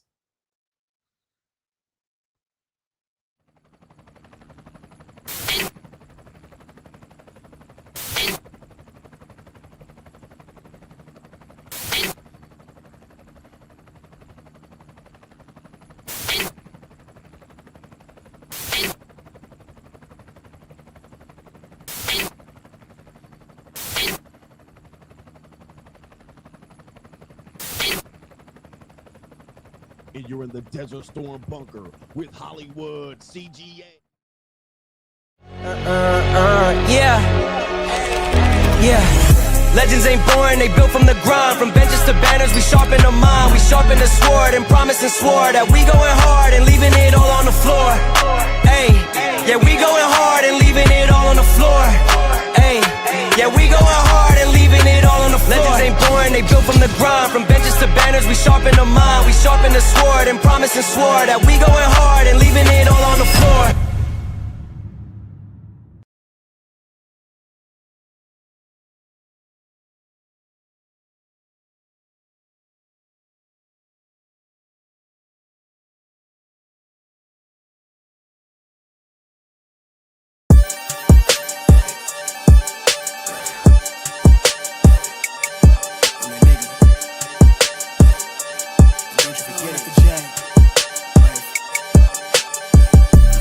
Vibe blowing at the jack, got the loud jumping at the pack.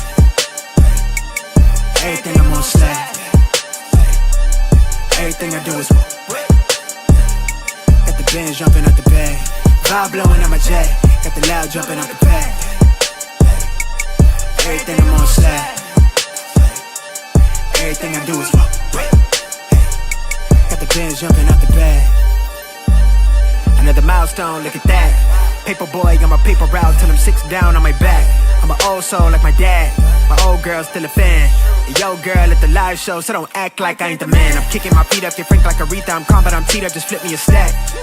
The re-up just doubled up off of the muscle, I stuck to the task. They see me, I'm troubled, I'm bubbling up till it's stuck. And they want me to stay where I'm at. I'm good everywhere that I'm stepping, my presence is crucial. You know that this shit not on trend. On a big wave, I'm controlling the tide. Snake eyes when you rolling the dice. So with the stakes inside, I can never take another nigga advice. They can't reach the sky, I'm aiming up high. I just wanna know what it's like. Y'all know what it's like, I come from outside of this. Out the quicksand, I'm the big man, doing big things. Cop a big change, up a state lines, doing stage dives on cam. It ain't no limit to my vision. Check the temp, I'm on fire with it. Got the bands jumping out the bag, Prosecco on ice. I'm nobody nice, gonna run up a check. Demand my respect, I'm doing the most. I never quit, they want me to quit. I'm good as it come, I'm good as it gets. vibe blowing at the J, got the loud jumping out the pay. Everything I'm on slap. Everything I do is